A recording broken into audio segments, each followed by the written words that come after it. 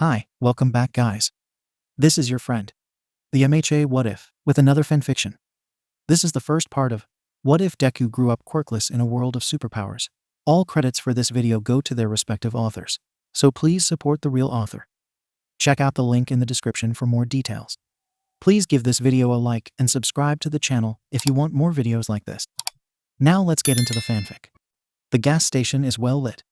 Nearly empty too, with multiple cameras on the outside and bars on the window. It's just like all the others. Dirty, dusty, and smelling of ethanol. Mama nods and pulls up her hood, pressing her sunglasses firmly against her face. She checks my outfit before we leave, dragging back my braid and tucking it in the oversized jacket. She nods approval, lips thin, nose flared. She squeezes my wrist as she drags me through the chiming door. Welcome. She goes straight for the register. I can't help but cry. I hate this part the most. Give me all your money. She gives me the look, nose crinkled and lips downturned in disgust. Red nails pinch at my wrist. I shiver at the silent command. Black tendrils rise immediately to the surface. I can't help it. The cashier cringes, stepping back, wide-eyed and afraid. Thick, purple and black tentacles stretch into the air. They crawl like worms across my skin. They curl across the counter like vapor, hanging dangerously against the man's shoulders, slipping down across his spine. They smell of darkness, of wet earth and bones. I focus on the fluorescence, watching the rickety lights sway, and try not to gag. A sack is passed overhead. Oh, okay. In the back. You have 1 minute, or she'll kill you. I don't want to kill him. I sob a little, and she pinches me.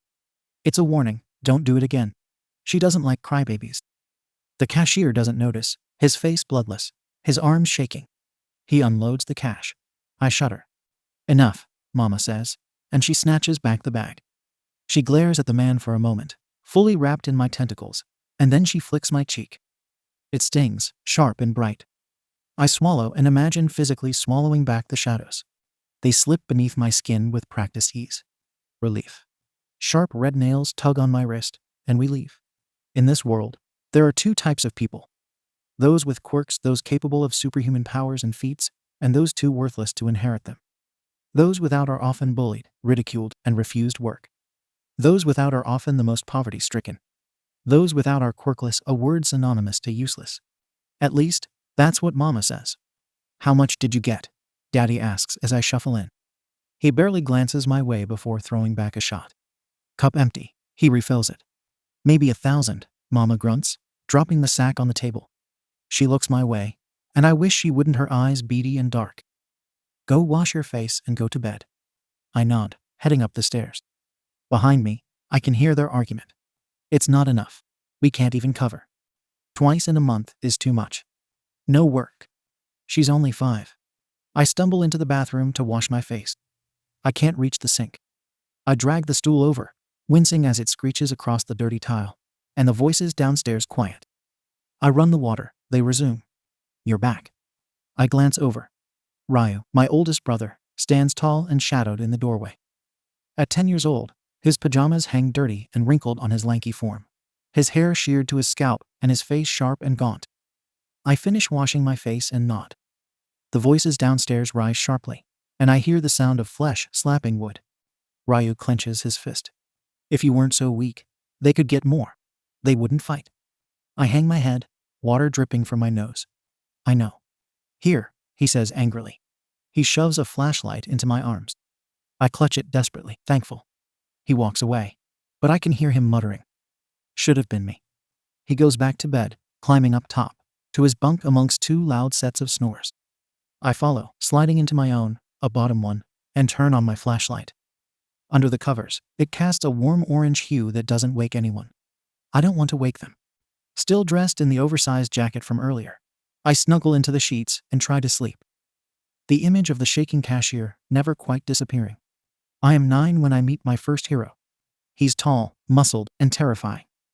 With bright blue hair and a silver outfit, he catches Daddy mugging the mean old lady that hits the poor homeless man every morning with her purse. Daddy snatches the purse. She uses a sonic quirk to scream for help. Nobody stops to ask questions. Nobody cares. I stand atop the hill on my way to school and watch as the silver hero slugs Daddy across the face. He breaks Daddy's jaw. The police arrive soon after. Daddy cries as they take him to jail, mouth hinged open and eyes glancing towards us every few minutes. Kaido, 11, has to stop Sora and Ryu from going with him. When the police finally leave, Ryu turns to me and glares. You didn't even help him.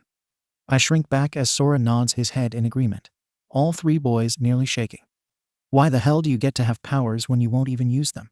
Ryu yells. He pulls the flashlight from my arms with a yank and chunks it down an alley. I cry, turning to retrieve it. Sora stops me.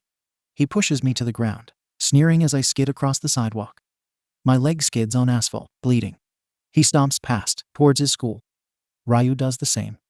Kaido, I whimper. He turns upset, disappointed eyes towards me. You didn't even try, he says, nose wrinkled and eyes watery and red.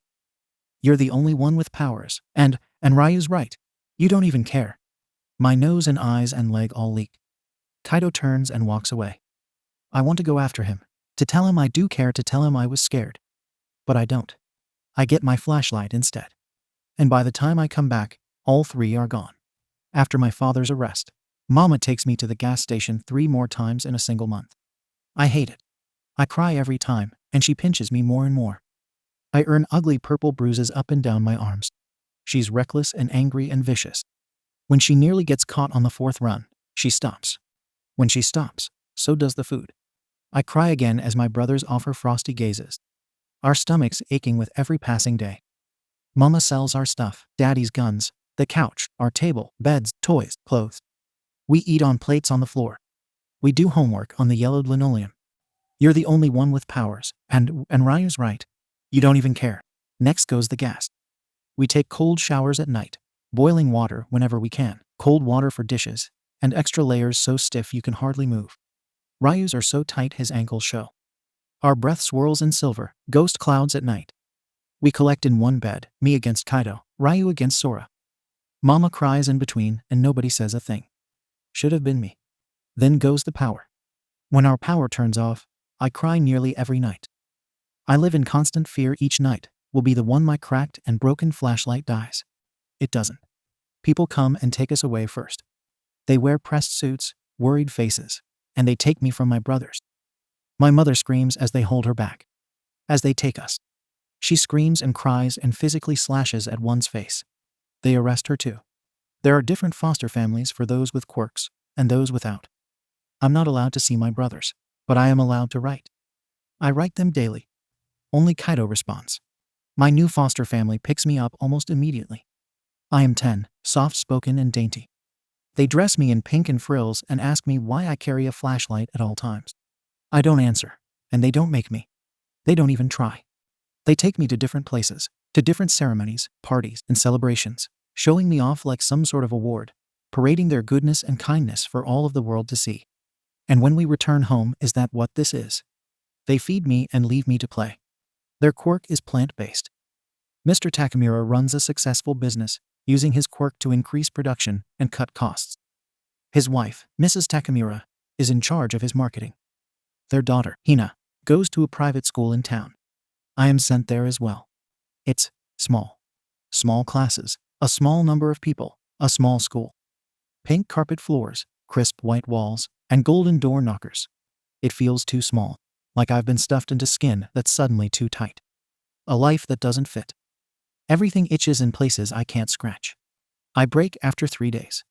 We are sitting in homeroom, my pencil in hand, as they play a tape of All Might on the announcements for Hero Something Anniversary. And I can't stop staring. It's like watching a crash on rewind. It's like slipping on ice and knowing you're about to bite your tongue. He rises over the car, like a god rising from the waves. Up and up and up. And suddenly I feel like I'm drowning in that wave, in that smile, in that laugh. And suddenly, I can't stop unseeing the men and women in suits. Mama screaming as she claws at their clothes and faces. I can't stop hearing the sound of Daddy's jaw breaking, of the sirens and my brother's screams.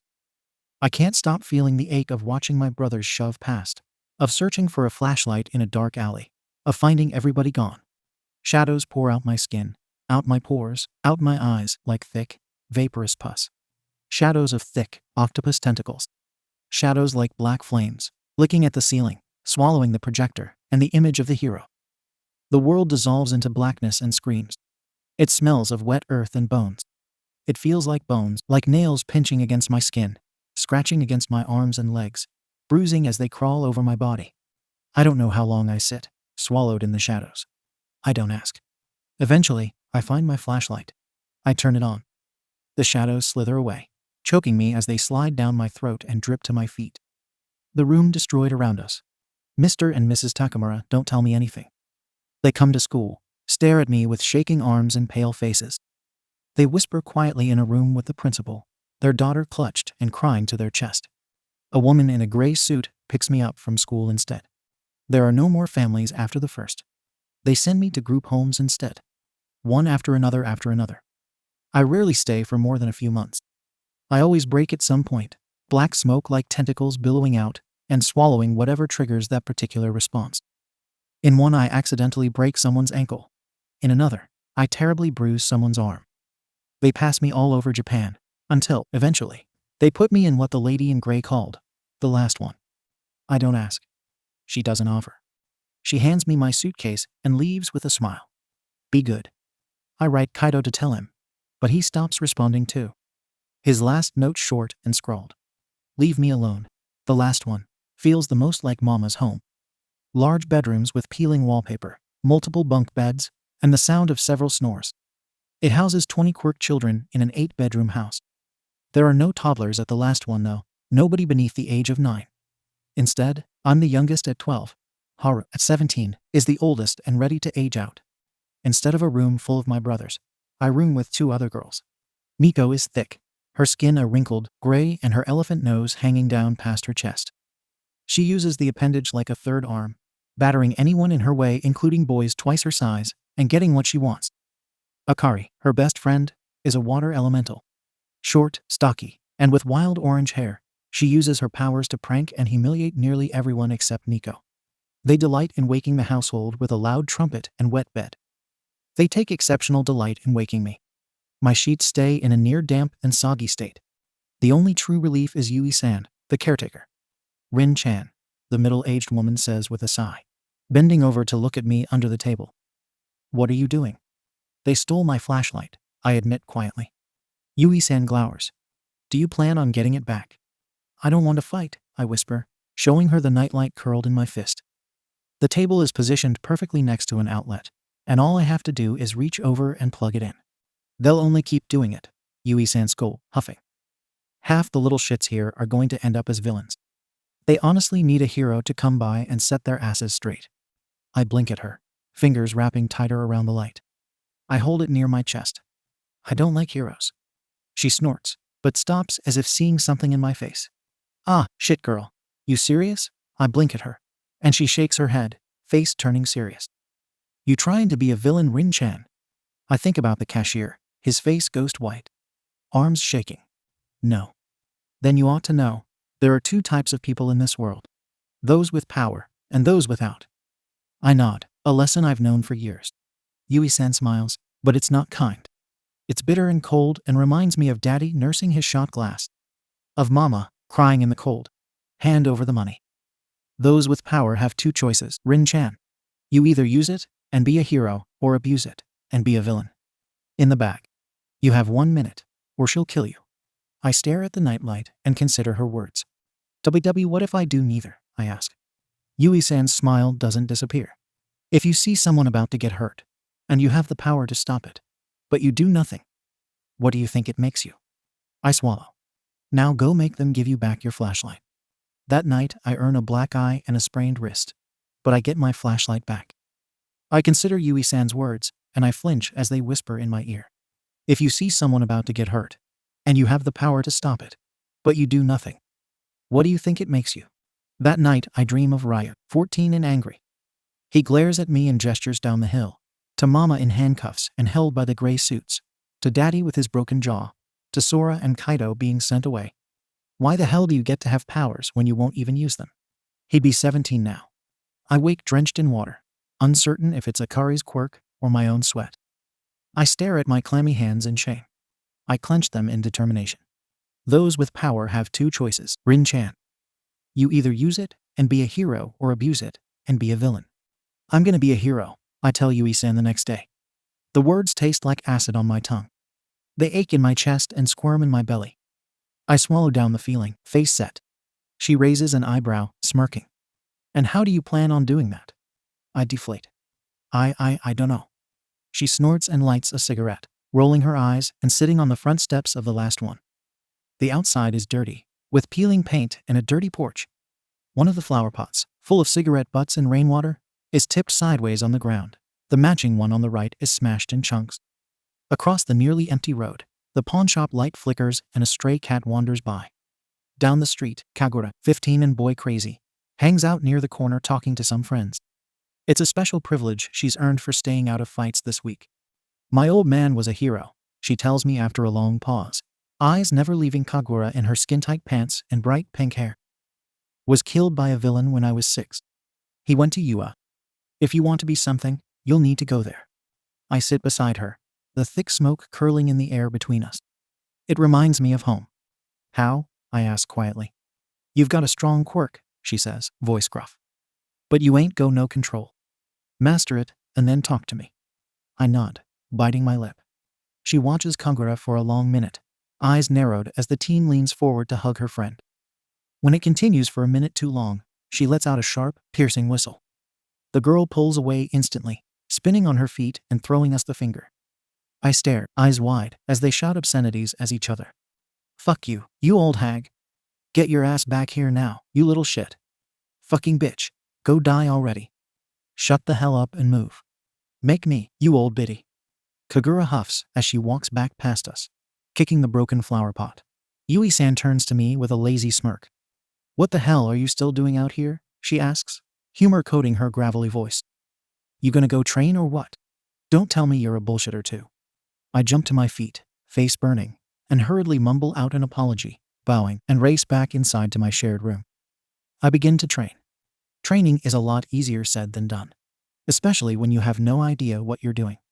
I waste a week sitting on my bed staring at my hands, willing my shadows to do what I want, before Akari and Nico finally have enough.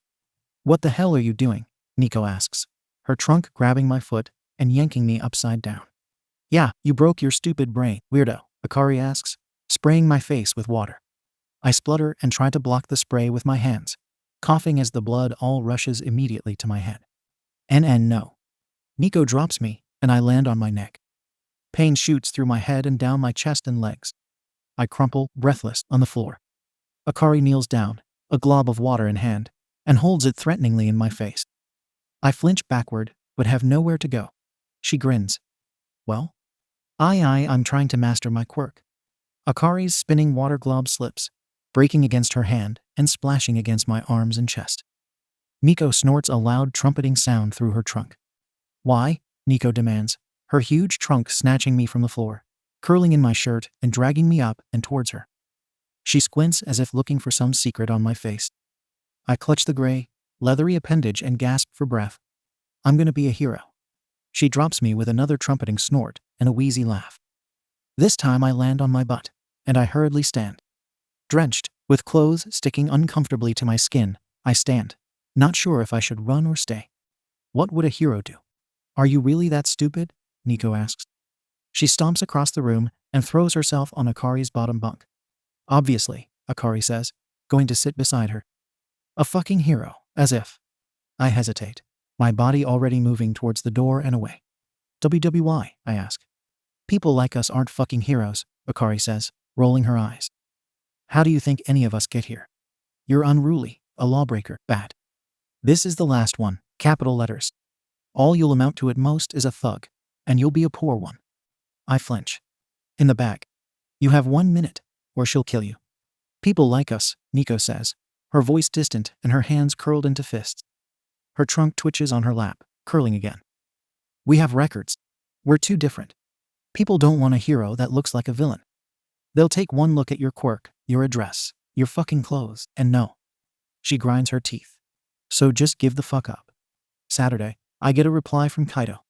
My first in months. Fuck heroes. Fuck your stupid quirk. Go be one if you want. It's not like you ever did shit for us anyways. I cry when I read it.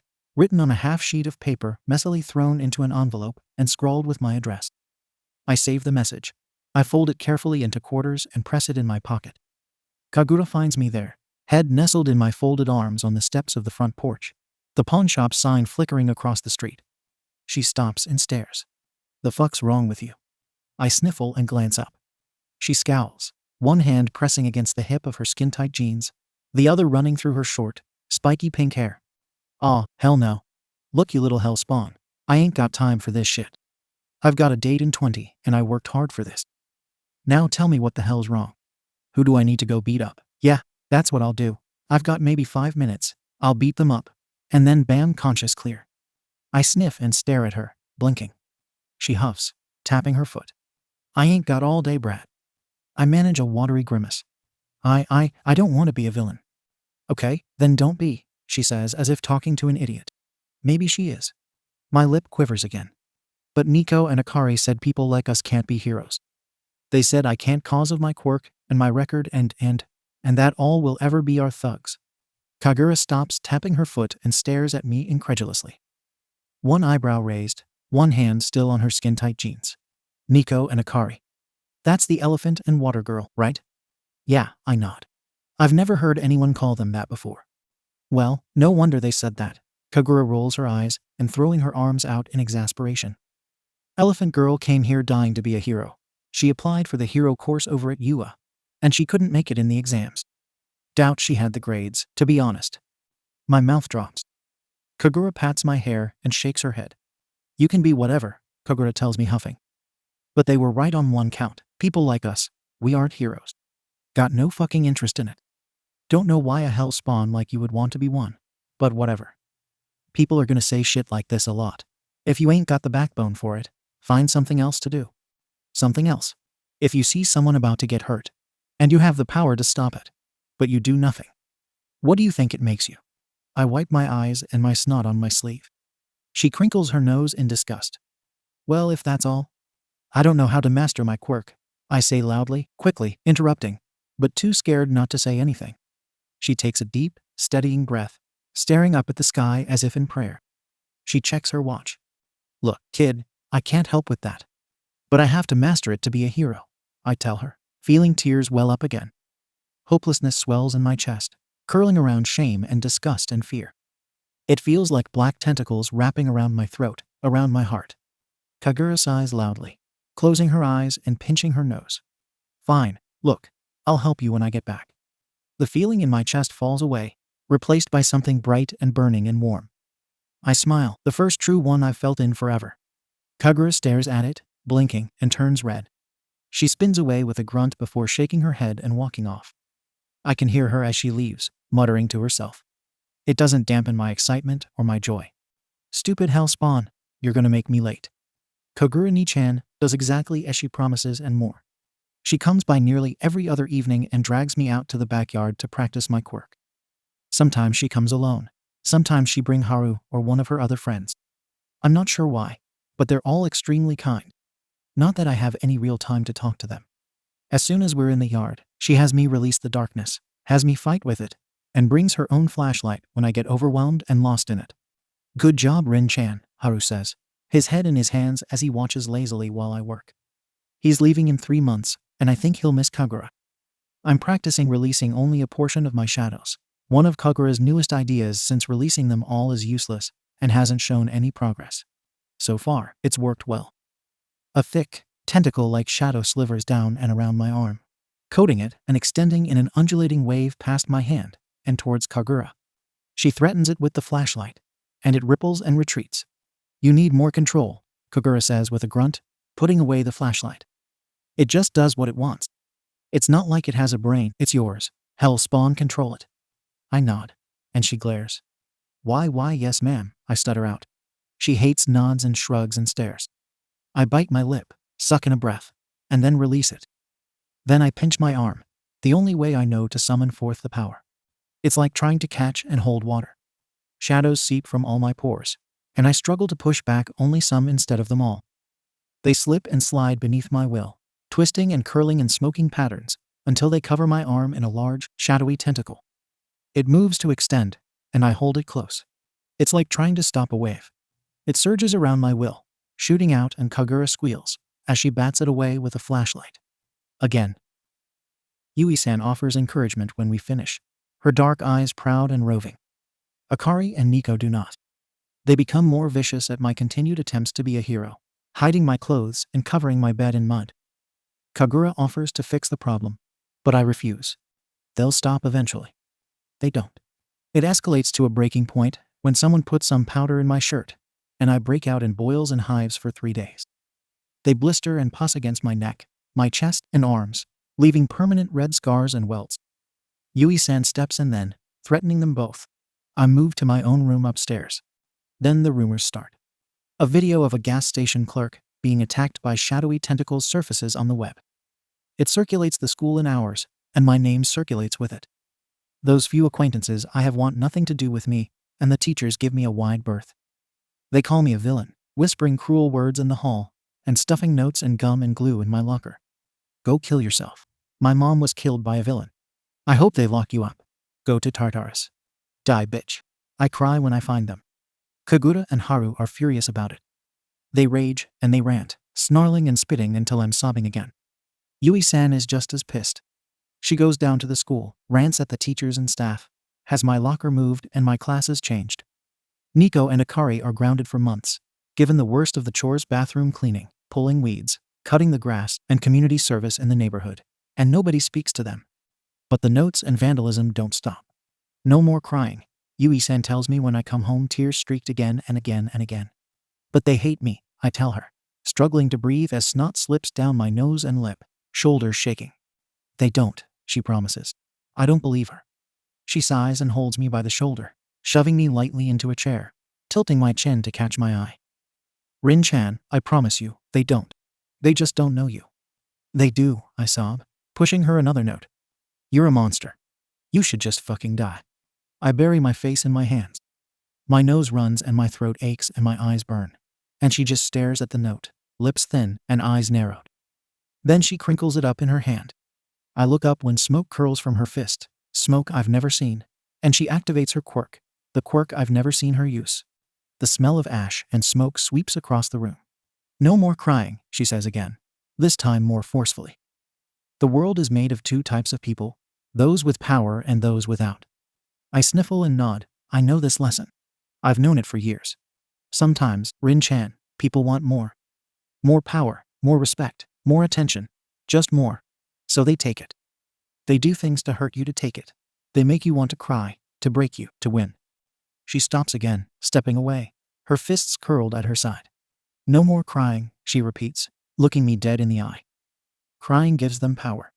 If you want to be a hero, show them your strength. Smile. I choke and nod. Tears still streaming down my face, I force my best smile. It feels watery and awful. Yui-san looks at it and opens her arms. For the first time in my stay, she offers me a hug. I lunge for it. Warm arms and the smell of cigarettes pressed against my nose, and the feeling of safety whispered in my bones. I smile. We'll work twice as hard now, Kagura tells me later, her hands pressed against skin-tight pants and eyes narrowed in outrage. They're all wrong, and we'll prove it. I nod in agreement, carefully fixing a smile on my face. I throw myself, harder, into training. Eventually, the antagonism at school dies away. But I don't stop with it. Even as Haru graduates and leaves, the last 1 and 2 new kids arrive. I work, and I work, and I work. I work until I can call my shadows to my arms and control them like 2 long, tentacle appendages.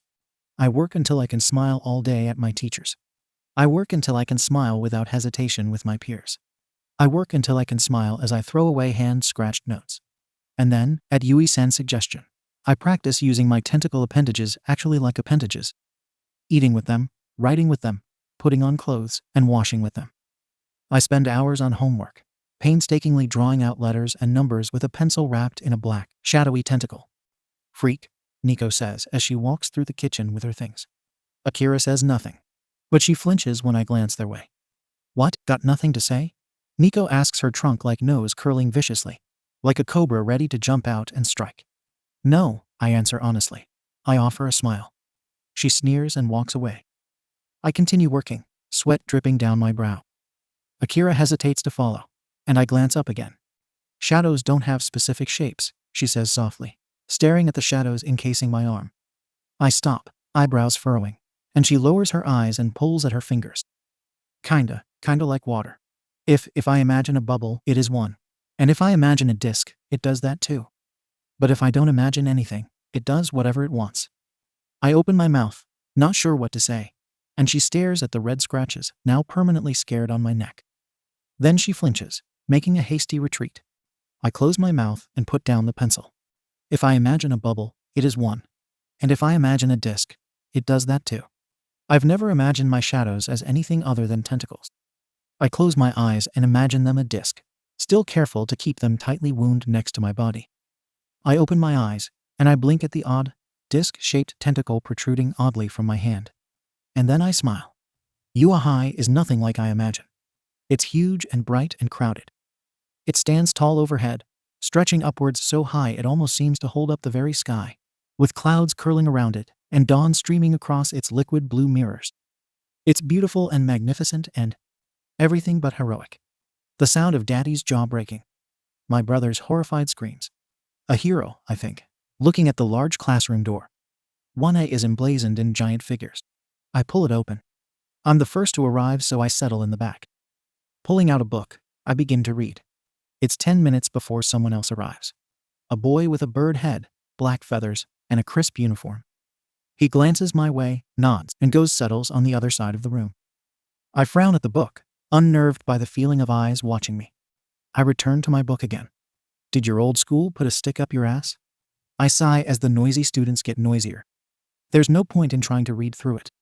I put it away, staring blandly at the noisy ones. Glasses makes a motion towards the door, and I notice a green-haired boy waving nervously back. Why are they so energetic? I scrub at my tired face and wait for the teacher to appear. The room gets even noisier when he does, crawling out of a sleeping bag to hand people their uniforms.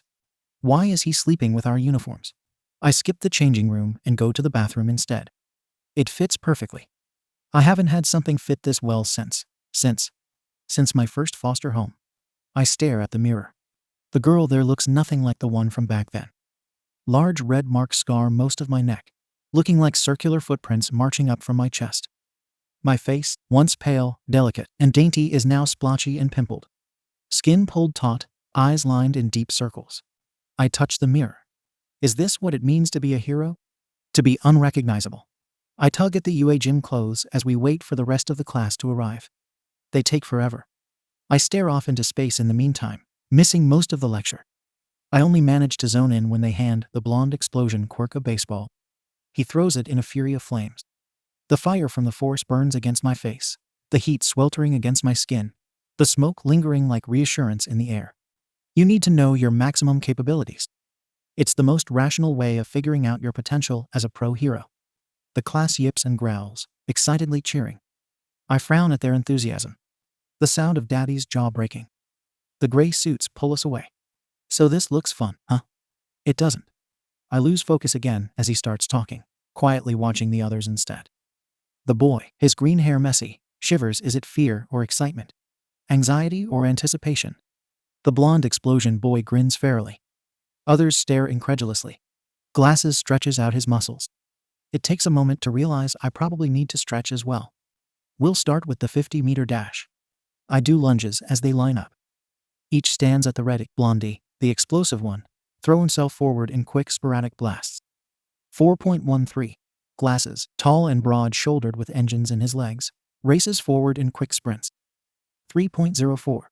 The girl that looks like a frog leaps forward. 5.58.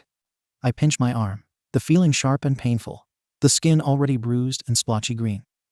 The shadows seep forth with their usual viscosity. I bite my lip to control it, to contain it. Hokey. I step forward, stand on the line, and let the shadows twist and curl across my forearms. Go. With a steady breath, I let the tentacles snap forward, dig sharply into the ground and sling me forward. That's the easy part. I land still running, the impact vibrating through my bones, my jaw snapping shut. I stumble, closing my eyes to recall the power, struggling to pull it in with the chaos of so many heroes. 5.06, Aizawa-sensei says. I swallow down the shadows and nod. His gaze is sharp and scrutinizing. I've no doubt he caught my stumble. Wow, a brunette says, coming over with wide eyes. You did amazing. TT thanks, I mumble shyly. We separate a moment later when it's time for the next test. Grip strength. I let the claw squeeze it from me, careful to not crush the machine. 396.0 kilograms. Aizawa-sensei frowns as he watches me focus. The exploding blonde glowers from the side. I shrink under both of their stares and retreat to the rear of the crowd. Red grins when he notices me. Damn, Hoki, your tentacle things are super strong, he says, stepping back to talk to me. Beside him, the tape guy laughs and joins in. Yeah, though it's kinda weird to know a girl's stronger than me. Ha, man, isn't it? Bakugo looks pissed. I feel my face burning at their words, and I stare at my feet. Their conversation continues, and I wait patiently for them to forget me. Strangely, it doesn't happen. Tape takes my silence as an invitation and leans near. So how does your quirk compare to Takoyami's? He asks curiously, gesturing towards the bird boy. I frown, watching the sandbox test begin. The bird uses his shadow bird to pull him forward in much the same way I did. You both use shadows, right? But his seems more sentient. Do you have like an octopus or squid in you? I give him an odd look. No. Tape's face falls and Red laughs. Ha, so you do talk. My face burns as I look away. I'm relieved when Sensei calls me forward, pinching my exposed arms to pull out the shadows. He makes a note on his clipboard, and then, like the bird boy and in the race before, I throw myself as far as I can over the sandbox. I clear it without issue and glance back towards Sensei. He nods, and this time, I leave the tentacles out, standing away from the two boys from earlier, and focusing instead on keeping the shadows in check. They writhe in my control as I wait my turn. I struggle with all the noise and distractions to control them. This time nobody approaches, and I'm silently grateful. It's a repeated sidestep. I imagine the tentacles as spider legs jutting from my back and solid. They form like a nightmare, splitting and growing from my spine with sickening cracks. Someone makes a noise and I cringe. Whoever comes in last will be expelled. I shiver and try not to think about their stares, try not to flinch at the disgust, no doubt staring horrified in my back. I try to copy the purple one, bouncing back and forth, but I'm slower, sweatier, and my control wavers. Claws grow grotesquely from the ends, dark hair sticks to my face and neck. They lose their hardened state, loosening and turning to thick snakes' mouths open and biting the floor. Time. I clutch my flashlight and heave deep breaths, forcing the shadows to recede, slipping back into my back. The snakeheads turn into claws, dull nails scratching lines into my back. I'm at my end. I won't be able to call them again. Not with control. Good job, Sensei says as I step away. I glance back, confused. Me. He meets my eye, and I quickly look away. Something strange churns in my chest. Teachers never look me in the eye, not after seeing my shadows. Why? I don't ask. He doesn't offer. We finish the rest of the test quickly. There's a small incident with Green and the explosive guy where the teacher has to step in. But beyond that, the tests finish quickly. I want to change in the bathrooms again, but Sensei leads us all to the lockers. I frown. Amongst the 6 other girls, I reluctantly remove my clothes. Like always, someone gasps. I hurriedly pull on my shirt to hide the scarred marks that burn their way up my back, chest, and arms. The scratches from today are likely there as well. Thick, hideous welts that crisscross my back from my loss of control. Hoki-chan, oh my god. That looked really painful, says the frog girl. I shrink at the attention and pull on the rest of my clothes faster. The other girls have all stopped changing to stare at me. Freak. I swallow down the lump in my throat. Asui-chan is right, the pink girl says with a hand on her hip. Those scratches look awful. They're from your quirk, right? That must be really painful. You should tell Sensei. I'm sure he'll let you see the nurse. I tug on my shoes as quickly as I can before stuffing the uniform in my locker. I close it and quickly turn away, walking towards the door. It's fine. The girl with the ponytail blocks my path. That's new. That's not fine. If you're hurt, you should see the nurse. There's no reason to walk around all day in pain. We should at least let Aizawa-sensei know. I blink as she grabs my arm, her upper torso still in the gym outfit, and the bottom one in her school skirt. I jerk out of her grasp without thinking, flinching. Her mouth opens. I turn my head away. I said it's fine, I say a little more forcefully.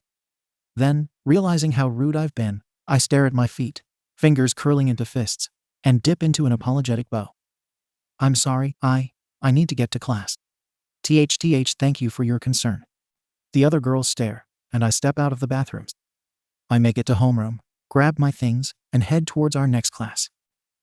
UA, despite being a hero school, is just like every other high school. My first class, English, is with the voice hero, Present Mike. I make it there in record time, and he raises an eyebrow as I take the furthest seat in the back. The others follow suit soon after, and I bite my lip when the ponytail girl walks in with Eraserhead. I stare at my books, shrinking in my desk. Yo, Eraserhead, what's up? Come to check your students all made it to class. The dark-haired hero's eyes cut across the room and landed on me before he frowned. I need to borrow one for a moment. Hoki, come here. My face burns as every eye in the class falls on me. I stand and walk over, trying to ignore them and their curious gazes. Aizawa-sensei steps outside the door and gestures for me to follow. Still holding the chalk, Present Mike follows him out. Everything okay? The blonde teacher asks, eyebrow raised. One hand settles on his hip, the other settles on Aizawa-sensei's shoulder. That's why I'm here, the dark-haired man says shortly. Hoki, were you injured in the test? I frown and stare at my feet. I'm fine. There's a pause. All right, Aizawa-sensei says. I look up and blink in surprise. He raises an eyebrow and motions for me to return. I nod, turn around, and return to my seat. Present Mike remains outside for a few more minutes talking before he returns. I only glance once at the ponytailed girl, but she stares resolutely forward. The others glance between us. I open my journal and pour my attention into copying down notes. My first day at UA is mostly unremarkable. Yui-san asks me about it quietly when I return home. I shrug. She smiles and pats my head. Nico glares across the dinner table and chews violently on her food. The rest mingle and murmur. I smile and excuse myself when I can stand it no longer. In the confines of my room, I stare quietly at my back, at the long, ragged scratches and the peppered crater scars. That's not fine. If you're hurt, you should see the nurse. There's no reason to walk around all day in pain. We should at least let Aizawa-sensei know. Why? I frown at the memory, at the concern. That's not fine. I suffocate the feeling, willing it away like I do my shadows. Then, with a steadying breath, I start on my homework before preparing for bed. I'm gonna be a hero. A hero. My stomach churns. For our battles today, you will need your hero costumes, so go ahead and change. I frown at the elaborate costumes around me. Tight spandex and revealing clothes, bright colors and elaborate gear. I pull uncomfortably at my own outfit, the material skin-tight and black. Bandages wrap my calves, a gray vest against my chest, and long sleeves. I meant for it to be looser, less form-fitting and tight. Oh, Hoki-san, you look like a ninja. I pull the mask over my nose, hiding half my face behind black fabric, and try not to wrinkle my nose at the comparison. I tie my hair back in a simple braid before wrapping it up in a bun at the base of my neck. It's getting long, nearly past my shoulders. Thank you, I say. I don't remember her name, but she grins in her pink and black suit. I've never bothered remembering classmates' names. Usually, I'm not there long enough for it to matter. I think I messed up on mine, she says, pinching at her own fabric. It's really tight. I thought it'd be thicker. You can always make changes later, the frog girl says. I have no idea what her name is, so I slip out while they're talking, making my way to the area for the battle practices. The boys are already waiting. A few of them notice my approach. Hoki, the multi-armed boy acknowledges as I walk by. I bite my lip and nod, moving to stand near the dual-haired one. He's dressed in a plain outfit. He raises an eyebrow at my proximity. I shrug. He's quiet. The commotion begins when the others arrive, the floating pink one sending me a hurtful glance. Wow, you guys look amazing, Green says, his voice higher pitched than normal. I look over, glancing towards where the explosive blonde is now yelling at the green boy and red interferes. There's just too many of them. I'll never remember all of their names at this rate. All right now, shouts a voice. I stop as I recognize it. All Might. I flinch. His smile stretched across the screen, flickering in the projector. He rises over the car, like a god rising from the waves. Up and up and up. All those feelings come crashing back at his large torso, at his huge muscles, at that smile. I don't join enthusiastically with the crowd. He notices. He doesn't call me out though, and I'm thankful. I don't know how to explain it. We'll go in 2 teams at a time. Our first round will have Hoki and Mainta as the villains against Bakugo and Ida, the heroes. My stomach twists in a knot. As the villains. I suppose I should have expected that. Minta. I roll the name around on my tongue as we walk into the building. It looks like the same one from our trials. He's so small, his strange choice of colors making him look even smaller. He shivers as we walk, anxiety running through his little body. It reminds me of the gas stations. Sharp red nails dragging me through the door. Minta-kun, I say softly. WW, what do you want to do? What does it matter? He yells. I blink at the fear, his eyes wide and full of tears. There's no way we can win against those two. I pause, eyebrows furrowing. I pull at my fingers, curling into myself. Why? Bakugo's a fucking beast. Didn't you see those explosions? I nod. There's no way in hell we can beat a guy like that. We're doomed. He's got an explosion quirk, and did you see what he did to? Why the hell do you get to have powers when you won't even use them? I will this time, I promise myself. I'll take him, I say, cutting the small boy off. I head towards the giant cardboard missile and consider it carefully. We have a little more than 3, maybe 4 minutes. I suppose we'll keep it where it is. What? Can you stop the other one? I ask the short boy. He stares mouth open, before snapping it shut and nodding. I won't be able to help you. He seems to consider my words. You really think you can hold him off? He asks after a moment. I shrug. I'll try. Then I smile. The explosion sounds, and I take my cue to pinch my arms, holding back as the smoke wraps around my arms, pours out my skin, and leaks from my eyes. The blonde, wild-eyed and grinning, stands in the entrance. Oh fuck yeah, I'm gonna blast you 2-bit extras to hell. Wait, Bakugo. I don't have time to worry about how my partner intends to separate them, or even how they intend to stop us. I grit my teeth and hold on to my control with everything I have as the blonde boy attacks. He throws out his arms and blasts 2 large fiery explosions where I was standing. I dodge right, hug the wall, and slip down, under the smoke, retreating back. Tentacles race forward through the debris to curl around his legs. What the fuck? He kicks them off and jumps back, creating more space. My tentacles follow, extending now several feet, and I concentrate to keep the ends dull, trying to catch his legs and not throat. In the bag. You have 1 minute, or she'll kill you. He twists mid-air as he jumps, setting off an explosion behind him that launches him forward. The tentacles lash upwards, but he blasts through them, aiming another straight at my chest. My eyes widen. What is he? The fire burns against my face, and I momentarily lose control. Faster than any of my previous attempts, tendrils grab his ankle again, and this time, before either of us can blink, they slam him against the wall. The explosion still roars in front of me though.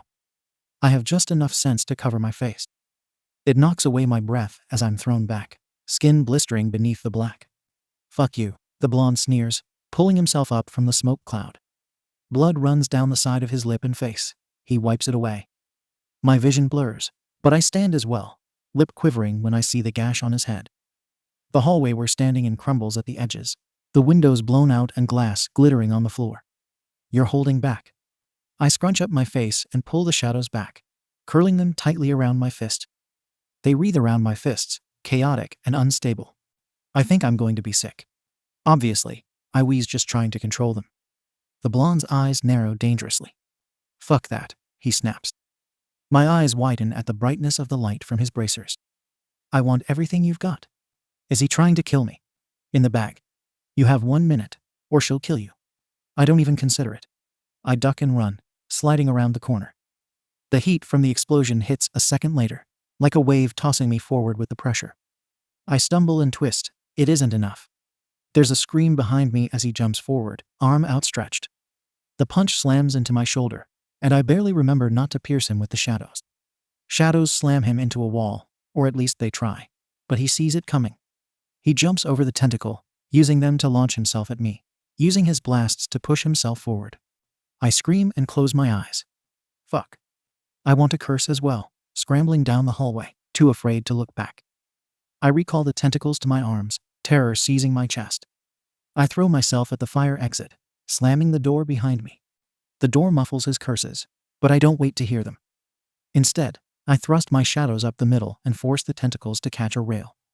I slingshot myself up immediately, using another to direct my ascent, climbing to the highest level. The door below me breaks off the hinges and explosive, chest heaving and face bloodied, glares. Stop fucking running away, damn it. His arms spark, he flies upwards, and I use a tentacle to slap him back down. He shouts, clutches at the shadowy appendage, and it turns to vapor. He falls into a stair rail below. One arm grabbing at the metal, feet clambering for purchase on the cement, hanging off. I'm gonna kill you, you scabby bitch. I slam the door behind me and tear off the handle. It won't stop him, but I only have to keep him busy. I race towards the other end of the hallway before the door blasts open behind me. Gotcha. I rip 2 nearby doors off their hinges and hold them out like shields. Just in time. He shouts as his feet slam into them, forming indents. He curses and blasts through one of my tentacles. I retract it and use the other to hold up the door as I look for a new exit. Damn it, bitch, I told you. Stop fucking holding back.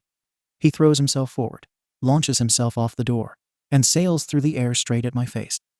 I duck, but it's a feint. He reverses his momentum, and his leg slams into my side. I choke on my breath as it's knocked from my lungs. My control slips again, and this time deadly sharp shadows rake towards the boy's chest. I can do nothing. In the bag. You have 1 minute, or she'll kill you. You're a monster. You should just fucking die. He's ready for them. He blasts the claws away, only to miss the ones that appear from behind. My chest tightens. My throat aches. I don't want to be a villain. With a strength I didn't know I possessed, I claw at his uniform and roll us out of the way. From beneath me, he stares, wide-eyed as shadows rain down, pounding into me, and swallowing us in a raging, circling tornado. Black shadows, thick and viscous and black as night, pour into our space, drowning us in tar-like liquid. They cover his face like sludge, cover my own. My hand is on the flashlight before I can consciously think. It's warm and weathered, the scratches familiar under my fingers. I turn it on.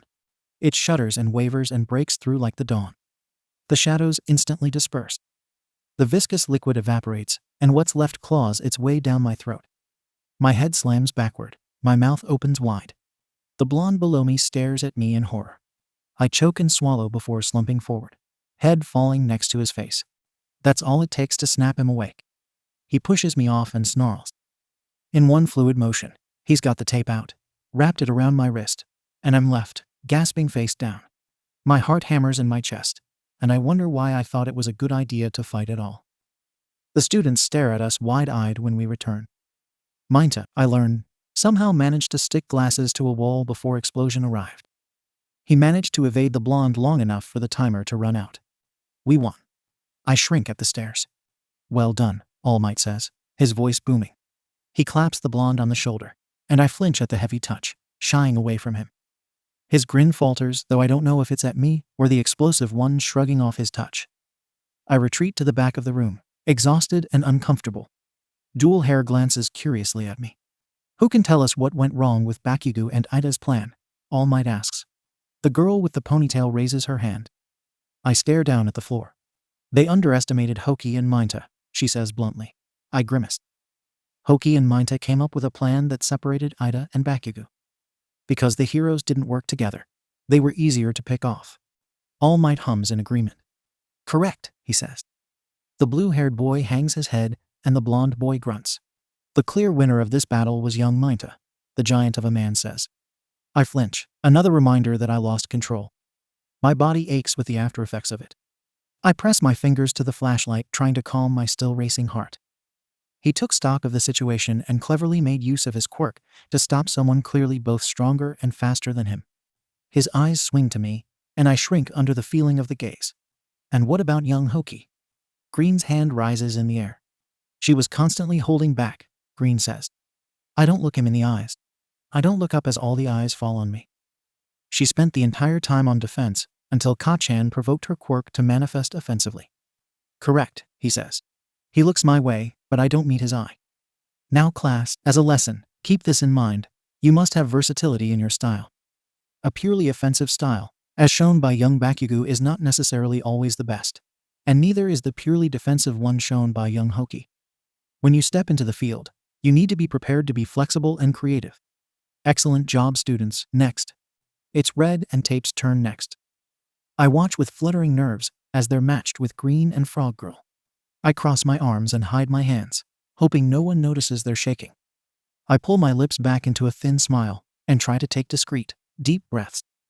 The only one that glances my way is Ponytail. She says nothing. I'm thankful. All Might is on the television when I return home. A few of the younger members line the floor in front of it. They stare incredulously at the screen. Yui-san grins at me and pats my head. So he's teaching you brats, is he? Nico, near the doorway, scowls. I manage a smile, Akira flinches, and Yui-san rolls her eyes. I nod. Kagura would have fussed. Yui-san doesn't. She's already moving away to the kitchen to start on dinner. Akira will probably join her. It's her night to help. I move to my room and start on my homework. Nico glares as I brush by. Freak. My smile stretches wider, and I stare past her as I stride up the stairs. She curses at the bottom. They'll see you for what you are eventually, she snaps. I close my door and ignore her, letting the smile fall. I arrive at the school gates to chaos. I stare in horror at the large number of reporters stationed at the gate. They squawk and wave their arms like a monstrous villain, and my stomach drops. I'd rather go home. I spin on my heel, intending to do exactly that when I step forward and run into somebody's chest. Mismatch eyes stare back. I stumble and a hand grabs me by the shoulder. Are you okay? I blink before escaping the hand, frowning at the large crowd ahead. I bite my lip. I don't like crowds, I manage. Dual Hair considers that, frowning for a moment before nodding with a sigh. Then he steps forward and starts pushing his way through. I blink, not understanding. He glances back. He frowns and gestures. He expects me to follow. I swallow and grab part of his jacket. He pushes forward and I hold my breath, feeling arms and cameras press into my shoulders and back. Someone steps on my foot. Somebody else shouts. There's a hand on my braid, and a question screaming in my ear. I hear All Might's name, the loud growl of the crowd, and I push down the suffocating fear that roots in my chest. It feels like tentacles wrapping around my lungs. My chest aches with the need to breathe, and I hold it tightly, following the dual-haired boy until we're past the gate. And when I stumble in, I can't help but gasp for air. It's like rising up from the sea. Mismatched eyes narrow, his lips curling into a frown. I control my breathing, hands on my knees, until I can straighten myself and stand. He raises an elegant brow. I suck in a deep breath, shouldering my bag. Thank you, I mumble. He nods and shrugs. It's fine. He steps forward, and I follow him to class. Homeroom begins louder than normal. I manage to read nothing in the chaos of it, and end up putting the book away early to stare quietly at the noisy children. Head settled on crossed arms. I watch with tired eyes as the different groups gather together. Green, Bubbly, and Glasses all laugh at the news, their faces wrinkled and moving excitedly.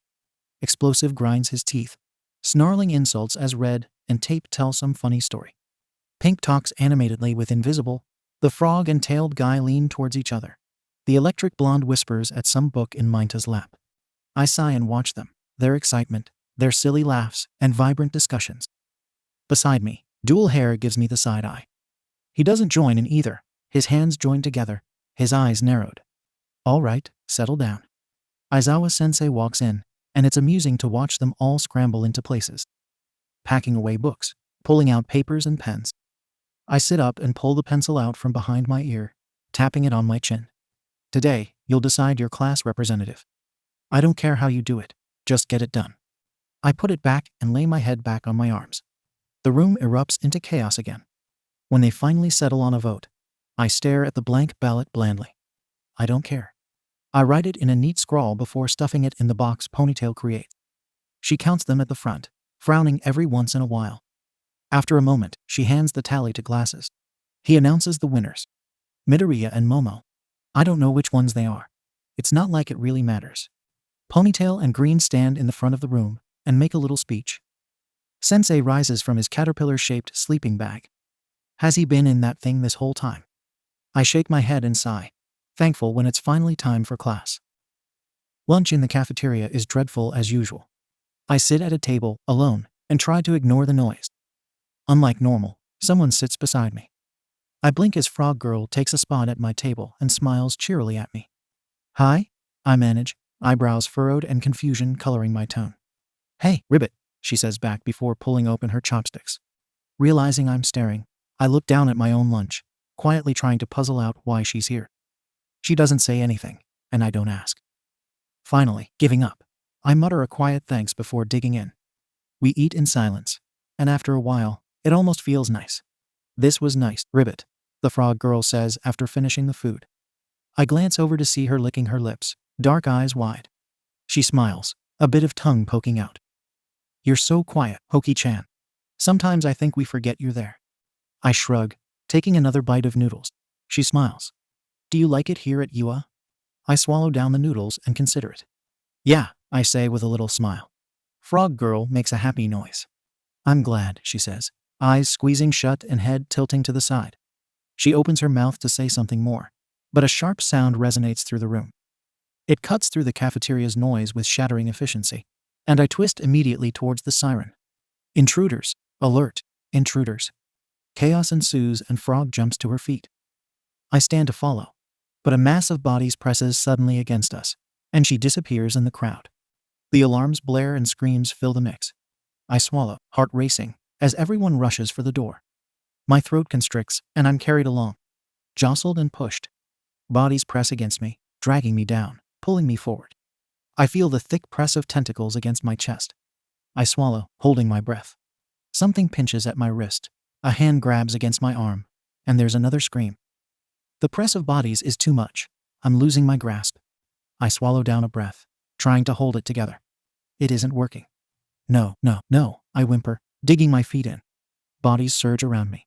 It's like trying to stand in a river, like trying to hold back the current. My feet slip and my shadows rise against the onslaught. Smoke swirls around me, curling. I clutch for the flashlight. Hoki-chan. I freeze, hands curled protectively around my flashlight, as the red-headed boy, the one with the hardening quirk, grabs hold of my arm and pulls me back towards him and against his chest. It takes me a moment to realize I'm shaking. Tears burn in my eyes and I struggle to breathe. He frowns, quirk active. Hey, you okay? He asks, voice concerned. If you want to be a hero, show them your strength. Smile. I smile. It's wobbly and wrong. He grunts, focusing back on the crowd. Crowds, he asks, pushing backward to give me more space. I struggle to breathe to calm. He doesn't seem to need an answer. He gives a rough laugh. Man, that sucks. Guess it makes sense though. You're not really big on people, eh? He pulls us backward and towards a wall. People up ahead are shouting, and I think I hear our classmates. Red pushes me towards a wall, and I lean against it, taking deep breaths and trying to regulate my breathing. My knees feel weak, my legs like jelly. Hey, it'll be okay, he says. He smiles, his sharp teeth bright, before wincing as someone jostles him forward. His arm shoots out, bracing himself against the wall. Oi, watch out. His face screws up in annoyance, and despite the nervous anxiety in my body, I can't help the little smile. He glances back towards me and raises an eyebrow, his own lips tilting. That's when I notice what's over his shoulder. I stare, wide-eyed, and blink. He turns and chokes out a laugh. Is that... Oh. Glasses is plastered over the emergency exit yelling. I can't help but giggle. He snorts, his form losing its hardened shape, and I realize my panic from early is disappearing as well. The people around me seem to feel the same. They back away, and I can physically feel the sense of relief as they make more room. We make it back to homeroom where Red rushes forward and leans on legs, teasing him mercilessly. I make my way to my own seat, all the way in the back. I lay my head down and smile, watching them as Green gives up his position and Glasses cries. That afternoon, all traces of humor from lunch vanish. I stand in the USH with the others, preparing for our rescue mission, when 13 and Aizawa-sensei tense at the strange vaporous darkness warping into existence above. I hold my breath. It smells familiar. It tastes familiar. My insides hum. My shadows vibrate in tandem. I curl inward at the sensation, Green glancing at me nervously. What's that?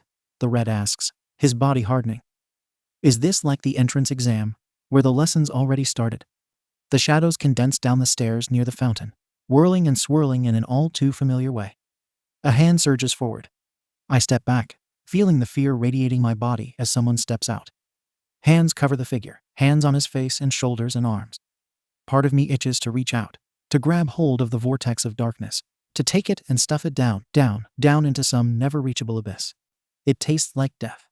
It tastes like darkness. It's too familiar. More people step out. My classmates lurch forward. I hesitate again, feeling the strength of the shadows curling in my very bones. Don't move, Aizawa-sensei demands. There's a purpose in his stance I haven't seen before. His slouch is gone, his body taut and ready. He puts on his glasses. Those are villains. There's no way villains could get into a hero school. What about the trespasser sensors?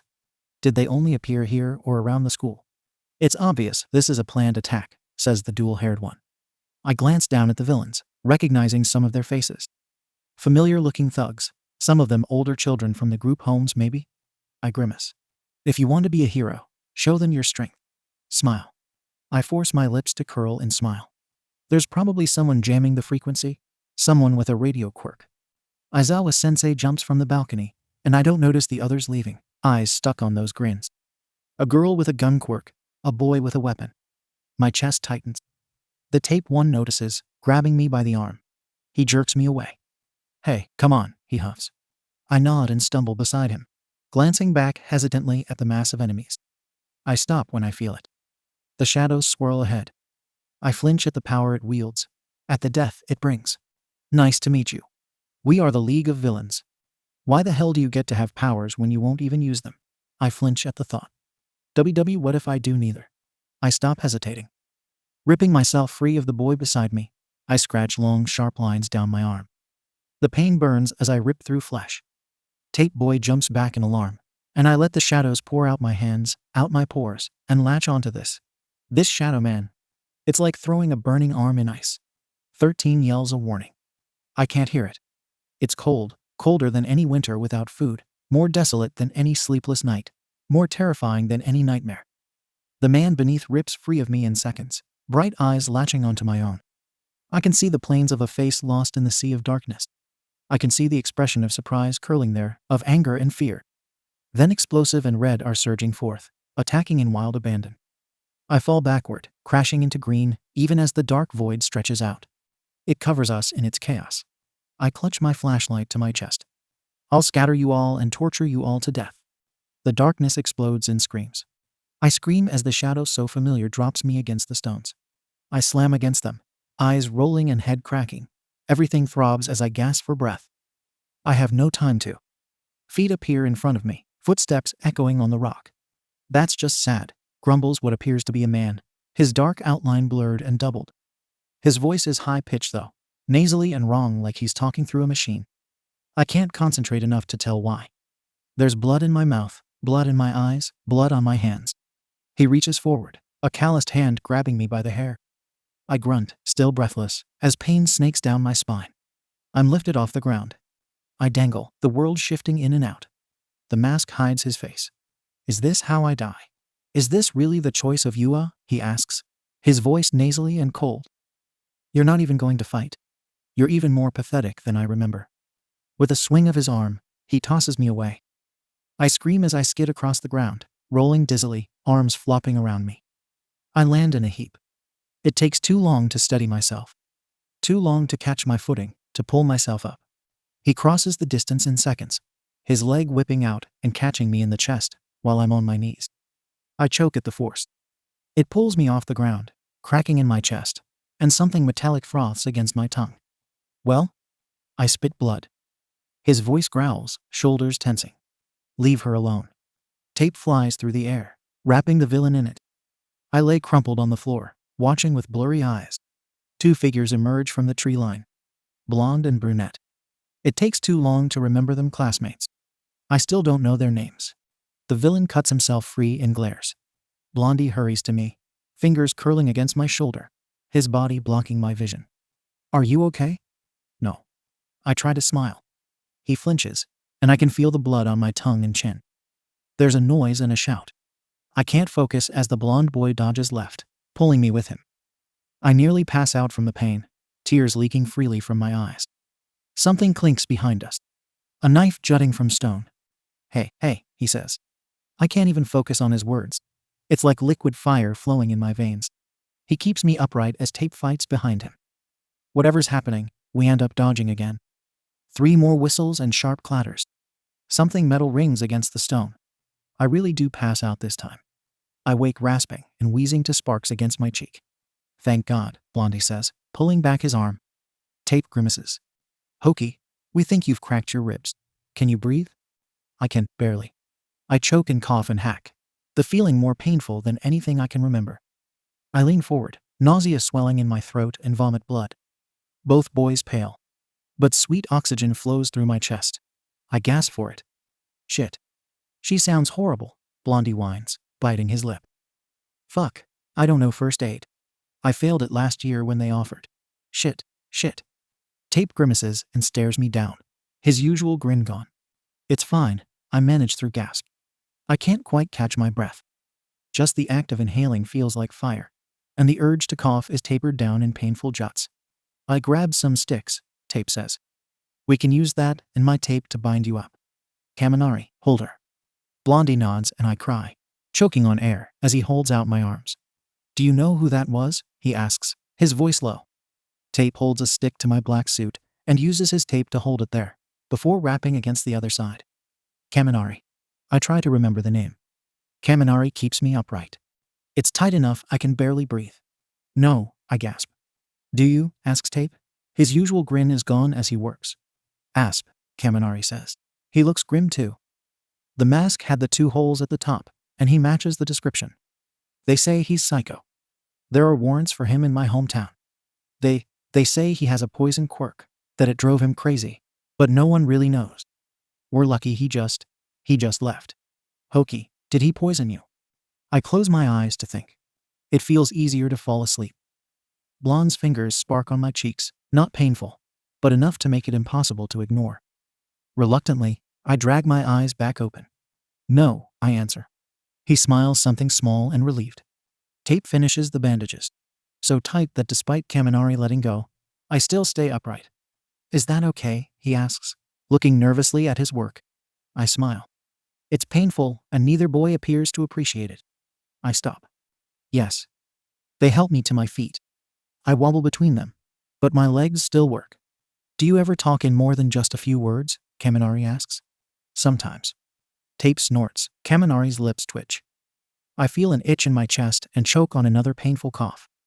It feels like knives tearing into my lungs. We should head towards the entrance, Tape says. Where there are more villains, Kaminari asks. If we're overwhelmed, what are we going to do? She's in no shape to fight, and I can't do much either. Not without electrocuting the 2 of you. She needs medical help, Tape says. And if we stay, that guy, Asp may come back with reinforcements. Then we should find our classmates, Kaminari argues. We should go, I say, my voice quiet.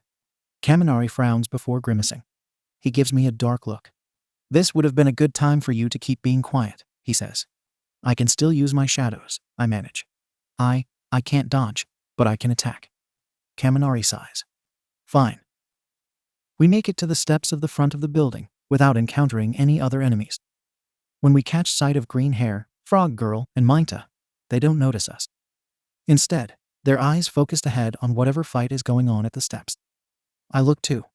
The moment I see Aizawa-sensei, I feel myself breaking inside. It's like being 9 again. Like watching the announcements with skin that feels too tight and emotions that fill me too much.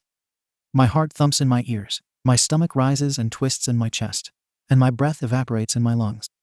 Villains hold Sensei. A monstrous black thing with an exposed brain and arms the size of tires. Sensei's left arm hangs at a broken angle. His face is bloodied and pale. He looks ready to pass out. The villain stands at his head, arm outstretched. You have to blink sometime. Time seems to freeze. You ought to know, there are 2 types of people in this world. In the bag, you have 1 minute, or she'll kill you. Those with power, and those without. Why the hell do you get to have powers when you won't even use them? Those with power have 2 choice, Rin-chan. You either use it, and be a hero, or abuse it, and be a villain. You're a monster. You should just fucking die. What if I do neither? You're unruly, a lawbreaker, bad. All you'll amount to at most is a thug, and you'll be a poor one. If you see someone about to get hurt, and you have the power to stop it, but you do nothing, what do you think it makes you? Let him go, I say, stepping forward.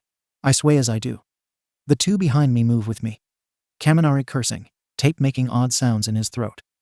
The bandages against my chest constrict. My chest burns like liquid fire. The wound on my head throbs in steady beats, and my body aches with exhaustion. The villain glances my way and laughs.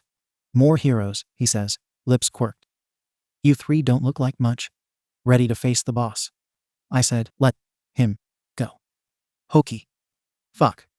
Hoki, no, run. Aizawa manages. The monster covered in hands turns towards me. He lets Sensei go and laughs. He flicks his hand, and the monster behind him slams Sensei's face into the ground. The cement cracks. Sensei goes still. I scream, horrified. Tape holds back my arm. I look back to see tears streaming down his face. Hoki? The villain says, snapping his fingers again. The bird monster stops. You're Hoki. Rather pathetic, eh? I thought you'd be bigger, scarier. I suppose we can't all be prodigies. I'll kill you, I tell him honestly, coldly. Kaminari's fingers dig into my flesh, but I don't care. White, hot anger boils in my blood. It's so strong it wipes away the pain. Bold, the villain laughs. His eye, the only one uncovered by hands, crinkles. Why don't you try? He moves then. He races forward, body low to the ground. I explode. For the first time that I can remember, I feel rage. Every word, every thought, every push and shove rushes through my body. It's like standing in fire. Hot, molten and churning. It burns through my body, pushing away the pain and all rationality. Shadows break through the skin on my arms, not leaking, but physically cracking my flesh and pouring out in crater-like cuts. I scream, my voice lost in the cacophony as the two behind me are thrown back, as every horrid thought rolls through me, exploding out in shadows, ripping through my clothes, through the tape bandages, ripping through anything and everything in its way. The shadows surge forward like a torrent, rising like a tsunami. They slam into the hand villain all at once, and he shrieks before being rescued by the mist. I surrender control. Angry, black tentacles full of screams and fears and burning hateful words slicing through the air. Deadly sharp with barbed ends, flickering with black flames. They grab for the villain as he reappears. He reaches for Green, for Frog and Bubbly. Black darkness snaps past the students, snakes with snapping jaws, burning black tongues. They slither up and over, down and around. The villain runs. My shadows chase. I don't move, feet rooted to the spot, as the darkness floods the area. Flames curl in my wake, black lines that melt the cement. Tentacles twist and cleave the air, grabbing at the man. Damn, he sneers, huffing as he's forced to retreat. I snarl, my face transforming. My arm stretches forward, fingers curling. I will my shadows to reach for him, to grab him, to hold him, to squeeze him. So much darkness, so much hate. Are you even a hero? Monster. I falter, my shadows capturing him. Aizawa-sensei, bloody and boneless on the ground, fills me again. I snarl and squeeze. His hand melts away, nothing that isn't easily replaced. Children scream behind me. Shouts scream overhead. I don't care. I can't. Overwhelmed in darkness. Namu. Something big, black, and vicious slams into my side. My head rings as I hit the concrete. There's a crack and a snap and a scream. It's a moment more to realize it's me. It was me. Hoki, screams a voice. I glimpse green hair. I don't even know his name. The light disappears and shadows curl around me, crushing me. I ache and hurt. I feel the strength seep from me. I'm dying. My body, frozen in some suffocating shell. Black tentacles retract, liquid sluggish and heavy as tar flooding my nose and mouth, sharp nails digging into my flesh. They scratch down my back, through my clothes, my hair. It smells like wet dirt and bones. It tastes like death. I can't reach my flashlight. It's not on my chest. I claw at my throat. It's not there. It's not there. It's not there. I scream again. I can't scream. There's blood and darkness in my throat, clogging my throat. A searing sudden wind and... Hoki, screams green hair. Hands. Huge, calloused hands wrap around me and pull me free. Pain and light and color exploding around me. I stare at the white shirt, at the broad chest. The shadows disperse where I was. Vapors on the wind. All Might. He holds me in his arms, blood leaking down my head and into my eyes, down my lip and chin. Electric blue eyes narrowed. Young Hoki, he says. I choke on the fluids in my lungs. His eyes roam the field, and before I can blink, I feel the world spin around me, and I'm on the ground, Aizawa-sensei beside me. Green, Minta, and Frog Girl stand behind us. Tape and Camry a moment later. "W what?" Minta shouts. I blink tiredly at him. "Everyone, go to the entrance," All Might says. "I'm leaving these two to you." Green hair frets. I can see it in his face. I can't stand, can't even breathe. Frog Girl turns me on my side, clearing my throat of bile and blood. I gasp in painful, raspy breaths. My bandaged chest is torn. My left side nothing but exposed and gaping tissue. My arms are bare and visibly bloodied. Tape wraps me even more, covering me in his sticky bandages. They turn red so fast. Kaminari grabs me, pulling me up on his back with a heavy grunt. "Damn it, Hoki," he snaps. "Don't you dare die." Frog Girl, at his side, sobs openly. "All might," Green cries, eyes darting between us and the large man. "Go now and get help." Green nods reluctantly, him and Tape grabbing Aizawa-sensei. They struggle to pull the older, bigger man up. Mainta worries between them. Kaminari struggles at the back. I'm shorter than him, but I'm still heavy. He's red and sweating already. "Hoki-chan, you can't fall asleep," Frog grunts. Kaminari pauses to readjust. I can't even help, my energy gone. I blink, exhaustion settled against my bones. My vision swims, and I try. But I was foolish. I manage nothing as the darkness consumes me. I awake in the hospital. Eyes crusted shut, throat dry, and body stiff and heavy. I reach for my flashlight. It's not there. I let out a groan as I peel my eyes open, my head aching in the bright light, the room white and sanitary and unfamiliar. It's not there. I make a crying noise in my throat and try to sit up. But it's nearly impossible wrapped as I am. But I need it. I need it. I need. "Young Hoki, what's wrong?" I look up at a stranger with kind blue eyes and an unnaturally thin frame and hair the color of sunlight. FL. I can't speak past the thickness of my tongue. I try again. Flash. His eyes widen and his mouth makes a little O. A moment later he reaches over. Emaciated arms moving past my head to the side table I can't reach or see. Then, to my relief, he presses the familiar weight of my battered flashlight against my chest. I sigh and relax, the sharp ache of anxiety gone. The man smiles, it's as kind as his eyes. "Would you like some water?" I nod, and he presses a straw to my lips, holding my head up slightly at an angle. I take a small sip, feeling it slide down my throat. It's sweet and cold. He pulls it away before I can drain the glass. "Not so quickly," he chuckles, putting it back on the table. "How are you feeling?" I consider the question for a moment. Okay, I don't feel much of anything really. Like the fight left a numb hole inside my chest. All the emotions I felt so strongly are gone, and it leaves a buzzing feeling in its wake. "Thank you, Stranger-san." "You're welcome. I heard about your battle with the villains. You did very well despite your injuries. You protected your teacher and your peers. You should be proud." I frown, his face blurring as I lose focus. I lost control, I admit. He sits on my bed. I don't know him, but he's easy to talk to. I stare at my hand. Flashes of the darkness swirl through my mind, the rage and chilling joy I felt from capturing him. I sigh. "You faced a villain with cracked ribs and head trauma," the stranger argues. He lays a hand against my arm. I startle at the warmth of it.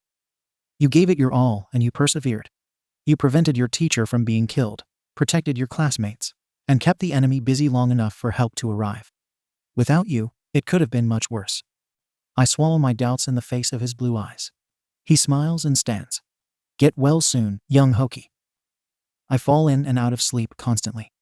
Recovery Girl claims it's due to my healing and keeps me overnight.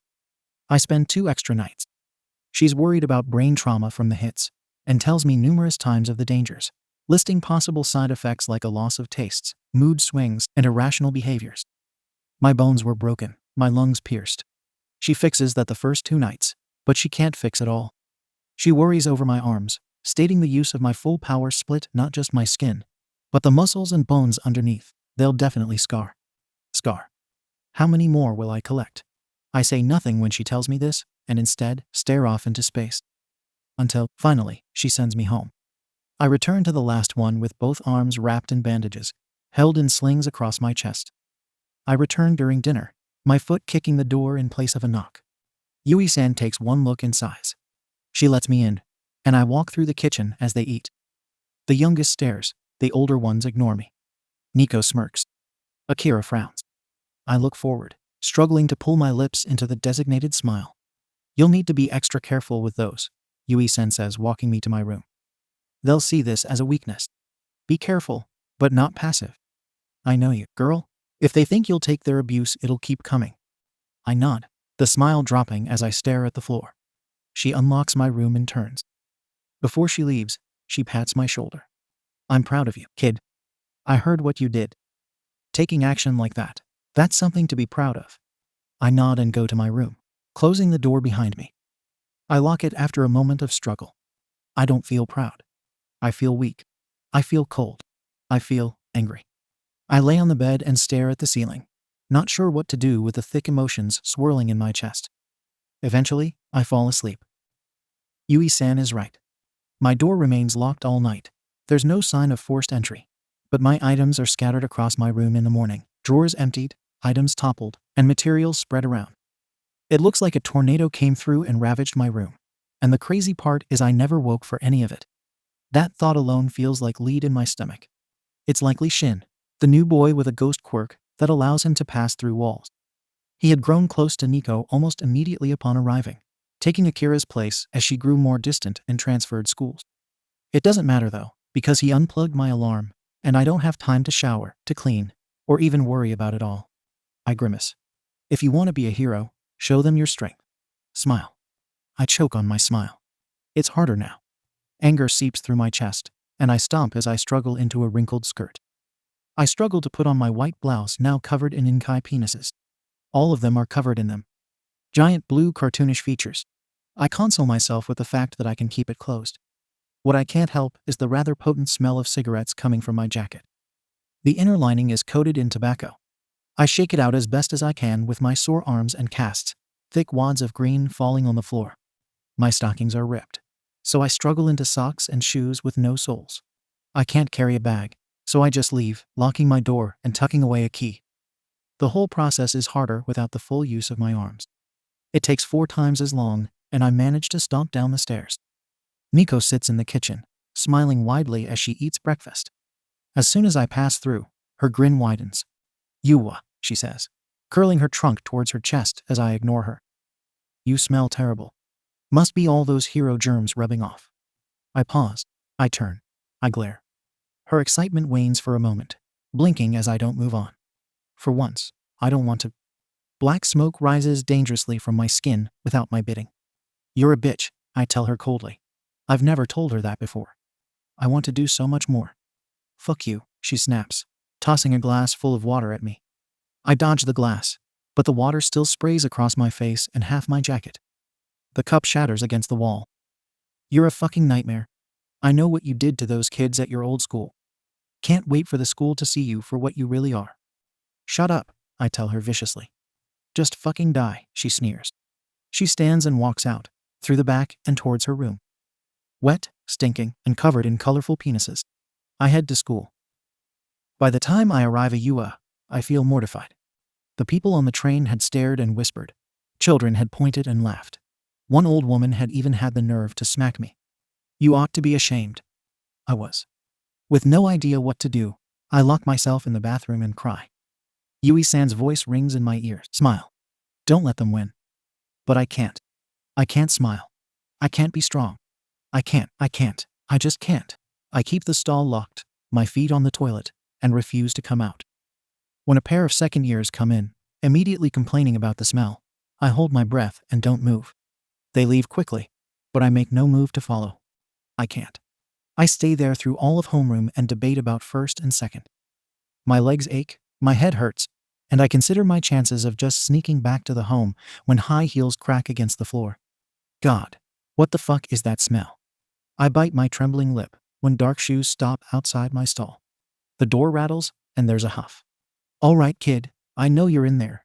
Open it up and hand over the contraband." I consider doing nothing, pretending I'm not here and hoping she goes away. She rattles the door again. "And don't ignore me. I'll break this thing open. Just watch me." I reach forward and unlock it at once. It swings inward. The smirking face of Pro Hero Midnight falls as she takes in my appearance.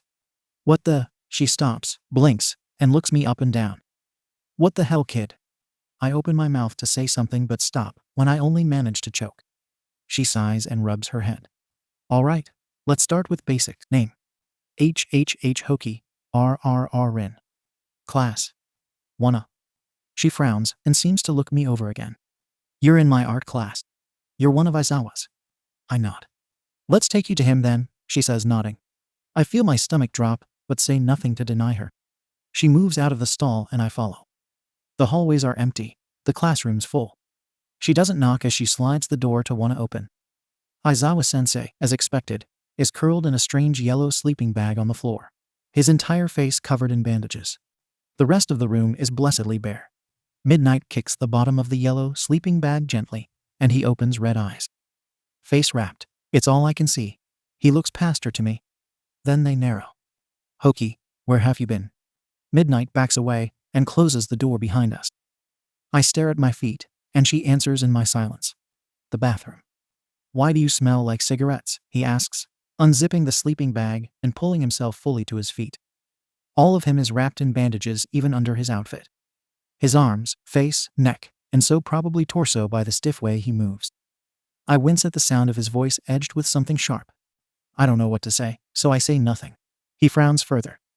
Then, leaning forward, sniffs again. His nose wrinkles. Unlit cigarettes? Take off the jacket. I nod, eyes still downcast, and try to struggle out of the jacket. Midnight stops me and peels it away. Then she shakes it, uncovering a few thick chunks of unlit tobacco. My eyes water at the sight of them. Aizawa notices the shirt. Even with all the bandages, I can tell he's unamused. Who did this? Was it a student? Midnight asks, scowling. Neither looks happy. I shake my head, body trembling. Is this why you skipped homeroom? I nod, and he leans back, crossing his arms. I'll be calling your parents, he says, and that familiar anger rises up again. It's irrational and unnecessary. But still, tears gleam in my eyes, and I glare at my soulless feet. I don't have parents, I snap. It's the first thing I've said since arriving. The words come out harsher than I mean them to. Aizawa doesn't flinch. I almost wish he would. Where do you live? The last one, I say. It tastes bitter on my tongue. He grunts and I glance up. There's understanding in his eyes. Midnight. Take her to see Recovery Girl. I need to speak to the principal. My shoulders sag at the realization that my high school career is probably over. Because of Nico. Because of Shin. I follow Midnight, trying not to sniffle, my lips pulling in a terrible rendition of a smile. Recovery Girl takes one look at me and assigns me a bed. I curl under the covers and try not to listen when they whisper amongst each other. I'm told to shower and change into a spare uniform before being sent to Principal Nezu's office. He offers me tea. I drink it and stare at the floor, wondering if they give every student tea before they expel them. Ah, young Hoki, you've had quite the week. How are your arms? Recovery Girl healed them, I tell him quietly. The casts are gone, thankfully, but I still have the slings. They'd be brittle for a few days at least, and I've been told not to overstress them with training. I don't know why she bothered. It's not like I'd be here much longer. He makes a little laughing noise, and I look up. Aizawa, standing behind him, frowns down at me. Recovery Girl, behind me, pats my head. Rin-chan had quite the damage, the old woman says with a little nod. Her quirk is quite destructive for both her and her opponent. It's amazing she doesn't have more serious scars. Good, the Principal Rodent says, and I duck away from Aizawa-sensei's stare. Can you tell me what happened this morning?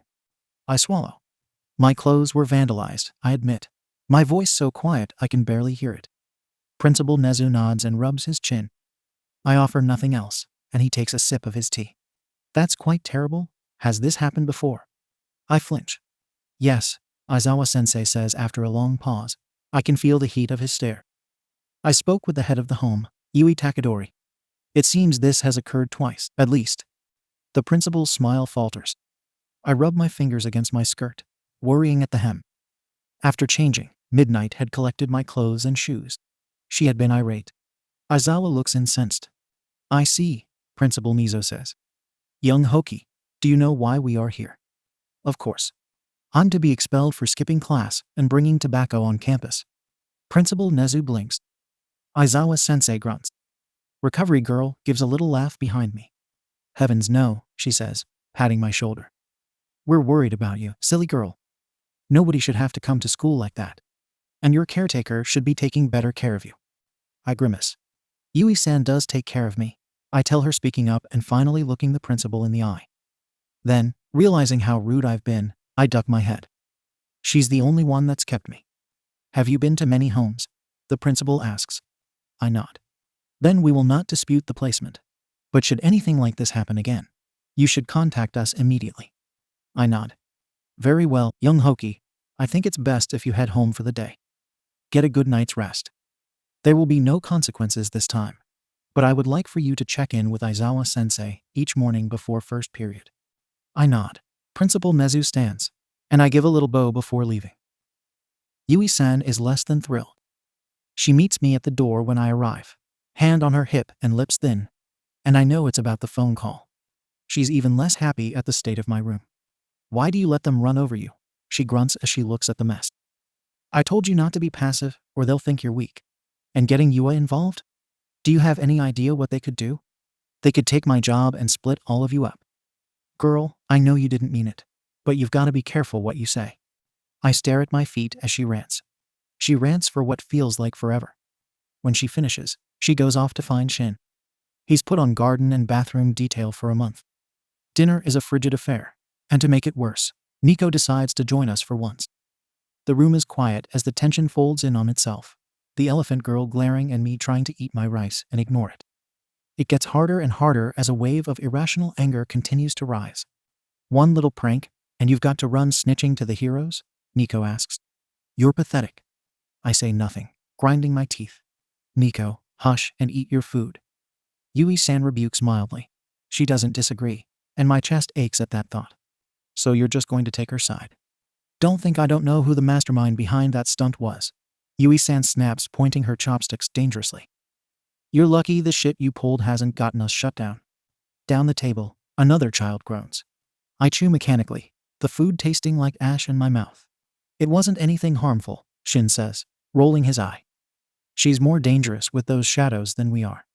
It doesn't matter, Yui-san starts. Nico interrupts. It does, Nico says angrily. She gets into that damn school, and suddenly she's your fucking golden child. Well, guess what, Yui-san? There are more of us here than just her. There's a murmur of agreement. I squeeze the chopsticks dangerously in my hand. Nico pushes away from the table and stands. Everyone thinks you're so perfect, she sneers, looking me head on. But you're the one that robbed those stores at what, 5, 6? How many people have you threatened? How many have you hurt? I know why you left those other homes. You're not a hero, you're a fucking villain. The chopsticks snap. Shut up, I shout, pushing my chair back and standing. It rattles to the floor and the room quiets. I glare, rage filling me again. Black shadows lick my body, rising up like flames, hot and angry across my skin. Shut up. Now, Rin. No! I scream and the shadows jump towards the ceiling, licking the ceiling and curling in dangerous barbs. It's not now, Rin. Just leave me alone. Before I can think about it any further, I kick away the chair and leave out through the front door and onto the street. I don't care. I'm so angry I can't care. So I run. I run and run and run and run until I find a quiet alley and duck into it. Folding my arms around my legs, I press my hands to my head and grab my hair. Why me? I ask, eyes watering and throat aching. I scream. Why? Daddy. Mama. My brothers. Why? Why does everyone I love always leave? Why does everything always fall apart? Nobody answers. Nobody cares. I stay there until nearly 10. Then, with nowhere else to turn to, I return. Yui-san checks my appearance before I leave. She's cooler than usual, lips bent into a frown, as she makes sure to help me into a book bag. She has no goodbye as I walk out the door. I try to hide the hurt that leaves. I walk sullenly to school, kicking loose rocks and empty cans. Hoki-chan. I glance backward to see a familiar redhead walking my way. I stop and wait for him, frowning as he jogs to catch up. It is you, man. Everyone's been worried. We heard you were hospitalized after the USCH incident. You okay? I blink, mouth dropping a little. He snickers at the face. I shut it and blush scarlet. I turn away, looking anywhere but at him. Yeah.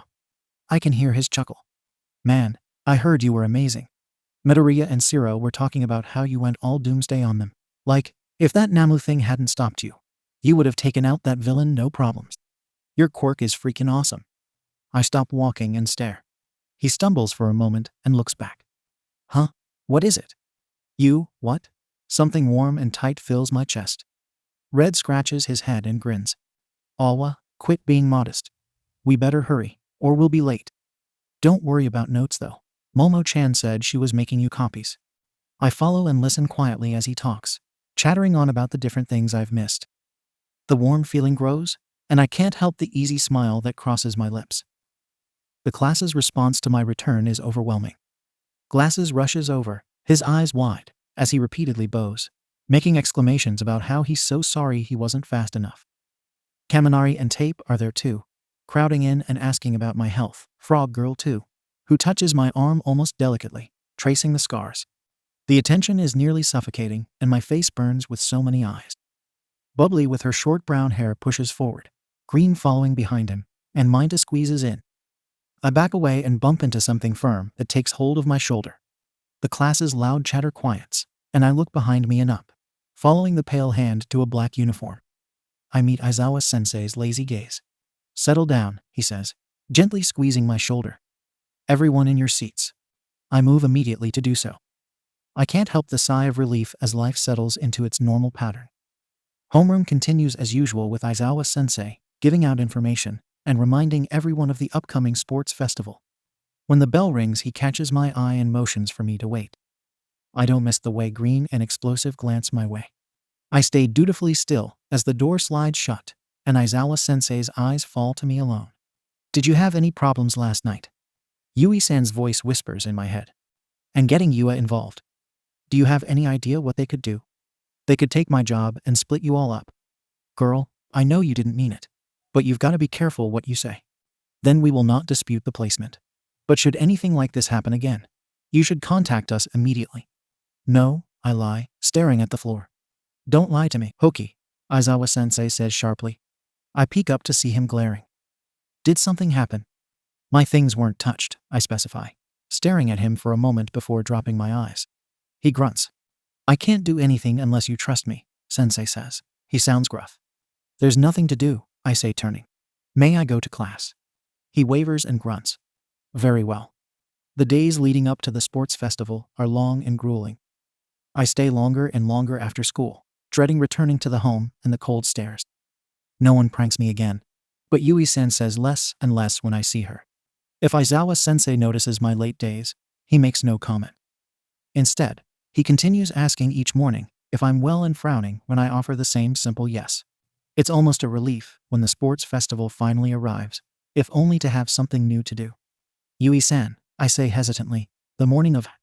She turns in the kitchen, hands on her hips, pausing from scolding Shin for not ironing his uniform. Her thick eyebrow raises. "What?" "Today is the festival," I say quietly. She grunts. "And?" Shin, still on the floor, wrinkles his nose. "What, you want us to watch you? You're so full of..." Yui-san cuts him off with a stern glare. But the anger's there again, hot and vicious under my skin. It doesn't disappear as those eyes turn to me, and I shoulder my backpack. I glare at the door as I look away. "Never mind," I say with a touch of venom. "Bye."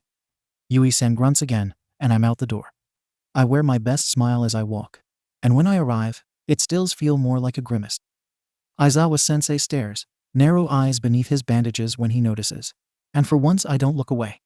I don't want to. "What, you want us to watch you?"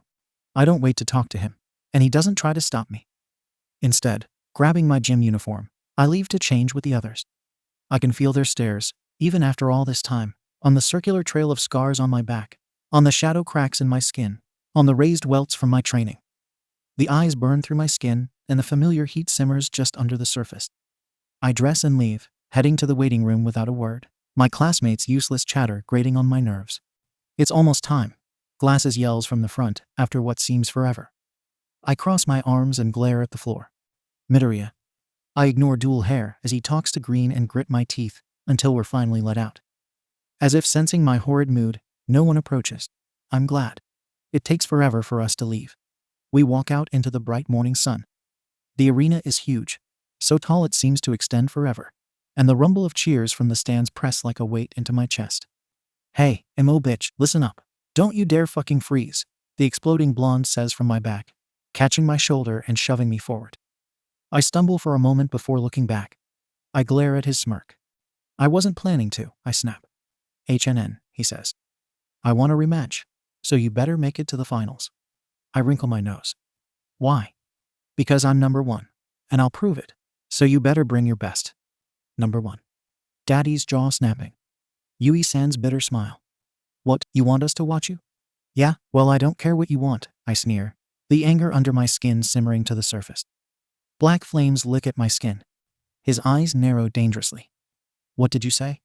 You'll be a great hero, I tell him, the words like ash on my tongue, bitter and cold in my stomach. That's why I'm here too, though. Is Sora watching? Ryu? Kaido?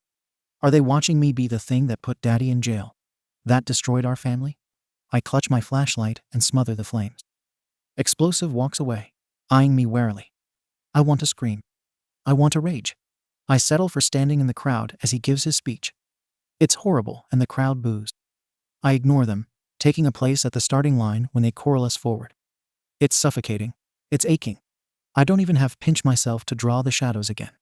Before I can throw myself forward, a giant cloud of icy cold wind blows backward. I cross my arms and brace myself, the chill slipping between my shadows and bones. As it blows away, I glare at the giant icy mess on the path. What, you want us to watch you?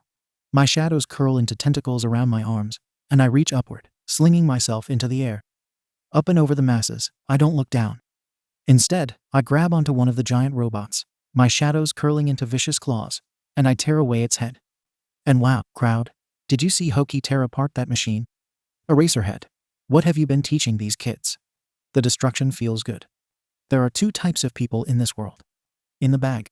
You have 1 minute, or she'll kill you. I throw myself forward without looking back. The shadows coating my arms pulling me forward, until I'm directly behind explosive, tape, and the bird.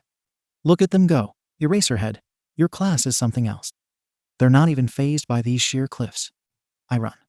Chasing their backs, I don't stop, even as the world drops away. I've done this before. How many times has my own world been overturned? Focus. Why? Shadows curl and shoot forward, launching me into the air and towards another mass of land. I land on shaking knees, the vibration chattering through my bones and teeth. But I don't stop. I can't. I race forward again, launching myself up and up and up until my legs feel like jelly and sweat trickles down my face and neck and back. What, you want us to watch you? I stop at the minefield, staring at the two ahead of me, fighting. Ice and fire traded back and forth as they try to win. Their eyes locked, trading blows as they navigate the terrain. I take a cautious step forward, and the anger that's blazed all day falters. Why? What, you want us to watch you? What's even the point? I stare at the mines. At my foot. At the two in front of me. What are you doing? I stare at my hands. I don't know.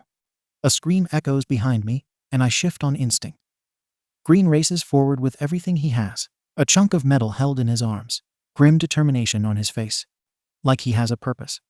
Why? I don't know what makes me do it. He throws the metal down, clearly planning to use the explosion to throw himself forward. Maybe it's self-preservation, maybe it's fear. I don't have the time to think. He's there in an instant, and I just react. Shadows snap out, grabbing him around the middle, and I send him flying.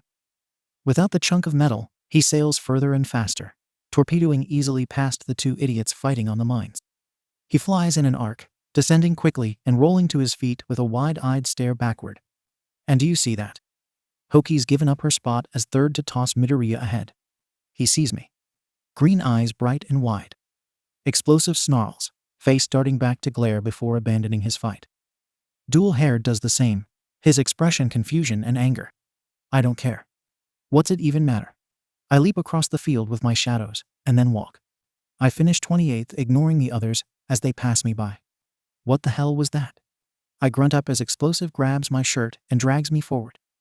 His eyes narrow, his lips curled back, and teeth gritted. His entire body radiates with disgust. I stare blankly, numb. What? He glares and shakes me. You were third, and you just fucking gave up. You helped fucking Deku, and then walked. What the fuck? You fucking choked. I dig my feet into the ground to stop his shaking and grab the fist.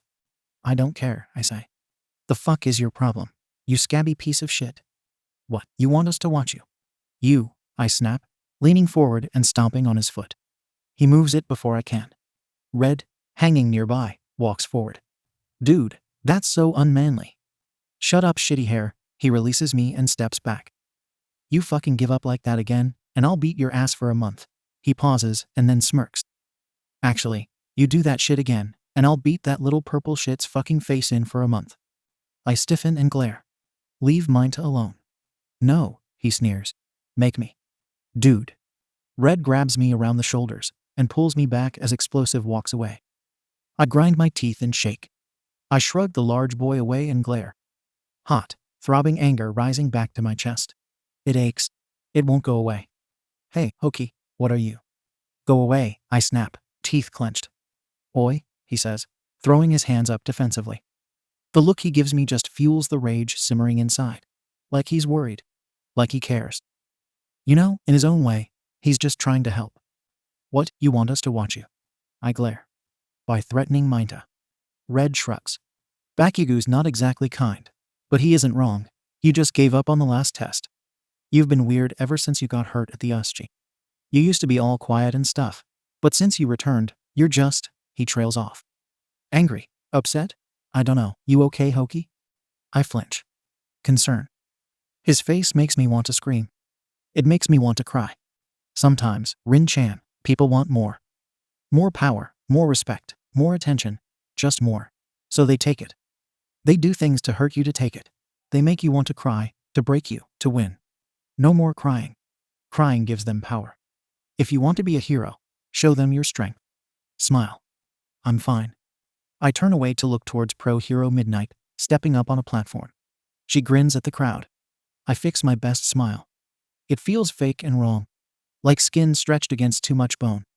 Red hesitantly bumps my shoulder, frowning. If you weren't, you know we'd listen, right? I stiffen and nod. Lie.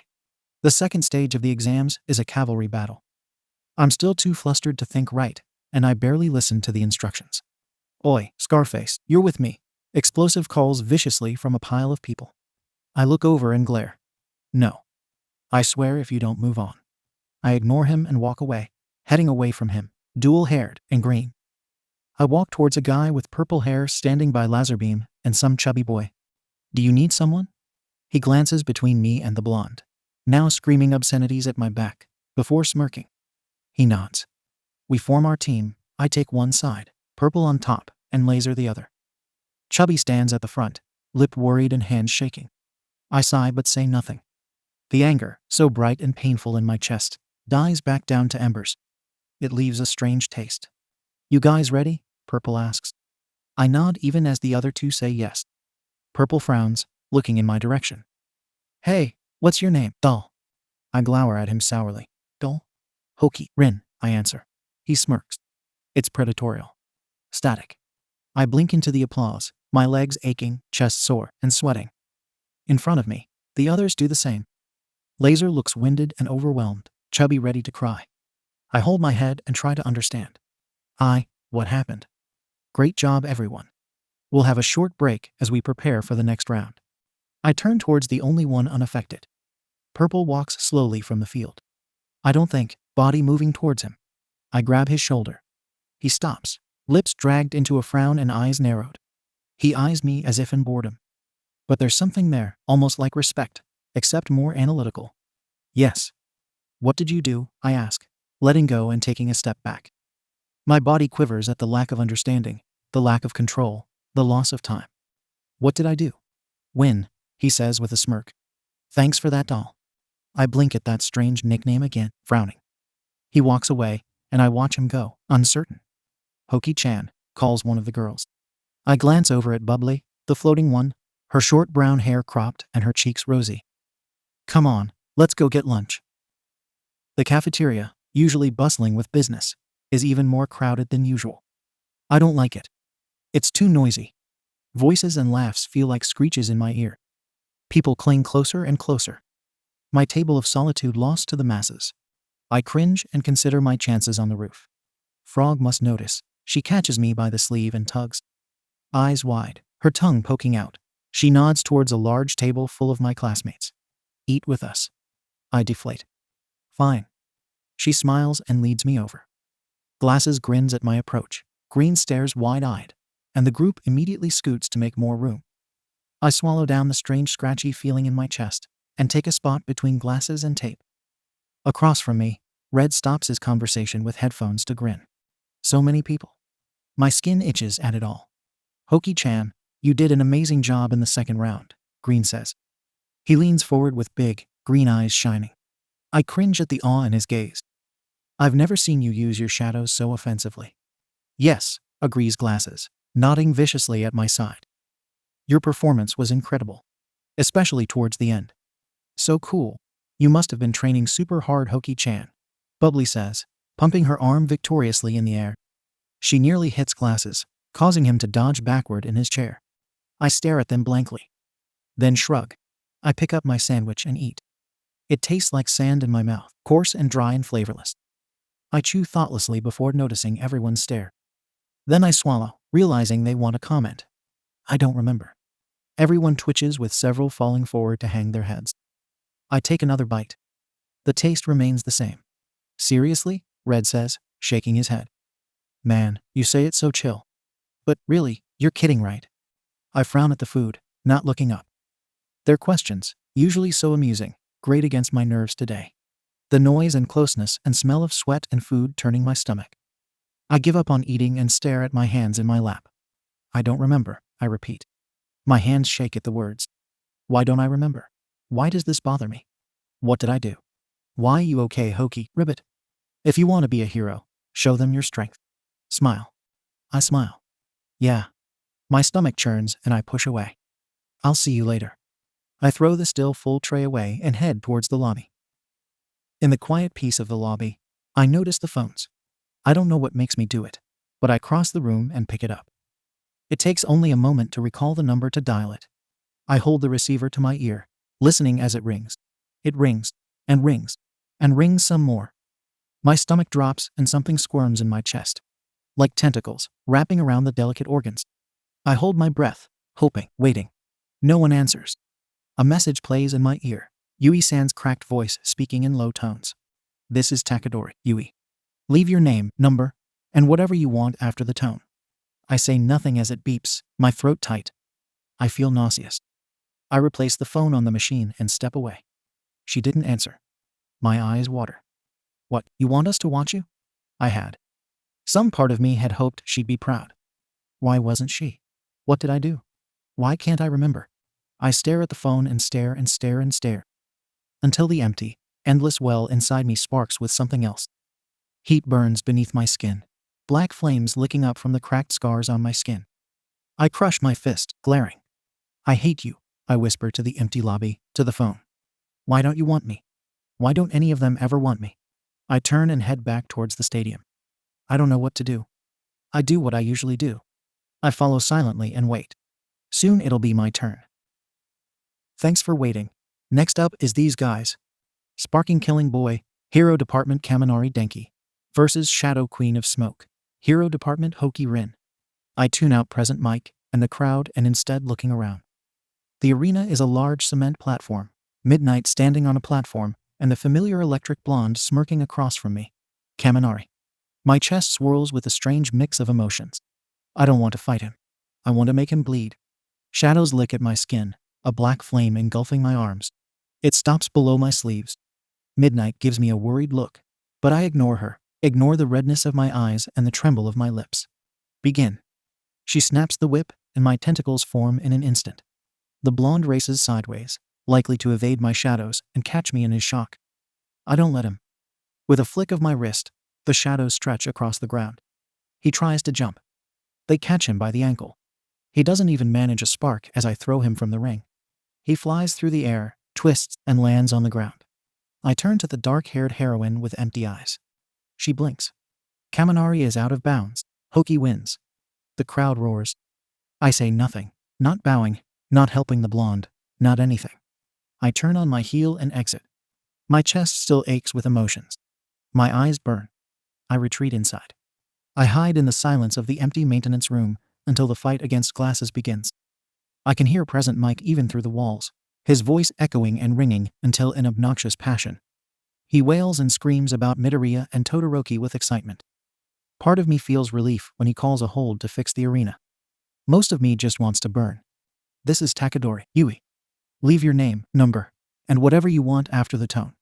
I pull myself up and walk back out when present Mike's voice calls for the next round. The arena looks just the same. The crowd is the same. The stands the same. Midnight glances worriedly in my direction just the same. The overwhelming emotions, The fire in my blood, the same. Glasses stares at me from across the arena with the same look of determination as the blonde. I can't find it in me to care. Begin. He races left, the same, and I catch him, the same. Only, this time, when the claw tosses him away, he flips mid-air, engines roaring in his legs, and returns. I dodge and swipe, shadows swirling in the air between us to knock him back. He takes the hit, blocking it with his arms, and skids away on the pavement. And then he looks at me. I meet his eye, and he frowns. "Hoki-san," he says, straightening. "Have you been crying?"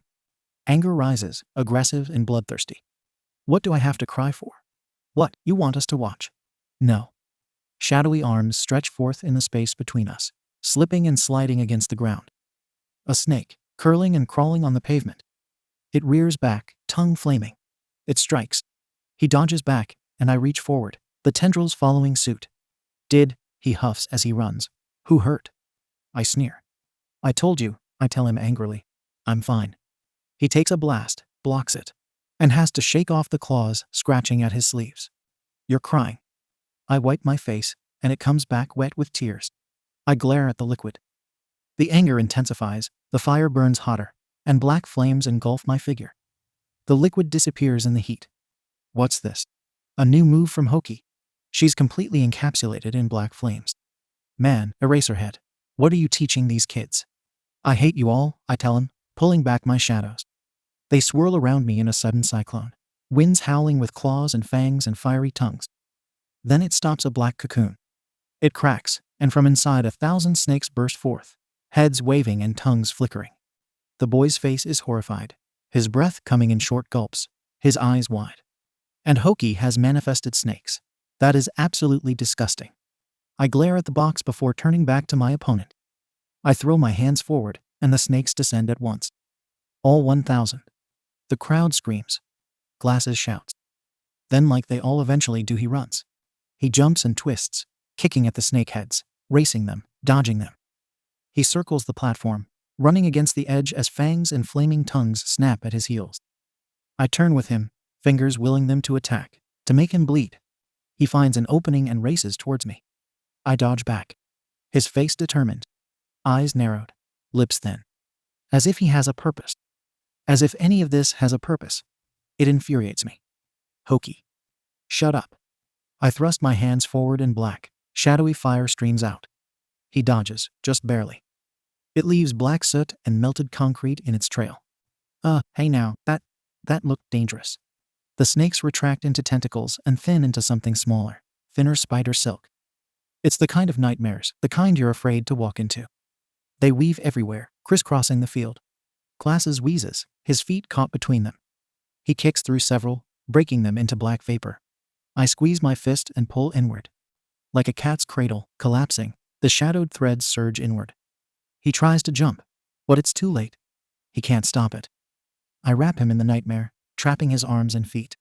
He stares wide-eyed in surprise. Part of me isn't done. Part of me wants him to burn. "You're not a hero, you're a fucking villain." It takes all of my will to smother the flames. I heave and toss him from the ring. He hits the ground, and I swallow the blackness down my throat. It's harder than before, and I clutch at my flashlight as I do. Claws drag through the cement.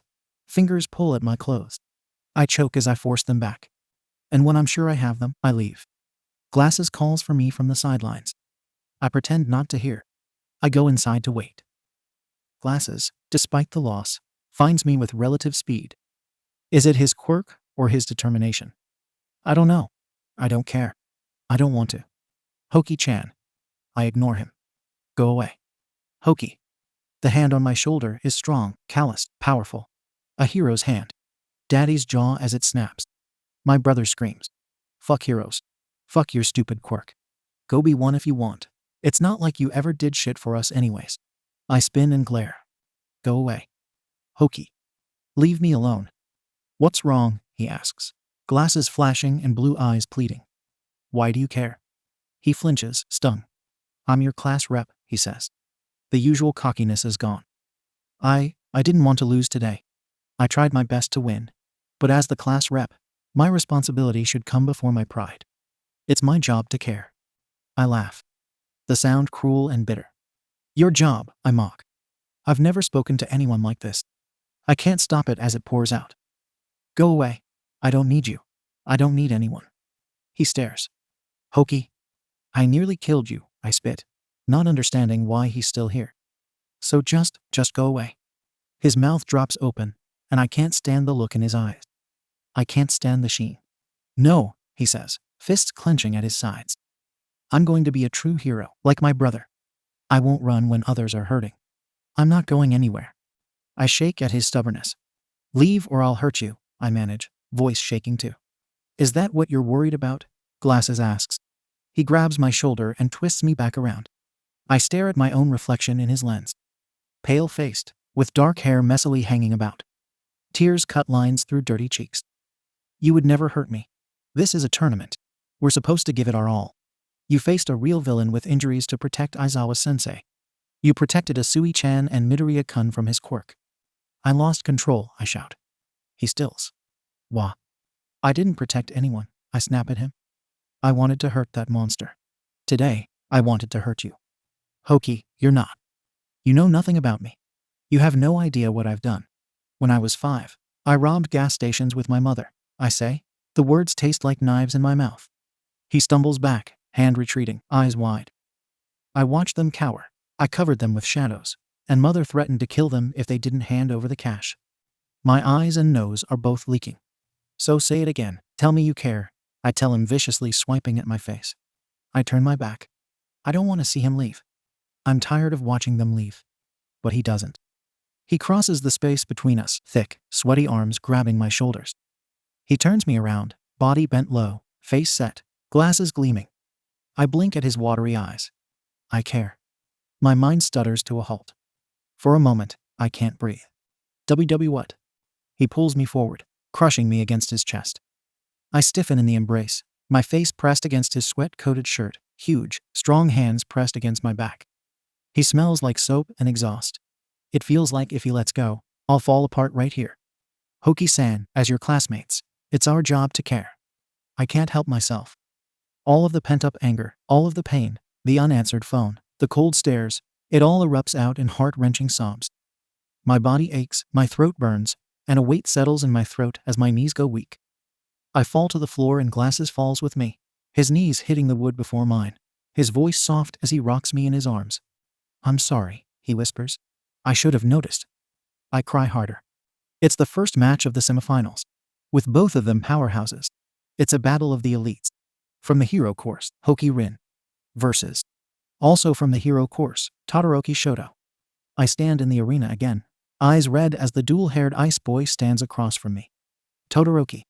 I move the name around on my tongue, watching as he frowns back at me, his look of intention from earlier today gone. I understand the feeling. My anger, simmering under the surface for so long, is the same. Start. I pinch my arms, wisps of black shadows wrap there. I barely pull myself away in time, ice freezing the path I'm on. He does it again, and I barely manage to avoid the ice, sandwiched in the middle. Oh, Hoki's been trapped. He frowns as I make no move to attack. What are you doing? He asks, eyes narrowed. I sigh. I don't know, I tell him honestly. He tilts his head to the side and wrinkles his brow. Midnight glances between the two of us, eyebrow rising. You giving up? And the two of them are just talking. What are they doing? And what is this? Stand participation. Is that Bakugo? Eraserhead. Why is he dangling his peers off the balcony? Encouragement, I believe. I glance towards the stands where I can hear someone screaming obscenities. Explosive hangs over the side, waving Minta in my direction. The ball-haired boy crying as he dangles off the balcony. The others are behind him, screaming. I frown and sigh again. No, I say, dragging my eyes back to the pro-hero, and then him. I can't. I believe he intends for you to have more passion. I know, I answer. Are you two going to actually do something? Midnight asks, scratching her head. I close my eyes and let the shadows twist across my skin. They're weaker, thinner, calmer. The black flames are gone. I grimace. Todoroki sinks on his knee and ice flies in front of him. Todoroki's going in for the win right away. I use the shadows to throw myself up into the air, over the ice, and towards the other boy. They snap out while I'm still mid-air and wind around his waist. He frowns, easily breaking them away. They turn to vapor on the wind. Midair, I have nowhere to dodge. The ice curls around my feet, my arms, and then my chest. I stop fighting. I shiver as I lose. What? And the winner is Todoroki. Well, that was a lot more boring than I expected, especially with these two. I blink as the boy steps towards me. He frowns.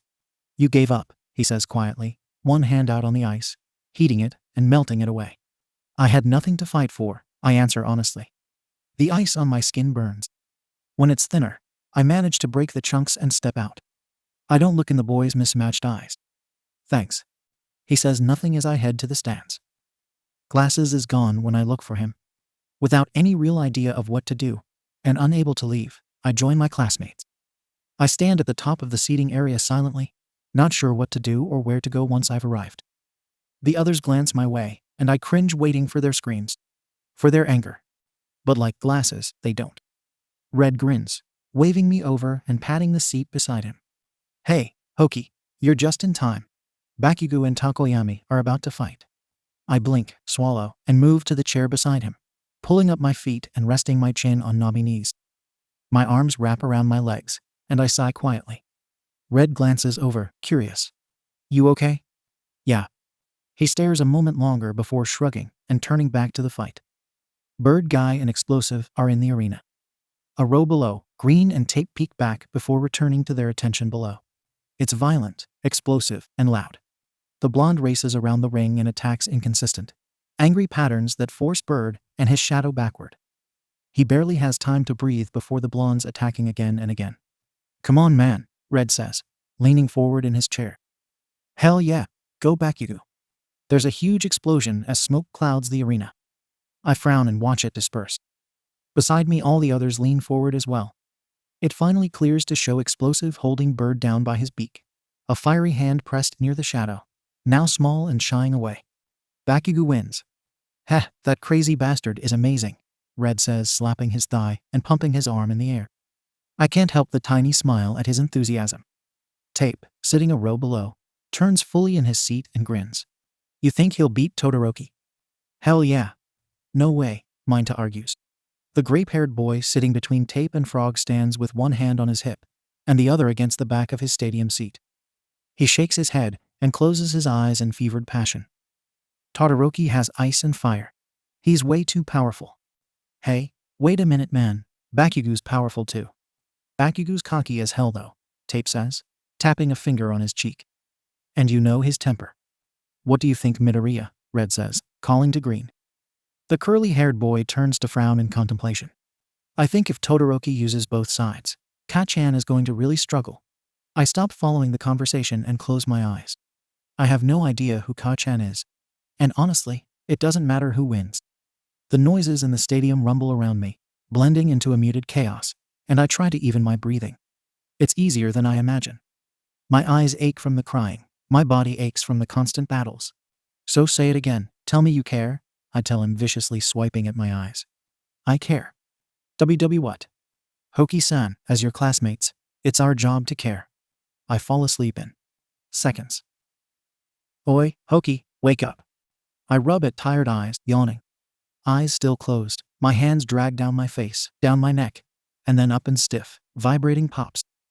My feet settle on the floor, and I blink twice, only to see the awestruck faces of my classmates staring back. I shrink, face burning at their intensity.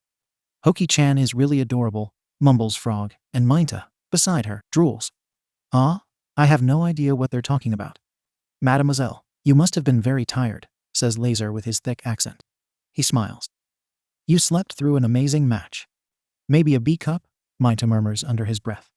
Don't be gross, Frog fusses, slapping him with her tongue. Oh, I mutter, not wanting to get involved in that. Who won? Bakugo, Bird says. He's standing with his arms crossed in the corner. Come on, they want us for the awards. I flinch. Oh, awards? I ask, voice pitching high, my eyes widen. Yeah, Green says brightly 2 rows down. You and Takoyami made 3rd place. I redden. I. Red grins and slaps my back. The force sends me careening forward out of my chair. I stumble and grab the back of the seat in front of me to stay upright. Kaminari, the electric blonde, laughs from his place a few seats over. Ha, You didn't think about that, did you, Hoki? Enjoy being put on full display. Nausea churns in my stomach, but I don't have time to think about it. Bird is gesturing me on, and I follow sedately in his wake. The others, behind us, are going a different route. I swallow as we separate, taking a back door and empty hall. We make it about 10 feet before he gives me the side eye. You can stop pretending, he says lowly. I swallow at the deadly tone. I watched your fights, he says, crossing his arms. Human hands. They seem so odd. You weren't nervous at all. It makes no sense for this to bother you now. I fall silent and stare at my feet. They think we have similar quirks, Bird says after a moment, resuming the walk. I don't speak as he walks, hands clasped in front of me, pulling at my fingers.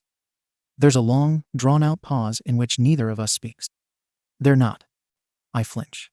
I don't know what your shadows are made of, Bird says softly, his black feather glinting under the tunnel lights, his eyes darting back razor-edged. But they smell like death. And today, you smelled like a predator. I grimace. He isn't wrong. I was. Snakes and flames and angry sneers. I feel foolish and horrid and wrong. I don't say it though. Even if I knew how, there's no time to. We're walking out into the light, and the field opens up to our peers all scattered up ahead. I frown, noticing explosive locked in chains and tied to a block of wood. Oh. The boy struggles and screams, head knocking back and forth, as if to break free. He looks ready to explode himself. Come on, you two. Pro hero, Cementos, offers a smile before helping everyone into their places. Todoroki moves on top of the second platform. Eyes downcast and face thoughtful, staring at his hands. Bird steps up on the third. It's lower than the other two, and he passes me a glance. Cementos helps me beside him. With only so much room, our shoulders are nearly touching. The blonde screams and rattles his chains when fireworks explode. I cringe away, terrified he's going to blow through the metal chains and wreak havoc on us all. At my side, Bird rolls his eyes. He's like a man-eating fiend. Midnight throws out an arm. Chaos abounds everywhere, and I twitch as she gives a cameraman a pretty wink. The cameras turn to us, and I give up trying to contain myself. I step into the Bird's shadow. He huffs and crosses his arms. Now, what you've all been waiting for. The presentation of medals, given today by our one and only. Ha ha ha. The booming voice trembles through my chest. I hate it. There's a strange mix of audio as Midnight and All Might start yelling at the same time. I try to tune them out, chewing on my lip. It's hard when the large man comes our way, his huge figure nearly blocking out the sun. Young Tokoyami, congratulations. The Bird bows his head, accepting the medal, and All Might beams at me behind him. You're strong, young man. But remember that to fight well against all enemies, you need to rely on more than just your quirk. If you train your own strength more, you'll have more options when you fight. He leans forward and envelops Bird in a hug. I squeak and step back. The edge of the platform gives, and I'm left reeling as the giant of a man steps away. Bird, not at all fazed, lifts the medal to his face and nods. Yes, sir. Young Hoki, congratulations. I freeze as he returns with a second medal for me. He places the bronze necklace over my head, and I stop breathing, stop thinking, and stiffen. Today, you looked like a different person, he says, hands on his hips, his grin wide and bright. Tentacles snake through my chest, stones plummet in my stomach. It's the same face from the projector as he rose from the rubble. I want, more than anything, for it to look away. What happened? I stare at his chest, trying to disperse the feelings. I was angry. I'm sorry. Bird, beside me, gives me a strange, crooked look. I won't pry, the large hero says, leaning forward and wrapping me in his arms. It's the second hug I've received today, and I honestly can't remember the last time that happened. I feel my breath shudder out through my lungs. He smells like stranger sand. But do try to have more confidence in yourself. He lets go. I stare at the medal as he walks away. Sensei has us meet back in homeroom before we leave. I sink into a place in the back, the medal thrust into my pocket and burning against my side. Sensei stands at the front, still bandaged like a mummy, with both arms wrapped to his chest. Good work. There will be no class tomorrow or the day after. I'm sure the pro heroes who watch the sports festival will want to recruit you. But we will consolidate everything and announce it when you get back. So rest well and look forward to that. Yes, sir, the class responds. I stare at Glass's desk. Empty. Dismissed. Chairs scrape as everyone stands and gathers their things. Nobody loiters, and I collect my own bags. Hokey, I groan. A word. I sigh and hang back, waiting for the others to leave. Sensei frowns down at me with narrow eyes, the rest of his face lost beneath the wide swath of bandages. What happened this morning? And don't tell me nothing. You were worked up all day.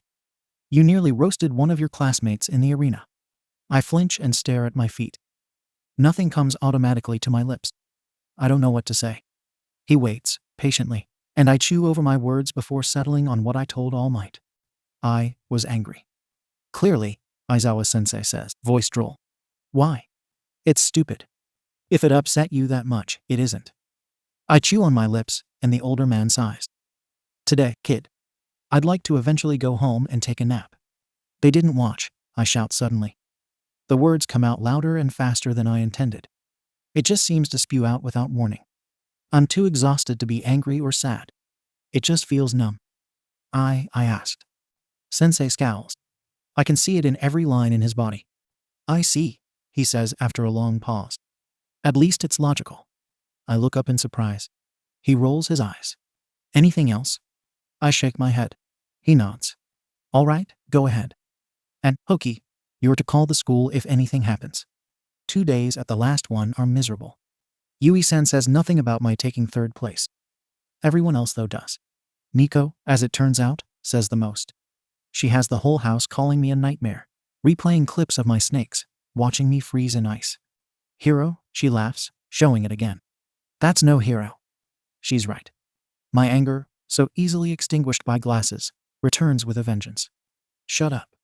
No, she laughs, her trunk trumpeting at the same time. It's loud and abrasive, and she leers, hitting repeat. I have enough and lunge. We get in a fight. She wins. Her heavy body slams into mine. Her trunk splits my lip, bruises my cheek, and blackens my eye before someone pulls her off. We're both grounded for it, but I receive the harsher chores. Yui-san just stares, arms crossed and disappointed. Kagura helps me cover the bruises before school. She stares openly when I show up an hour early on her doorstep, lip quivering under an old umbrella in the pouring rain. She's changed a lot, her pink hair dyed purple, 2 new earrings, and what looks like a tattoo peeking out from under her shorts. But she lets me in without question. 2 men yawning and laid out on her couch. There's another in the kitchen, empty bottles and trash lining every surface. I saw you at the festival, she tells me as she leads me to a room. It must be hers. It's full of familiar posters, dirty clothes, and an entire wall of makeup supplies. She clears off a bench and has me sit before pulling up a chair, already collecting brushes and powders. You are fucking amazing. I can't help but smile even with the pain. I've missed her. Are these from the elephant bitch? I nod and Kagura sighs through her nose. Yes, I say quickly. She gives me the side eye as she grabs some more products. She's always less talkative in the mornings, at least before her coffee. She rubs circles with the brushes and applies almost 4 different products. Finally, nodding to herself, she spritzes some clear spray and has me fan my face until it dries. She rummages while I wait and, from a random drawer, pulls out a container of pills. Ibuprofen. You take anything for the pain? I go to shake my head, but stop a second later. Words. No, I tell her quietly. Yui-san told me I should suffer through it since I started the fight. Kagura's perfectly manicured eyebrow rises. You started a fight? I grimace at the awe in her voice. She wouldn't stop calling me a villain. Kagura laughs, and I blink up at the satisfied smirk on her face. That's not starting a fight, Rin-chan. That's dealing with a bully. Don't let that old bitch get to you. I don't know why you like her so much. She's just a washed-up old biddy. But you defending yourself isn't wrong, okay? Oh, okay. She rolls her eyes. Words, girl. Ugh, anyways, that should do it. It'll be obvious you're wearing makeup, so some people might tease you. But it's waterproof now, so you shouldn't sweat it off or get washed away in the rain. I nod and quickly rise to my feet. Thank you, Kagura Ni-chan. She smiles and puts a hand against my head. Whatever, hellspawn. Go be amazing, and come visit me again. Kagura was correct. People do notice makeup. Red takes one look and starts grinning. Explosive scoffs. Green turns scarlet. Invisible wants to talk products, which I have no idea how to answer, and Bubbly wants to know if I have a crush. I manage to hide behind a book until they all go away. The only one I want to talk to thank, is Glasses. But he arrives near the bell and doesn't look over. I frown, sitting quietly, as the others chatter around me about being on TV. And then Aizawa-sensei arrives. "Morning," he says to the class. "Morning," we all chime back. I lose focus as Frog mentions the lack of bandages, my mind drifting off until I hear everyone scream. I flinch and look around, startled, terrified to see shadowy tentacles swirling through the air.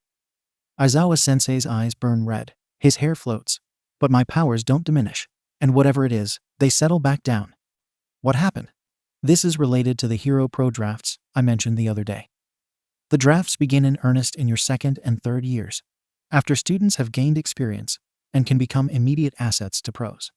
Immediate assets to pros. A hero. My stomach drops. In other words, for them to extend offers to first years like you shows that they are interested in your future potential. These offers are often cancelled if interest dies down by graduation. In front of me, Minta hits the desk. "So we'll have to prove ourselves once we get picked," Invisible says from the front. I swallow. "That's right," Sensei agrees blandly. "And here are the totals for those with offers." Sensei hits a button and a graph appears on the board. Todoroki has over 4,000. I blink. That's a lot. Bakugo, underneath it, scores nearly the same with over 3,000. I scratch my head and try to remember which one I fought against. The names all running together. Everyone erupts into chatter at the results, and I tune them out. "Hoki-chan, you wore such pretty makeup, and you didn't even get any offers," Minta says, turning around to stare at me with wide eyes. "It's 'cause you fought too crazy." I offer him my best smile. It's painful, pulling at my sore lip, and I rub my head. It's fine," I mumble. "I'll comfort you, Hoki-chan. Do you want a hug?" "Hey, Minta, don't be so forward," Tape says, glaring at the smaller boy.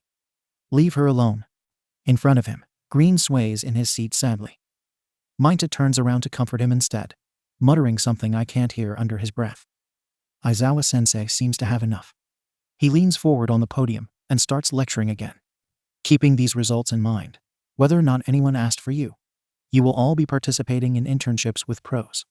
Internships. My chest constricts at the thought. I clutch my flashlight around my chest and lose track of the conversation. I shrink in my desk. Working with heroes. The idea feels like tentacles around my lungs. "Hero," she laughs, showing the video again. "That's no hero." The class chatters with Sensei, excited about making up code names until Midnight walks through. I sigh. Sensei dismisses himself and walks towards the door, his strange yellow sleeping bag tucked under one arm. He pauses at the door. When you give yourself a name, you get a more concrete image of what you want to be like in the future, and you can get closer to it. This is what it means when they say names and nature do often agree, like All Might. Then, he leaves. Midnight passes out whiteboards and markers. A name for the future. I stare at the blank page and consider it. What kind of hero would I be? The sound of Daddy's jaw breaking. The gray suits pull us away. Okay, let's start presenting with those who are ready. I shrink in my chair. We're presenting. I hate presenting. He grins and shows the sign. Sparkling hero. I cannot stop twinkling. I stop paying attention and stare back at my hands, at the board, at the marker. Names and nature do often agree. What is my nature? Shadows, tentacles, and black fires. You ought to know. There are two types of people in this world. I don't know what your shadows are made of, but they smell like death. And today, you smelled like a predator. In the bag? You have 1 minute, or she'll kill you. You're a fucking nightmare. I know what you did to those kids at your old school. Can't wait for the school to see you for what you really are. What if I do neither? I slowly drag the marker against the board. "Hoki," calls Midnight. I redden as all eyes turn to me. I had hoped they'd forget. I stand, knees weak. With the board pressed against my chest, I stand near the front. Then, taking a deep breath, I uncover the board. "Really?" she asks, her voice a tight. She drags a hand across her face. "Nightmare? Why?" I shrug. She puts a hand on her hip and glares. "My powers give people nightmares," I tell her bluntly. The class quiets, and to the side, Glasses finally looks at me. His arms cross, face set in disapproval. "What a bunch of bullshit," Explosive says, rolling his eyes. "She means villains, right, Hoki-chan?" Invisible asks. "People," I repeat, quiet but firm. Aggravated, she's making me repeat myself. I make nightmares. I clench my jaw and remember the snap of my father's jaw. The screams of my siblings. Kaido holding Ryu and Sora with all his might. Heroes make nightmares. Why the hell do you get to have powers when you won't even use them? Quirks are dangerous, I say, looking Midnight in the eye. She frowns, eyebrows drawn together. My shadows only form nightmares. But Hoki-chan, that's not. Midnight interrupts, clearing her throat. She scribbles something on a paper and hands it to me. Go give this to Eraserhead. He's in the break room. We'll see what he has to say about that name.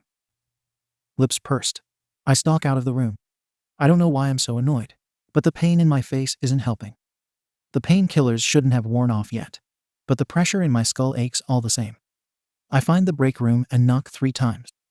I wait, hoping nobody will answer, hoping he'll be asleep. He's not. Dark hair bedraggled and eyes half-lidded. Aizawa-sensei answers me, still in that stupid yellow sleeping bag. He slides the door further, and I see Stranger Sen frowning in the background, a cup of tea in hand. Hoki, what are you doing here? I hand him the note, jaw clenched, and don't answer. He reads it and sighs, sounding both exhausted and annoyed. Is this a joke? I glare at the floor. No. Come in, Toshinori. No, I exclaim. It burst from my mouth loudly, and I feel my face heat in embarrassment. Sensei glares, but I don't move. I'll just change it. Don't interrupt, Aizawa says, holding the door open. Toshinori, this is Hoki. Hoki, this is Toshinori. Now come in. We've met actually, Stranger Toshinori-sen says. I glance towards him and notice his kind smile. It makes my skin itch. Why is he even smiling?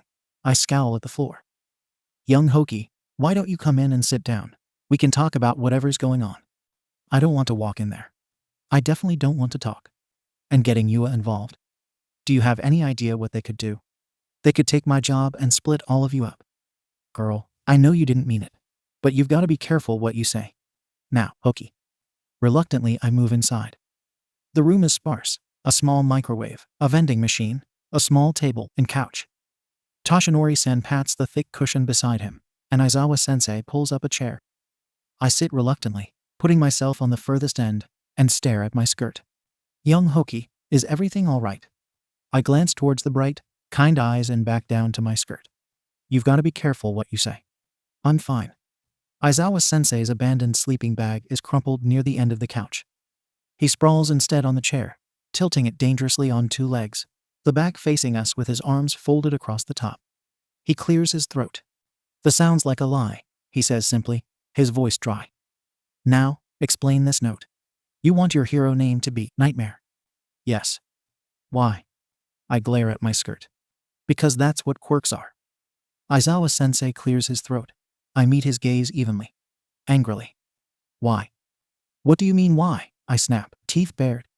White-hot anger flows in my veins and a black flame simmers beneath the skin. I let it. At least it covers the pain. They hurt people. They destroy buildings and cities and families. Where is your family? Aizawa-sensei interrupts. I don't know, I scowl and cross my arms. Jail, maybe. When was the last time you talked to them? Fuck heroes. Fuck your stupid quirk. Go be one if you want. It's not like you ever did shit for us anyways. I remember my brother's note. It's too much. Fire explodes from my skin, setting the couch alight. Toshinori squeaks, Sensei scowls. His eyes blaze red, his hair lifts. The anger doesn't leave, but the flames do, melting the fibers and disappearing from my skin. Control yourself. I'm trying. Then answer the question. I don't know. That's a lie, Hoki. I don't know, a few years ago? When I sent my brother a message. He wrote me back to fuck off. Toshinori-san makes a noise, but I don't look at him, refusing to back down from Aizawa-sensei. His hair falls back, and he blinks. I stare the dark-haired hero in the eye, his lips curling down. What did your family think of your quirk? I wrinkle my nose at the strange questions. I don't know. Why not? He asks, his voice more pressing, his eyebrow raises. Logically, they would have talked about it, especially after the gas stations. My mouth hangs open. He raises an eyebrow. How did he glasses? What did they think of it, Hoki? I don't. It was your mother's idea, wasn't it? To rob the attendants. Was she a villain? No. The outrage slips from my mouth before I can help it. I glare at the man, smothering the fire that wants to jump forward again. No, she wasn't. Why didn't she rob it then? Why'd she make you? You were only, what, 5? I was the only one that could, I manage, voice strangled at the emotions clawing at my chest. I shake with them, lips curling around my teeth, tears burning at my eyes. I should have helped more, but I couldn't, and I was weak and... They were quirkless, Aizawa-sensei asks, interrupting. The chair falls on all 4 feet. His eyes take on a gleam. It's as if seeing me for the first time, as if he's seeing someone else. I shiver under the scrutiny, eyes finally falling away. They all were, weren't they? Tell me, Hoki, why did you get taken away? I splutter and Toshinori-san openly gapes. Knowing that demographic and your set of scars, I'd guess abuse. Abuse. My mouth hangs open in dismay. No, I say, rising from my place. Sensei stops me with a gesture, his hand outstretched. I shake, vision blurring, and throat swollen closed. He points to the couch, and I sit again, struggling to breathe. No, they never, it wasn't. I'm not abused. Then why were you taken? Aizawa asks. He sits in the backward chair and stares, head crooked, half-lidded eyes droll. My lip quivers at the memory. I failed. Aizawa, hisses Toshinori. It's the first time he's actually spoken.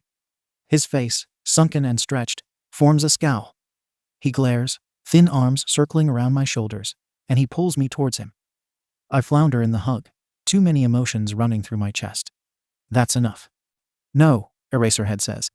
But he isn't looking at the blonde. He looks at me. It's not.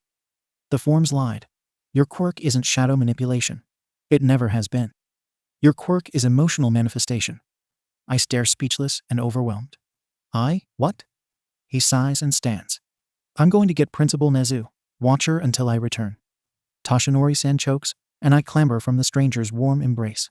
No. My anger turns sour, dying in my chest. It turns into something cold and hard. It feels like a rock in my stomach. I feel sick. Did I say too much? What have I done? You've got to be careful what you say. You're worried, Sensei says, standing at the door. Why? I shake my head. I quickly stop, vomit rising in my throat. He rubs his chin thoughtfully. Someone's threatened you. No. Then why are you so scared? I'm not. Lie. They'll take her away. He frowns, hand falling as his eyebrows furrow. He lets go of the door and walks back towards me. I sit back at his approach, and he kneels in front of me, looking me in the eye. I cringe as his hand falls on my shoulder. Who? I hesitate again. His eyes narrow. Who will be taken, Hoki? Why Yui-san? The school, I don't know. She said if I bothered you, you'd take her job, that you'd send us away. The tears spill over. I'm sorry. I shouldn't have said anything. I'll go back, I'll change my name. I'll be Bubble Girl or something, please. Please don't take her too.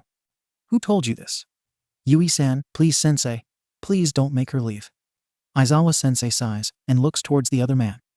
Toshinori, paler than I've ever seen, stares at us both. Then, as if getting some unspoken signal, the thin man pulls me towards him again.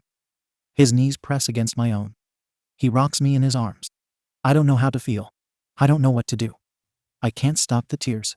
SHHH, Hoki Rin-chan. SHHH, it'll be okay. Aizawa-sensei rises. I'll be back. Aizawa-sensei doesn't return for nearly 20 minutes, and I feel like a giant ball of nerves in the wait. Toshinori doesn't leave, holding me to his side and rubbing circles in my arm. It doesn't lessen the nausea. It doesn't stop the tentacles clawing at my chest. She already hates me. The door finally slides open, and Aizawa-sensei returns with a notebook in hand and my things. I stare as Principal Nezu walks in behind him, his smile gone and his eyes sad. She's gonna kill me. I bury my face in Toshinori-san's armpit and sob. He seems unsettled by the new explosion of tears, but he rubs my back all the same, still whispering nonsense. Oh dear, the mouse dog principal says softly. He reaches forward and pats my leg before taking Sensei's chair and turning it around. It'll all be okay, dear. We'll get this all sorted out. Now, your Sensei here tells me some troubling things. Can you sit up so we can talk? I choke on my cries, but I do as he asks, lips trembling, nose running. I swipe at my face with the back of my hand. Part of me expects to see makeup on my sleeve, but there isn't. Toshinori makes no move to leave, and I stare at my wrinkled skirt with blurry eyes, face pounding in pain. Thank you, dear, the principal says. He pulls the chair close enough to pat my leg with his paw. Now, I'd like you to answer me honestly, please. How long have you lived at your current home? My shoulders shake. Since I was 12.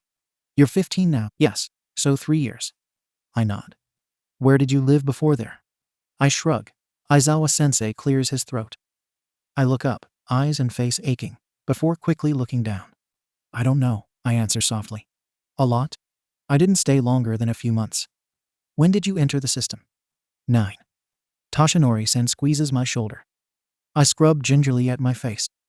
The pressure hurts. That's quite a bit of moving, Principal Nezu admits. I imagine it's hard to make friends with such continuous changes. It's hard to learn too. You must have put in a lot of time studying to have the grades you do. I swallow but don't respond. I don't know how. When was the last time you talked to someone about all this? I don't know. I shrug. Aizawa-sensei tisks. Principal Nezu sighs. Toshinori's hold tightens. As we, unfortunately, suspected, the principal says. This is quite an issue, dear. Due to the nature of your quirk, your powers are directly affected by your emotional regulation.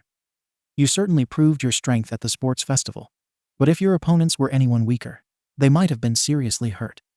We cannot, in good conscience, allow this to continue. I flinch. I'm guessing you've hurt people in the past. The principal asks gently.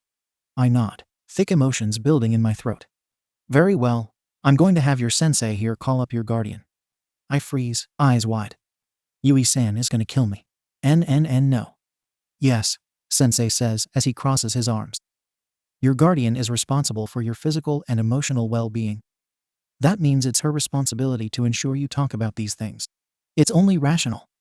Principal Nezu pats my knee again, catching my attention.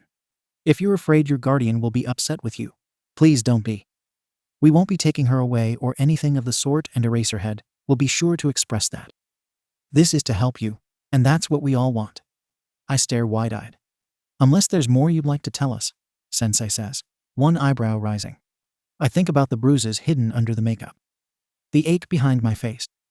There isn't. I sniffle and shake my head. Very well. When you're feeling better, please be sure to send her to class. The principal hops off the stool and gives my leg one last pass. I hope to see a smile the next time we meet, Rin-chan.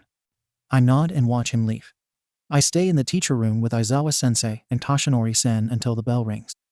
Then Sensei kicks me out. He walks me to English with his hands in his pocket and knocks on the door. Present Mike answers and raises both brows, looking between us. The makeup, thankfully waterproof, hides most of my tears. Ah, got the hero names cleared up, he asks, curious. He snaps his fingers and gives me a giant grin and a thumb up. I grimace and wish I could sink into the floor. He blinks and turns to Aizawa-sensei. Ouch, you want to throw her back in already? She'll be fine, he says, glancing my way. Be good. I stare wide-eyed at him before nodding and stepping in. Present Mike makes a little laugh and opens the door, shooing me to my seat. He spends a moment in the hall before returning to the board. I try to ignore the strange looks the other students shoot me. I swallow and start to write. Lunch can't come fast enough. I escape to my table and sink quietly into the seat. My head is throbbing, my hands shaking, and I just want to go to sleep. My plans fail. Minta takes up a seat beside me and I blink. Hey, he says, grinning. Hi, I mutter, not really sure what he's doing. Beside him, Kaminari takes up a smile and offers a bright smile. Hoki-chan, he says in greeting. I give them both odd looks before returning to my food, wondering at my chances of just foregoing lunch and hiding in the classroom. So new makeup, a new name, Minta says, his lips curling into an even bigger smile. And do my eyes deceive me, or is that a new bra? I blink.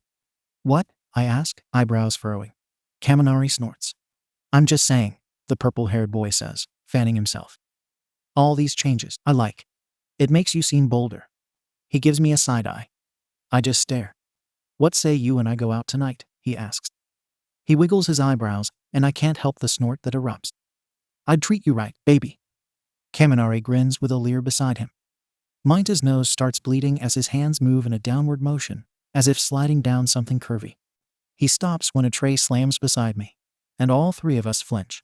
Dude, Red says, setting himself at the table on my other side, eye ticking. You two are so unmanly. The hell are you doing? He glares at Minta, and I take another bite as the two scramble to eat their food. Then Red turns to me with a scowl. Ugh, Hoki-chan, you're the only one that puts up with their shit, he says. You don't have to be so nice, just tell them to stop. I don't know what to say, so I swallow my food and shrink a little before grabbing another bite. Kaminari, across from me, gives me a baleful look. We were just worried, the blonde says to Red. He turns dark eyes to me.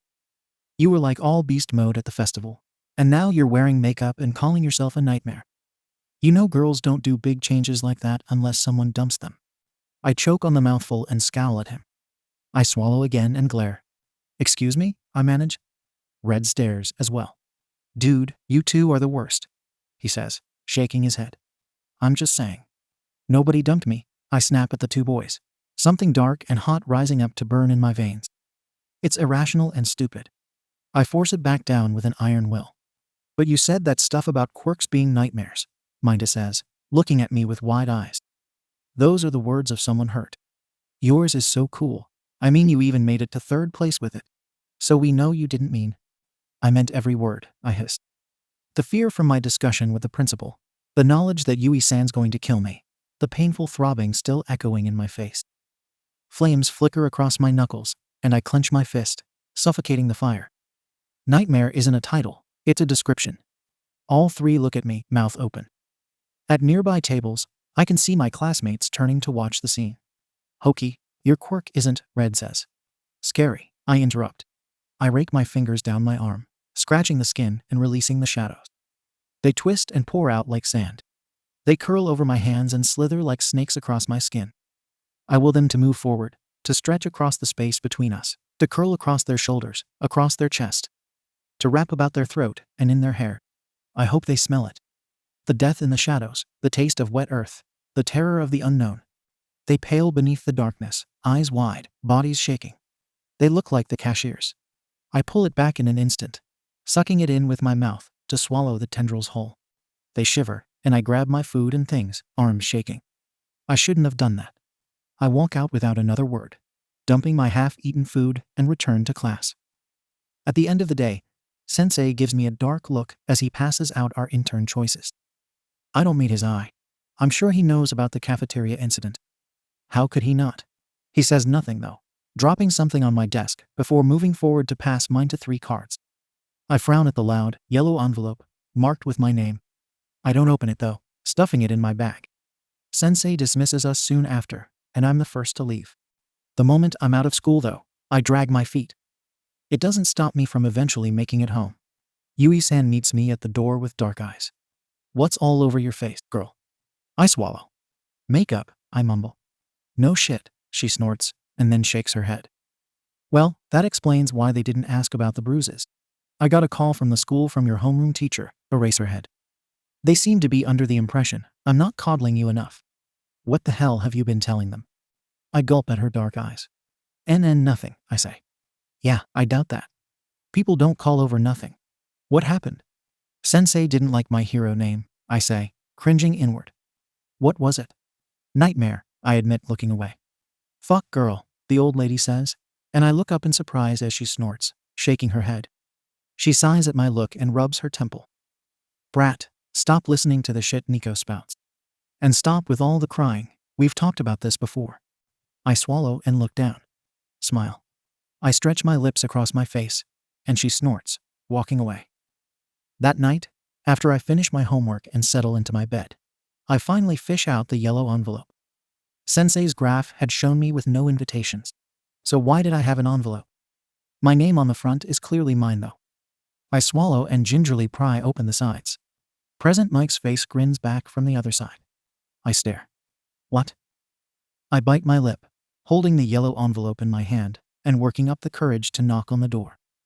A few students wander down the halls, one giving me an odd look, but I ignore them as they make their way towards the stairs and out to the gate.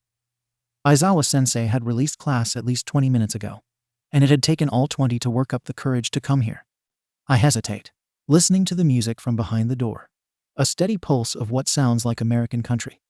You can do this. I tell myself, squaring my shoulders. I lift my hand and hesitate. I can't do this, I mumble, dropping it back down. What if it's a mistake? What if he didn't mean to? What if he really didn't? I swallow my million worries and knock. Chest tight, tentacles squirming in my stomach. He probably won't even hear. I should leave. I could leave. It's probably a mistake and… Ho? Someone's at the door? Yes. How can I? I shrink back as the blonde teacher slides the door away, grinning and posing in the doorway. He sees me and stops, his huge smile still firmly in place. Ah, Hoki-chan. Glad to see ya. Oh, and you have my invitation. Yes, come on in. I swallow and step in behind him. This was for me? I ask quietly. He scratches his face and gives me a strange look over his glasses before shaking his head. Well, yeah, he says. It's got your name on it, doesn't it? I nod, and he gestures to a stool situated near his desk. Well, I'm glad you came by. Are you going to accept? It's my only intern option. I nod. Awesome, he says, grinning. He shoots 2 fingers guns at me, and I blush, ducking my head. His grin widens, and he drops into a rolling chair by his desk, slouching as he pulls something from one of the drawers. A phone. So, I've got a few questions for Ja, he says, looking down as he swipes through some apps. Let's see. I know I have that list here. Aha. Here we go. All right. What's your favorite color? What? He laughs. Your favorite color? Come on, Hoki. These are the easy ones. I don't know, I say, looking at him oddly. Blue? Are you asking or telling? The voice hero asks, leaning forward with both hands across his knees. He gives me a silly look. Blue, I say more confidently, and he nods his head. Ah, better. Next, I'm a radio host and a hero. I run a tight schedule, you dig? So if you want to hang, you're going to have to bring your best. No flopping out halfway like in that tournament, can you? I nod. Wah? He asks, voice echoing as he leans sideways, hand around his ear. Yes, sir, I shout, shoulders scrunching. He laughs again. All right, relax, he says, using English as he leans back in the chair. I had some more, but I think they can wait. You look nervous enough, so I'll meet you at the train station on Friday for the internship. Pack for a week. Do you have any questions? I shake my head. He raises an eyebrow. No, sir. Good, all right, go ahead and get out of here. Preparing to intern with present Mike is strange. It feels a little like it does every time I leave a home. My duffel filled with everything I own, my best skirt ironed, and my hair pulled back in a bun. But my hands don't shake, and that pervasive feeling of failing isn't there. I hand Yui-san the key as I leave. Yui-san, I start, bowing. She gives me an annoyed glower. Yeah, get out of here and mind your manners. I don't want any more calls, you hear me? I nod, furiously, and she rolls her eyes, gesturing for the door. I walk to the train station listed on the paper silently. Nervously. Sensei meets me there with a grin. He's easy to spot in his black leather and blonde hair greased up. He's dancing in the crowd to a song only he can hear, headphones covering both ears. He's even collected a little gathering of children and adults watching and recording him. I can't help but giggle at his moonwalk. I wait for the crowd to disperse before tapping his shoulder. Hello there, female, listen. He stops when he recognizes me, and his face wrinkles into a silly, curious look. He leans forward, one finger thrust out towards my nose. Ah, Hoki-chan, where's all your stuff? This is supposed to be a week, not a night. I blink, staring cross-eyed at the finger. This is all I have. He trips and falls, face-planting on the floor. I lean forward, worried, but he recovers quickly and stands, taking up a curious pose. He scratches his chin and looks up towards the ceiling, the other hand on his hip. We'll have to look at it when we get to the house. I didn't take into account shopping, but I'm sure we can squeeze it in. But Shouta mentioned I shouldn't give you coffee, so maybe not tomorrow. I watch as he talks himself through several ideas, the hand on his hip moving to pull out a cell phone. He wrinkles his nose, swiping through several apps, making faces.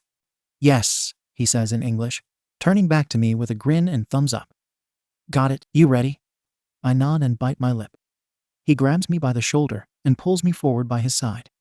He's stronger than I realized. I'm stuck unnaturally to his hip as he starts walking.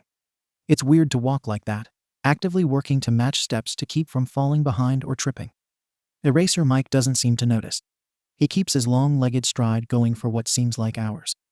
We cross at least 6 different blocks at that pace until he finally lets go. I fall, hands on my knees, breathing heavily. We're standing in front of a tall apartment I've never seen. Well, we'll have to work on your stamina, the blonde hero says, raising an eyebrow. Then he smiles and holds open the front gate, letting me in. He leads me through the lobby at a slower pace and whistles, waving at a few smiling faces. They laugh and wave back, a few giving me curious stares. I blush. Come on, the blonde man says in English, waving me towards an open elevator. We go up to the 3rd floor, and he spends the entire ride tapping his foot and bobbing his head. Then down to a plain white door decorated with a silver knocker. We're here. I stare wide-eyed as he opens the door. It's nice. And full. He puts a hand on my back and pushes me in, offering me slippers as he takes off his own. But I can't focus.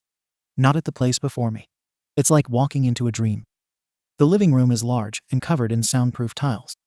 The walls, the ceiling, I imagine there are some even under the floors. And records.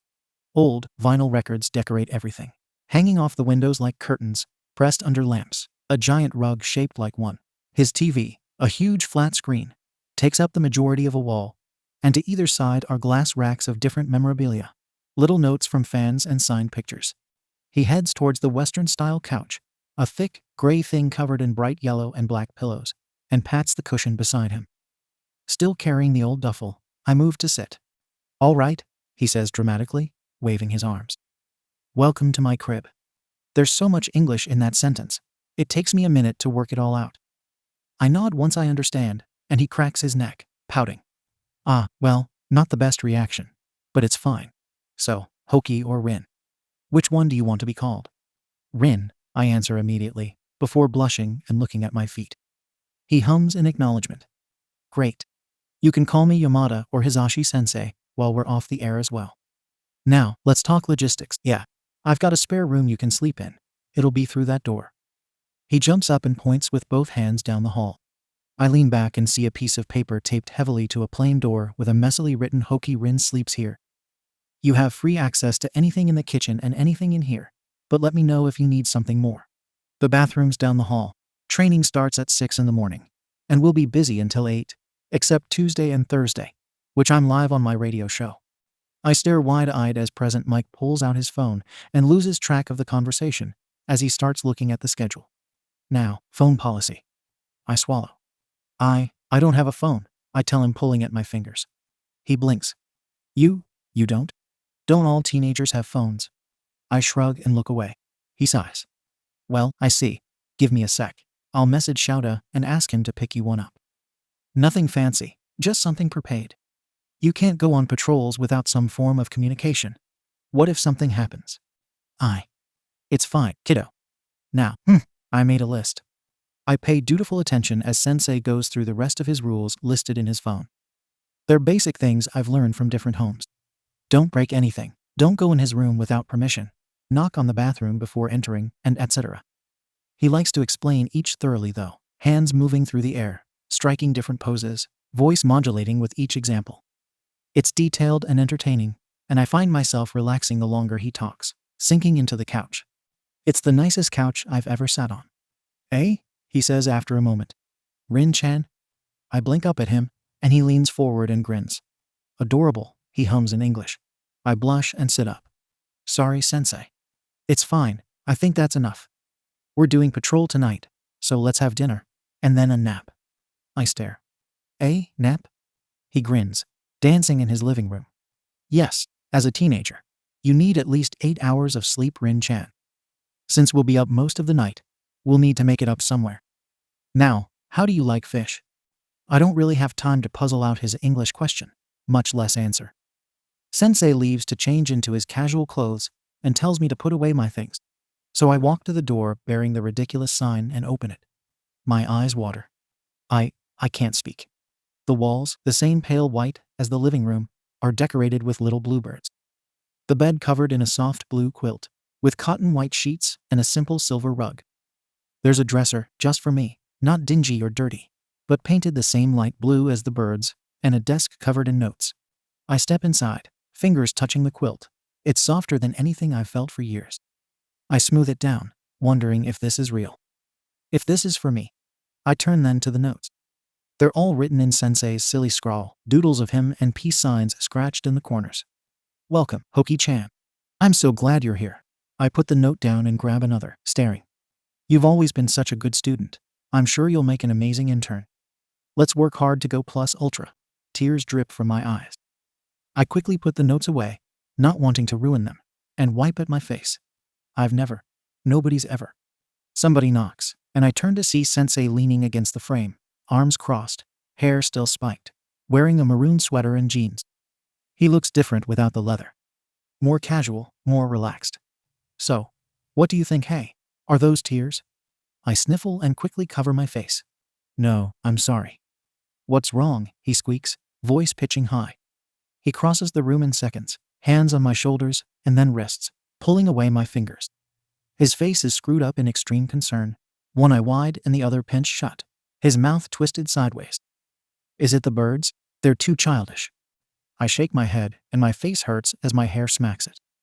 My sinuses throb and my eyes ache. My face still painful from the bruises hidden beneath the makeup. And no, Sensei. No, it's so nice. He stops prying at my fingers, his body moving away. He blinks. Then, face pinking, he leans forward until his whole face takes up my vision, and all I can see is his pink cheeks and goofy grin. You like it? Is it really for me? I ask, still trying to wipe away the tears. He laughs and pulls me into a hug, squashing me against his chest.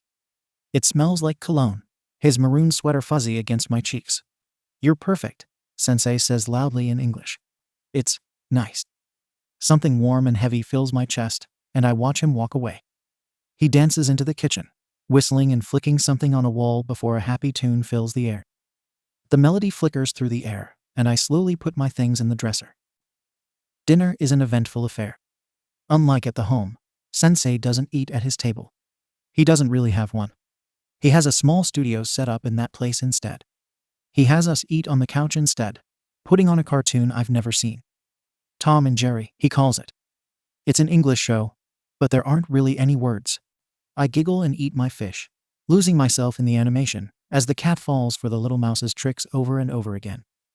Sensei sits beside me and grins, throwing me a peace sign whenever I remember to look his way.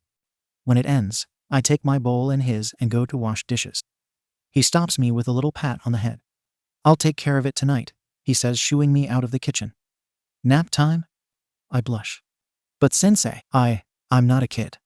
He shakes his head, and then his finger. Sorry Rin-chan, it's on the schedule. He thrusts out his phone, and I blink at all the color-coded items. None of them have words either, everything labeled with different emojis. I look away when I see the blue block labeled with a girl emoji next to a sleeping head. Beside it in yellow is a microphone, coffee, and stack of papers. Now, off to bed. I go to my room, he really did all this for me. Without further question, and sink into the mattress. The sheets are soft and cool, the quilt warm and comforting. I light my flashlight, just below the covers, casting a warm glow. I'm asleep before I even realize it. After Sensei wakes me, and has me shower and change, I realize what I forgot. Makeup. I stare at the yellow skin, the purple bruise still visible around my eye, and the side of my lip. The lip isn't so bad, I can cover it with my face mask, but my eye. Are you ready? Sensei calls from the kitchen, his voice echoing easily through the bathroom door. He's so energetic. I don't know what to do. I pull the strands forward, but it's not enough to hide the colorful swatches of skin. I don't want any more calls. You hear me? Yes, Sensei, I say, fiddling with the hair again. But I'm out of time. I exit the room slowly, dragging my feet. Oh, what's with the long face? I shrug and thrust my hands into the gray vest, looking anywhere else. He's dressed in his leather again, his hair straightened back up into the massive style. He strides forward in big, energetic steps, and leans down, fingers swirling in little circles as he's back in my space. I blink as his grin falters and fades. Rin-chan, what is this? I don't really know what to say. He pokes my face when I take too long and watches when I wince. I got in a fight, I admit, at last, shoulders sagging. He hums and scratches his chin, backing away. You mean you lost a fight? He says, tilting my head. I shrink a little at the raised eyebrow. Is this why you've been wearing all that makeup? He pretends to powder his face, and I cringe. Yes, Sensei. He sighs, dramatically leaning forward with both hands on either of my shoulders. He drags me forward until we're eye to eye and our foreheads touch. It's a weird feeling. No one's ever been that close to my face. I feel my skin heat in embarrassment. Hey now, you shouldn't keep things like this to yourself. If you're hurt, Recovery Girl would have healed you days ago. But it looks like it'll clear up soon. Still, Shouda's going to have a fit. You get this at the home. He hums when I mumble off, letting me go. I immediately put a good foot of space between us. He shakes his head in amusement. Well, no time to figure it out now. We've got patrols tonight. Let's go.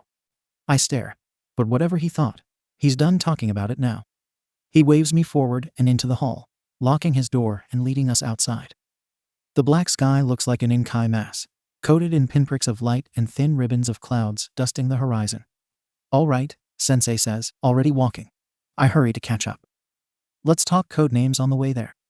While we're in the field, we'll need to use our hero names, even on a patrol. So I'm Present Mike until we get back. I nod. You really want to be called Nightmare? He asks, raising an eyebrow in my direction. I frown, looking away. No. But I feel like that's what I am. He seems to understand the emotions I can't quite untangle, and he grabs me in a side hug, squishing me against his hip. He's so much touchier than any other person I've ever met. Hugs and little notes and grins. It's fine. You can decide whenever. Sweet pea. I choke. WW what? He lets me go and wags a finger in my face, eyebrows waggling. Ha, come up with your own name if you don't like it. He teases before resuming our walk. He uses his speed from this morning, long legs taking strong strides until I'm half jogging to keep up. He moves us to the industrial part of town, through dark alleys and deteriorated underpasses until we arrive at a rather shabby-looking warehouse. Sensei? He gives a little wink and pulls out a key. Got to pick up a few things before we do our rounds, he says, smiling. He jiggles the lock and opens the door. It's a training gym. Industrial lights swing overhead, cement floors throughout, and two figures on the other side run drills. I stiffen noticing the purple-haired boy from the sports festival and Aizawa-sensei. My stomach drops. Yu, Eraserhead, what's up? Present Mike, Aizawa-sensei greets, turning to us. Hokey. He leaves Purple doing push-ups on the floor and walks towards us. I stare at my feet and pull my hair forward, combing it over my face, certain he'll see the bruises and freak. Present Mike notices and sighs, dragging me over by my shoulder till I'm hugged to his side. Aizawa-sensei frowns, eyes narrowed. Hi, I mumble. Hisashi. I know, the blonde interrupts. Those aren't new. I know, Present Mike says again, his voice rising and a smile blooming across his face. Aizawa-sensei scowls and shrugs.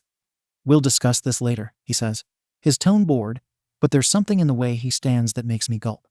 Yeah, the blonde says, pointing a finger gun with his free hand at Eraserhead's chest. Present Mike's other arm stays firmly against my shoulders.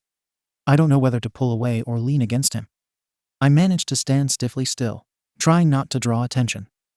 You guys coming on patrol? No, the dark-haired man says. He turns to me with lazy eyes, reaching into his pocket to draw out something. He hands me a phone. Here. Thank you, I whisper. I've added both of our numbers. They're for emergencies only. It's already charged. I nod. Present Mike smiles and lets me go to wave at the purple-haired boy, now picking himself up off the floor. Shinsu, Yamada-sensei says. I try not to flinch, but I'm sure they see it. Purple scowls, crossing his arms, staring off to the side. I stare at my feet, picking at my fingers. I hope you're working hard. The other boy grunts. I bite my lip. Present Mike offers a giant thumbs up. All right, he says in English, doing a little dance. Are you ready? There've been 2 robberies this week, Aizawa-sensei warns crossly before walking back towards the other boy. Be careful. What follows feels more like an obstacle course than what I imagined patrolling to be. Present Mike leads me outside and takes off at what feels like full speed. He climbs a ladder onto the roof and waits long enough for me to clamber over the side before racing towards the next roof. We traverse most of the city like that, jumping across rooftops, scouting back alleys, and, at times, sitting silently in the shadows. Those are the worst. When Sensei's green eyes scour the streets from a vantage point, his body pulled taut, his smile more a smirk. In those moments, he looks less like a funny, kind English teacher and more like a hero. Daddy's jaw breaking. Ryu and Sora's screams. Pay attention the shadows, he says quietly, his voice low and rumbling as he points towards the darkest parts of the night. I swallow and squat next to him, doing as he says. In one, something moves, and I flinch. A cat scrambles from the darkness, shooting out across the empty street. See how everything moves? That's normal. You can't be scared of all the movements in the dark, or you'll hurt yourself in your fear. Sensei squeezes my neck, and I flinch backward at the sudden feeling. He lets go in an instant, and I shrug my shoulders, rolling my head at the sudden sensation. He rises beside me, lips still caught in that smirk. Like that, he says, moonlight spilling across his leather, his blonde hair, and the sunglasses still perched across his nose. You're too stiff. You get too worked up and tense, and you'll explode. He gives me an enormous smile. Try to keep up, sweet pea. He takes off again. We spend what feels like all night alternating between rooftops, alleyways, and shadows. We go until my legs feel like lead, my body shakes with exhaustion, and my eyes struggle to stay open. The moon settles somewhere in the distance, and Yamada-sensei's smile from beneath. It is amused. It's been a while since I've done a night patrol, he says, pulling out his phone and stopping the silent timer. I slump on the wall when I notice the time. 1:55 am. He flips through the apps, and I close my eyes. Not bad for the first night. Let's. I lose focus and long, skinny fingers shake me awake. Let's go. Yeah. I nod, and with exhaustion running through my bones, follow him home. Sensei wakes me, as promised, before 6 am. I don't actually recognize him when he wakes me. His hair, normally spiked in a gravity-defying style, is limp and damp, curled in a bun on the top of his head. He peers over reading glasses, green eyes bright, as I stumble out of bed only to fall asleep on his couch. He wakes me with a plate and head pat. Like dinner last night, we eat on the couch. Unlike last night, he turns on the news. The amusement and joy on Sensei's face darkens and disappears at the news. They show shots of a mysterious shadow and talk about the hero killer. Sensei, I ask, worried at his sudden turn in mood. Ah, he says, his lips quirking. Sorry, Rin-chan. I'm just a little worried. One of your peers, Ida-kun, is in Hoku now with his internship. Shouta thinks he might be chasing. Well, I won't bother you with details. Ida, I ask, furrowing my eyebrows, trying to figure out which one that is. Sensei blinks and looks back at me. Ida, Tenya, he repeats, as if I should know that name. I probably should. I blush and scratch my head. His mouth opens, one eye squinting and the other going wide. He stares at me over his glasses. You're kidding. You've been classmates for months. Engine quirk? Blue hair? You fought him in the tournament. Glasses, I guess. Glasses, he deadpans. Is that what you've been calling him? In my head. I mumble, looking away. I'm not good with names. Tell me you know some of your classmates' names. Minta, I say proudly.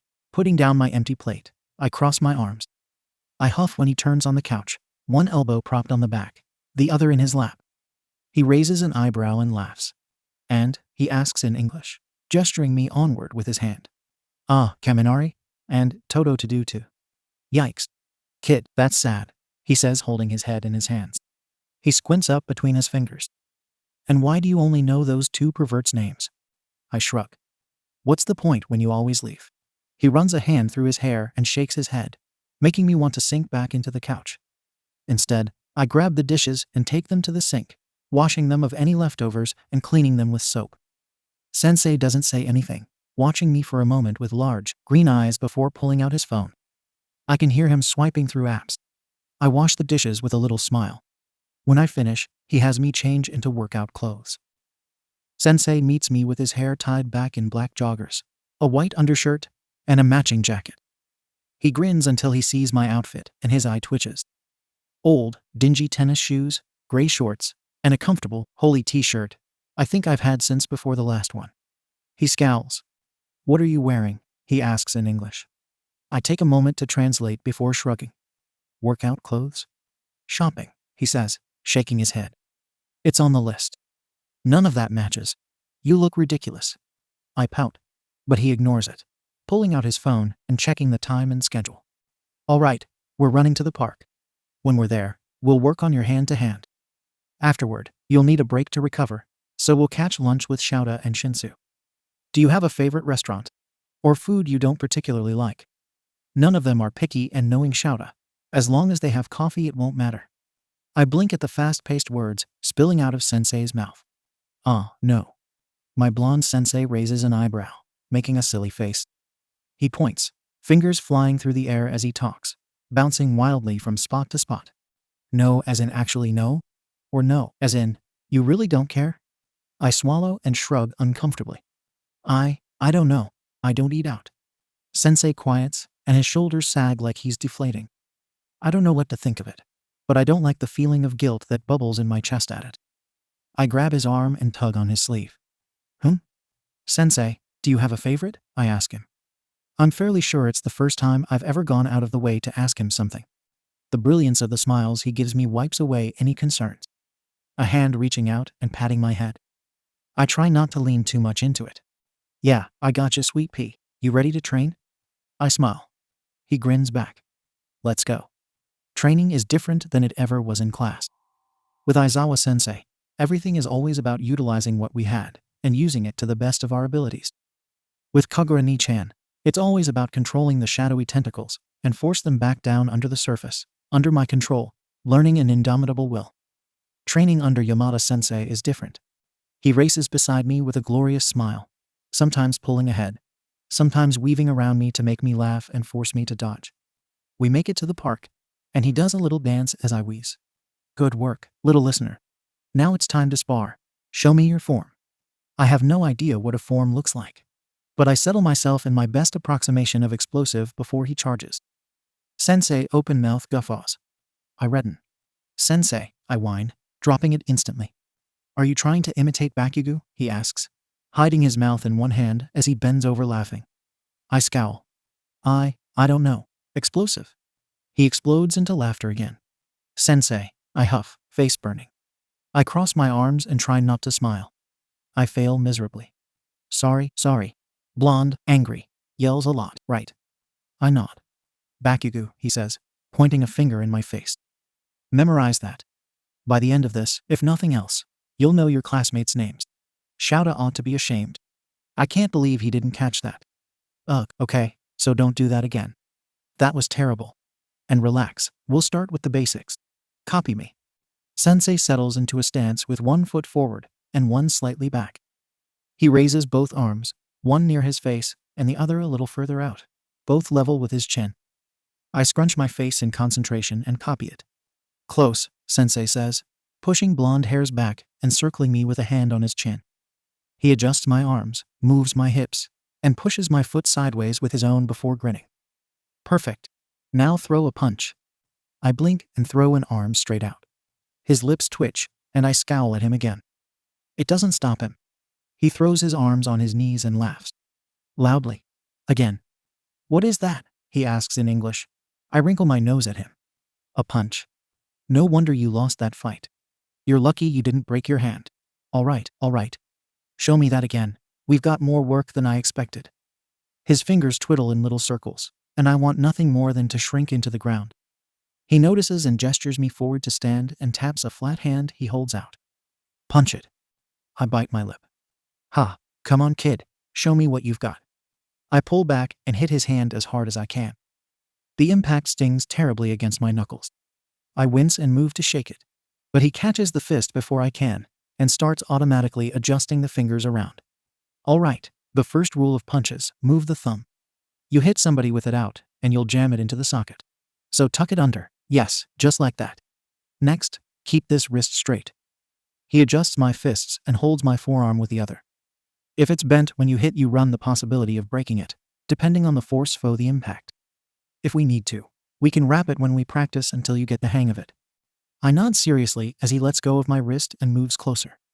He moves my forearm with one hand and puts another against my back, knocking my elbow down with his forearm. He keeps my back straight as he pulls the arm until my fist is pressed level with my chin. Feel this? This is the furthest back you should go. There are several types of punches. What you're going to be working on are jabs. He lets go and steps away, ducking so we're at the same level. He puts his own fist in the same position.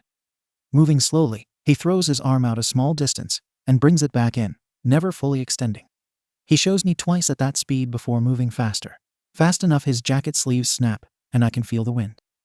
That's what I want from you. They aren't power punches, but they're quick and help you get in some good shots.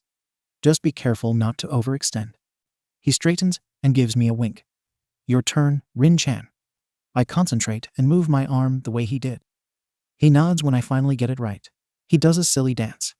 Awesome. Now let's practice. I'll put up my hands. You practice hitting. Start in the form. He has to fix my form, and then my wrist twice more when I start throwing crooked punches. We work for longer than I have in any other training session. He has me standing still at first, and then following him with the jabs, ducking from swatting hands, and then teaching me to follow through when I see openings. I feel beyond exhausted when his alarm finally goes off. The sun high in the sky above us, arms shaking and sore in exhaustion. He grins and tosses me a water-shooting invisible finger guns at my chest.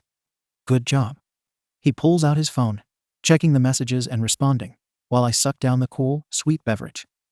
Then, as usual, he flips through his apps with abandon. Hey, Rin-chan, smile. I look up in surprise when he snaps a photo.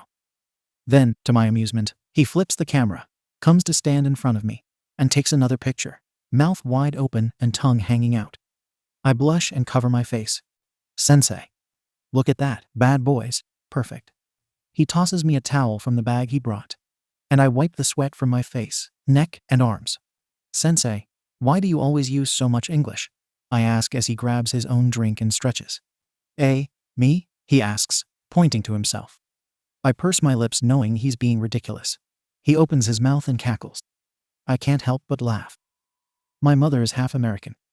We spoke it a lot growing up, and I like the phrases. I look at him curiously. So you're fluent? Of course, he says, and unlike normal, it has a different accent. He goes on to say more, speaking at a rapid pace, but it's faster than I can translate. I blush in embarrassment and look away. He pats my head almost conciliatorily with a smile. I'm fluent in several languages, he tells me, taking the towel back and stuffing it into the bag. He lifts the bag, puts it back on his back, and starts down the sidewalk. I hurry to catch up. Like what? I ask, massaging my tired arms. Is that curiosity I hear, little listener? I purse my lips and scowl at him. He pulls out the hair tie on his head and rakes long fingers through the blonde strands. He wraps it back up, expertly putting half of it in a simple bun atop his head. I speak 5. Japanese, English, JSL, that's Japanese Sign Language, Mandarin, and Portuguese. I touch my own scraggly braid and frown.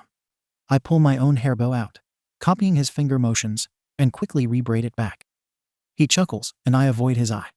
You're adorable, he says in English, one hand on my shoulder. Ugh. He leads me to a sit-down restaurant, and they seat us immediately.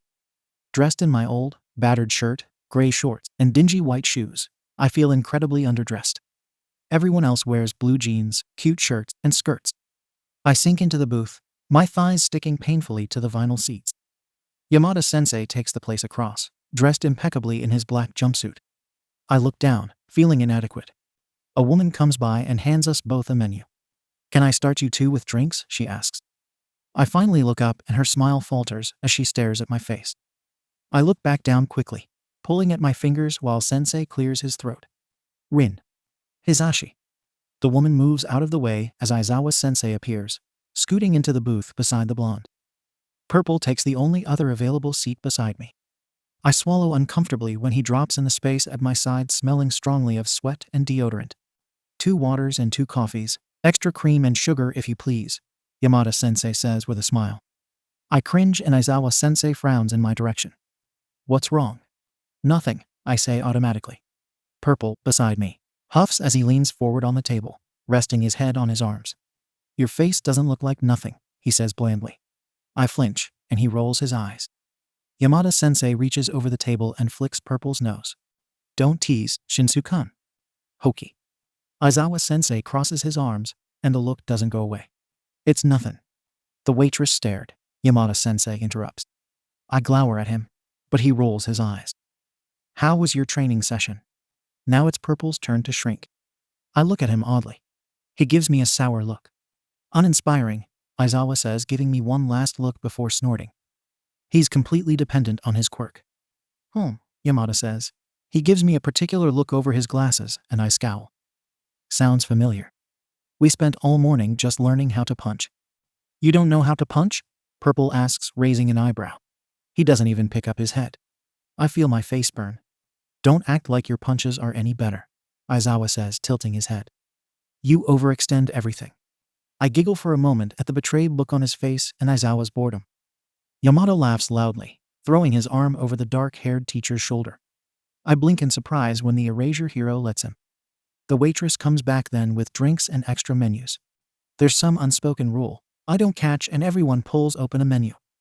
I swallow nervously and do the same, not really sure what to do. There's a list of foods on the form, and I frown nervously at the prices attached. Rin-chan, see anything you like? Yamada asks after a moment. I look up at the green-eyed blonde and swallow. Ah, sensei, I don't. What do I do? Beside me, Purple blinks, eyebrow rising. It's not hard, he says, reaching over and pointing at the words. Just pick from the list. I'm getting this. He points to a spicy curry, and I bite my lip. I don't like spicy things, I admit. Then get something else, he huffs. I look in surprise as his ears pink, and he returns to his menu. I frown. Ordering isn't nearly as hard as I thought it'd be. The woman takes the list with only a brief glance at my face. Afterward, Yamada-sensei dominates the conversation with talk about training. I listen quietly as the blonde suggests we do a joint patrol, and Aizawa seems to nod in agreement. Purple glances my way as he eats. Aizawa-sensei keeps looking between us, and Yamada-sensei starts talking about some new singer. I shrink into my noodle dish. It's honestly a relief to finish lunch. That afternoon, Present Mike wants to see my quirk. I stand against the wall in the back of the warehouse. We first met Aizawa-sensei and Purple, biting my lip as I pinch the skin on my arms. It hurts, and the black tentacles swim to the surface, bubbling out of my pores and coating my arms. They wave in the space between us, twisting and coiling and writhing like snakes. Interesting, the blonde says, scratching his chin as he pokes one of the tentacles.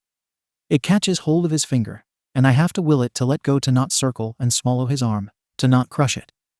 I can see why Shouta says it isn't shadow manipulation. It is a little solid for that, and a bit too twisty. I blink in surprise, and he smiles. Hey, come on kid, you know I'm a pro. You think I haven't fought a shadow quirk or 5? Ugh. So Shouta mentioned he thinks it's an emotional manifestation. What emotion would you call this? My mouth dries. He tilts his head and wiggles his finger. Happy? Sad? Angry? Mama gives me the look, lips pinched and nose crinkling in disgust. Red nails pinch, and I shiver at the silent command. The cashier cringes, stepping back, wide-eyed and afraid. Thick, purple and black tentacles stretch into the air. They crawl like worms across my skin. They curl across the counter like vapor, hanging dangerously against the man's shoulders, slipping down his spine. The smell of darkness, of wet earth and bones. I focus on the fluorescence, watching the rickety lights sway, and try not to gag. Fear, I whisper. Present Mike frowns, eyebrows drawing together. What are you afraid of? If you weren't so weak, they could get more. They wouldn't fight. Mr. and Mrs. Takamura come to school. They stare at me with shaking arms and pale faces. They whisper quietly in a room with the principal, their daughter clutched and crying to their chest. What if I do neither? Nobody's ever asked me that. I don't know, I tell him, the shadowy tentacles thrashing more violently in my grip. I grit my teeth and try not to swallow down the hurt swelling in my chest. It feels like fingers raking under my skin. It smells like darkness and death. Sensei watches with dark eyes. How big does that get? He asks. My arms shake under the pressure of holding the tentacles. They're more rambunctious today, more willful. I don't know. One tentacle slams itself into the cement floor. It forms a crack. The other one follows on the opposite side. It stops being a tentacle, taking up the form of a crab-like leg, sharp and pointed. From it sprout strange, nightmarish things. Claws, bony hands, bat wings, and eyes. The leg almost seems to melt, and I grasp my flashlight. Sensei studies the leg without apprehension, head tilting to the side, a finger tapping against his cheek. He doesn't touch it though, and he has to jerk himself back when a pair of razor teeth snap at his face. All right, let it go. I flip on the flashlight. The shadows swirl around me like a lasso of black water before sliding down my throat. I choke on them as they fill my chest. You know, that's pretty freaky up close, Sensei says, raising an eyebrow. I cough and splutter as he thumps my back. Talk about getting choked up. I laugh through my cough. He stands up and moves ahead of me. Sensei, I whine. He grins back down, one hand reaching out and settling on my head. It moves a moment later to my arm as he helps pull me to my feet. I puff out my cheeks, and he rubs his chin again in a way I'm learning means he's deep in thought. After a second, he pulls out his phone and sends a text. Sensei. He asks, flipping through his apps quickly like he always does when it's out. He hits the button on the side, and it turns off with a little sound and shakes a finger at me. All right, party time. So that was intense. Yeah, sorry kid, but we're not touching that again without Shouta. We're not? I ask, voice filling with confusion. Nope. He pops the P and nods, a large grin still in place. He holds out a finger and shakes it back and forth. 1. It's too dependent on your emotional state. And 2. I have no way to turn it off without knocking you unconscious. I'd like to avoid that, if at all possible. So, yeah, nope, not happening for a while. I stare down at my hands and bite my lip. Oh no, he says, grabbing me by the shoulder and pulling me to his side. It's warm and smells distinctly of cologne. I flush and squirm as his fingers tightening. None of that. Look, we need to work on the basics, and your quirk is no different. So what emotion is the flaming one from the sports festival? I grimace, and he lets me free.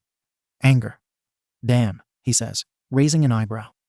Yeah, definitely not happening without Shu. But that's fine. Let's work on some grappling throws, and then get you home for your nap. I'll fix us a snack before patrols. I wilt at the mention of a nap. He wrinkles his nose and dances ahead, pulling a thick black mat from the wall and laying it on the ground. Sensei, what is this place? I ask him as he unfolds it until it takes up most of the floor space. The warehouse, he asks, bending down to shift the mat further out as one corner was bent against a wall. It's one of our training places.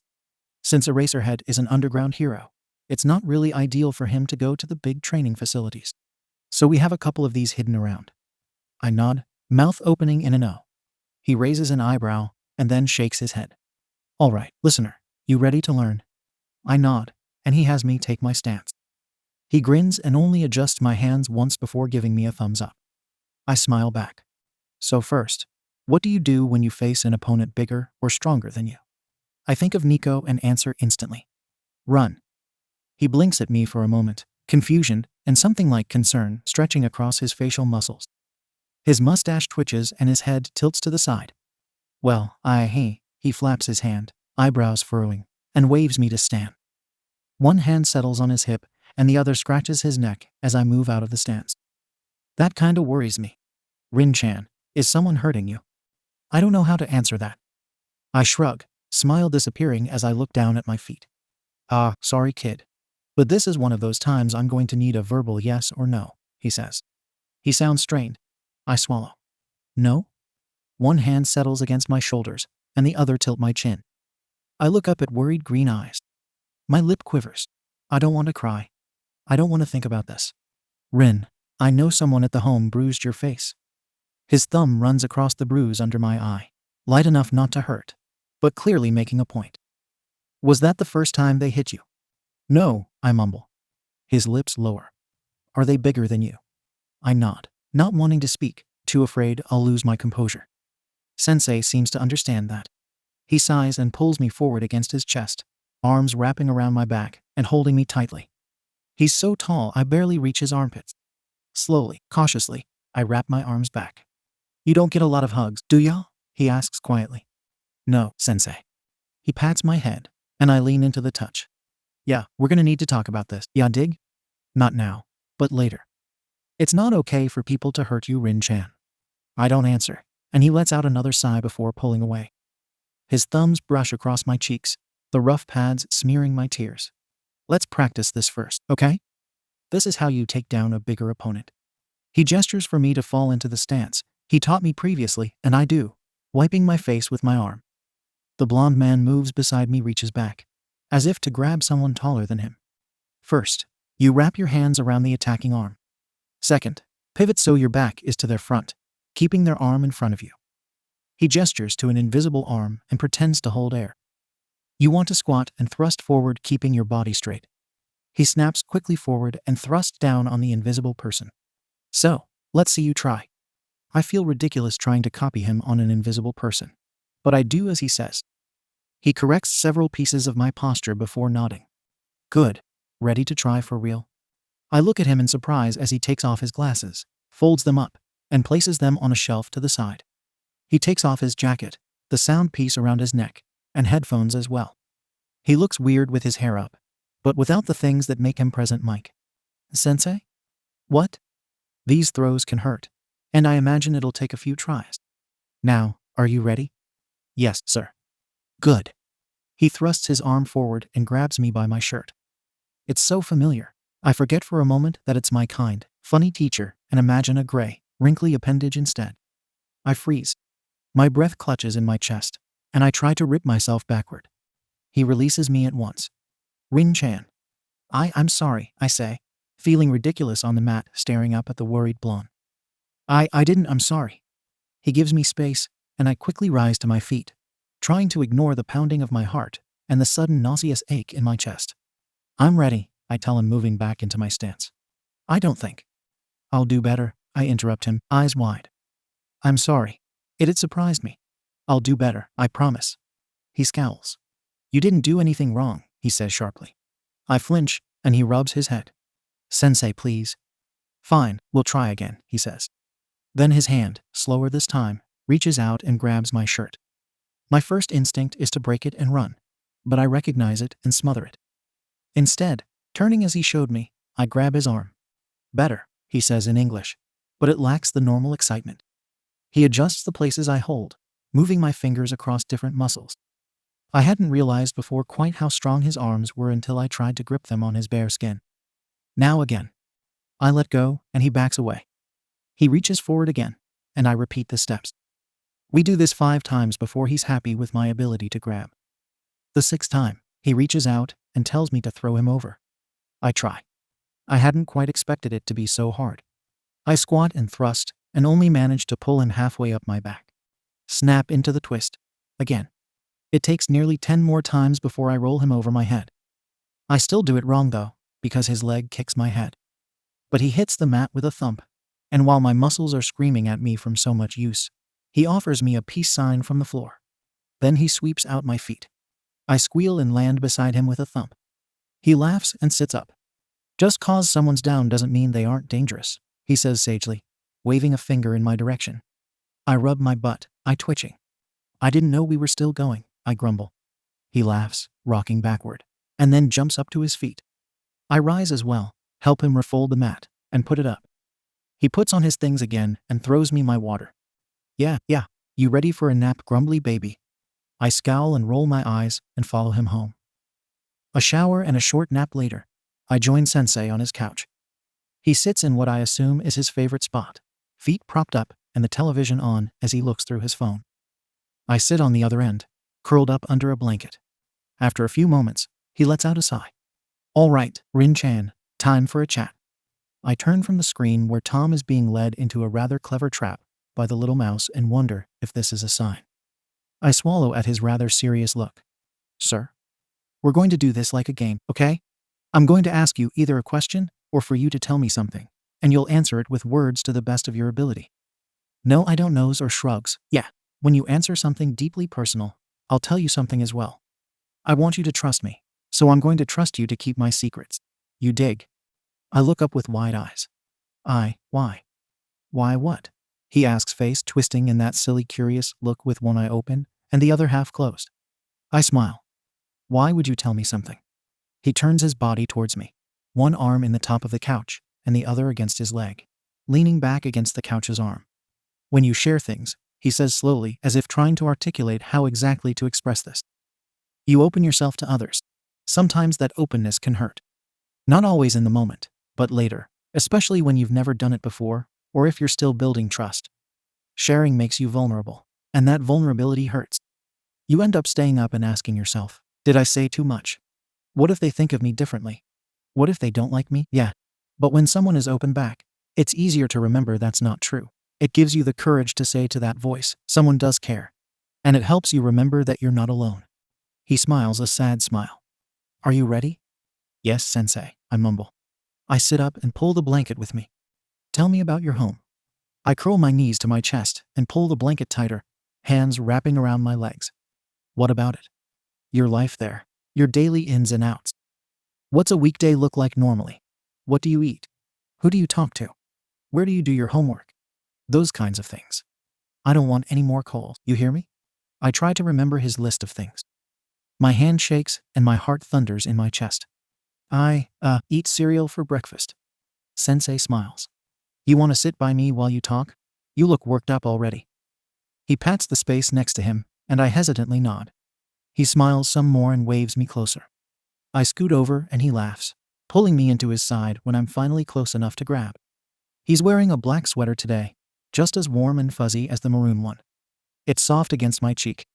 His arm falls from the back of the couch to hang loosely over my shoulder. Let's try again with a different question. Let's compare bedrooms. Do you miss yours at home? I don't even have to think about that question. No, I say resolutely. Why?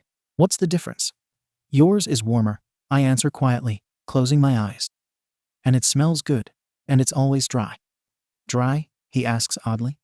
You don't pour water on me to wake up, I say. Sensei makes a noise and hugs me a little tighter. And it's blue. I like the colors. I see. Who pours water on you? And nobody anymore. I have a lock on my door. Oh, I heard your clothes were vandalized a while back. Is that when you got the lock? I shake my head before remembering his request. Use your words. No. They were on the door when I moved. I see his mouth open, and I can already hear the question. Why did you move rooms? There was a prank. They didn't mean for it to go so bad though. What was the prank? The others. They put powder in my shirt. I broke out in hives. Tears well up as I remember the painful welts that blistered and popped and oozed. I trace my scars. That sounds pretty scary, Sensei says quietly. I shudder a little, though I'm not sure why. And mean. You want to talk about it? I shake my head, and he sighs. When I was born, I had already manifested my quirk, Sensei says, patting my arm.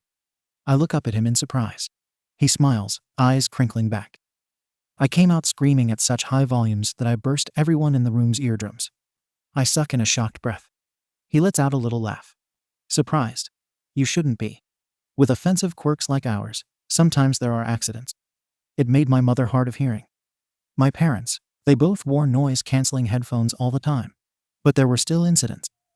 I didn't learn to fully control it until I was closer to 10. But even afterward I had slip-ups. It's the reason I know sign language. Something in my chest tightens at that. You lost control. He laughs again, this time more like his usual self. Of course. Even as an adult, I've messed up and I'm a pro. Sometimes you can't help it. Will you tell me a time you did? I swallow and think immediately back to the tournament. At the sports festival, I admit. Yeah, kinda figured. What happened? I already told Aizawa sensei, I tell him. I know, Present Mike says. But I want to hear it. Oh, I don't know how to feel about that. Why does he care? Why does he want to know? What, you want us to watch? Why is he doing this? I was going to ask Yui-san to watch the sports festival. She didn't want to though. She wouldn't even look at me. I called, but it just went to voicemail and I knew she wasn't. It made me mad. I almost. I break off, unable to say it. I look up at Sensei. His eyes are green and intense, his face serious and sad. He says nothing, waiting. I don't want to be a villain, I admit suddenly. Sensei, I didn't mean to. I'm sorry. I'm sorry. I shouldn't have. His face blurs as tears suddenly spill from my eyes. He turns, twisting to pull me more fully to him, to wrap his arms around me. I bury my face in his chest. It's so warm, his arms so strong, and it's the safest I ever remember being. He pets my hair as sobs rack my body. You're not a villain, he says into my hair. You're not bad, Rin-chan. But I hurt people, I cry, fingers digging into the sweater, fisting it beneath my fingers. All I do is hurt people. Who did you hurt? Sensei hums, his voice low and rumbling. Everyone, I say, shaking. You didn't hurt me. I think I cry on Sensei for about 10 minutes. He makes soothing sounds, rubs my back, and just mutters little comments. Comments that sometimes make me choke or cry harder. You're not evil. You're not bad. Rin-chan, it's okay. You're perfect the way you are, little listener. Absolutely perfect. The last one makes me cry the hardest. I don't know why. When I'm done, he doesn't leave. Instead, he pushes me back into the crook of his side, pulls out his phone, and starts texting. I close my eyes and doze at the clicking sound, and glance up only when he starts laughing quietly to himself. That's when the strange itch in my chest rises up. You just got snot and tears all over a pro hero. He's your English teacher. What do you think you're doing? What's wrong with you? The voice in my head sounds unnaturally like Yui-san. I swallow and try to ignore it. Feeling better? Sensei asks when he looks away from his phone. I grimace and try to sink into the couch. Don't get used to this. Yes, Sensei, I mumble. He gives a little laugh and pats my arm. Good. He groans and pulls himself to his feet. He stretches and his joints pop and creak. He throws me a peace sign. Go change into your costume, and we'll meet Shouta and Shinsu at the warehouse. We arrive at the warehouse to the same scene as before. Purple runs through different obstacles, and Aizawa-sensei watches with hands crossed. Yu, shouts Present Mike as he enters the room. Eraserhead. Present Mike, says the dark-haired man flatly with a wave. I can't but smile as I watch Yamada-sensei rush up to the other man, throw himself on top of him. Aizawa-sensei huffs and allows it, turning to me with a scowl. Hoki, stop sulking in the shadows. My blonde teacher leans back to look at me before saying something quietly in Eraserhead's ear. I feel my cheeks burn as Aizawa-sensei looks at me, his scowl deepening and his eyebrows ticking. I scuffle across the room as Purple pulls himself to stand. Sensei? He asks, sweat dripping down his face. He looks at me and I avoid his gaze, biting my lip. Go get some water, Aizawa says. Not really sure what to do. I stand a few feet away and pull at my fingers, nervously looking between my teachers and Purple. Purple scowls at me, and I blush and look away. After a moment he returns, hands in his pockets, and takes a place by the two teachers. I shuffle my feet and do the same when Yamada-sensei crooks his finger. Shinsu's not ready for roofs, Aizawa says, looking at the map, now outstretched in his arms. I could keep him on the ground, Yamada says, finger pressing on the bottom of the page as he tilts his head. Or we could try some of the closer spaced areas. Rin will need her quirk to keep up if you go through the high rises. Your call. The second, Aizawa says, folding his map. It folds into a nearly flat sheet the size of his palm, and he pushes it into one of the compartments on his belt. Then he looks towards Purple and I with a frown. Neither of you is to use your quirks, and I expect you both to keep up. Purple smirks. I shrink. Yamada-sensei pats my head, and they lead the way out into the night. Just like before, the patrol is hard. And just like before, we spend a lot of time running. However, I'm grateful that Purple struggles just as much as I do. He huffs and wheezes as we sprint across rooftops, and nearly stumbles when we take a particularly far jump. Aizawa-sensei grabs him with his capture weapon, and makes us rest then.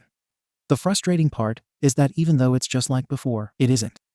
The addition of two other people sets my teeth on edge, and I nearly vibrate with nervousness every time my homeroom teacher or his pupil glance in my direction.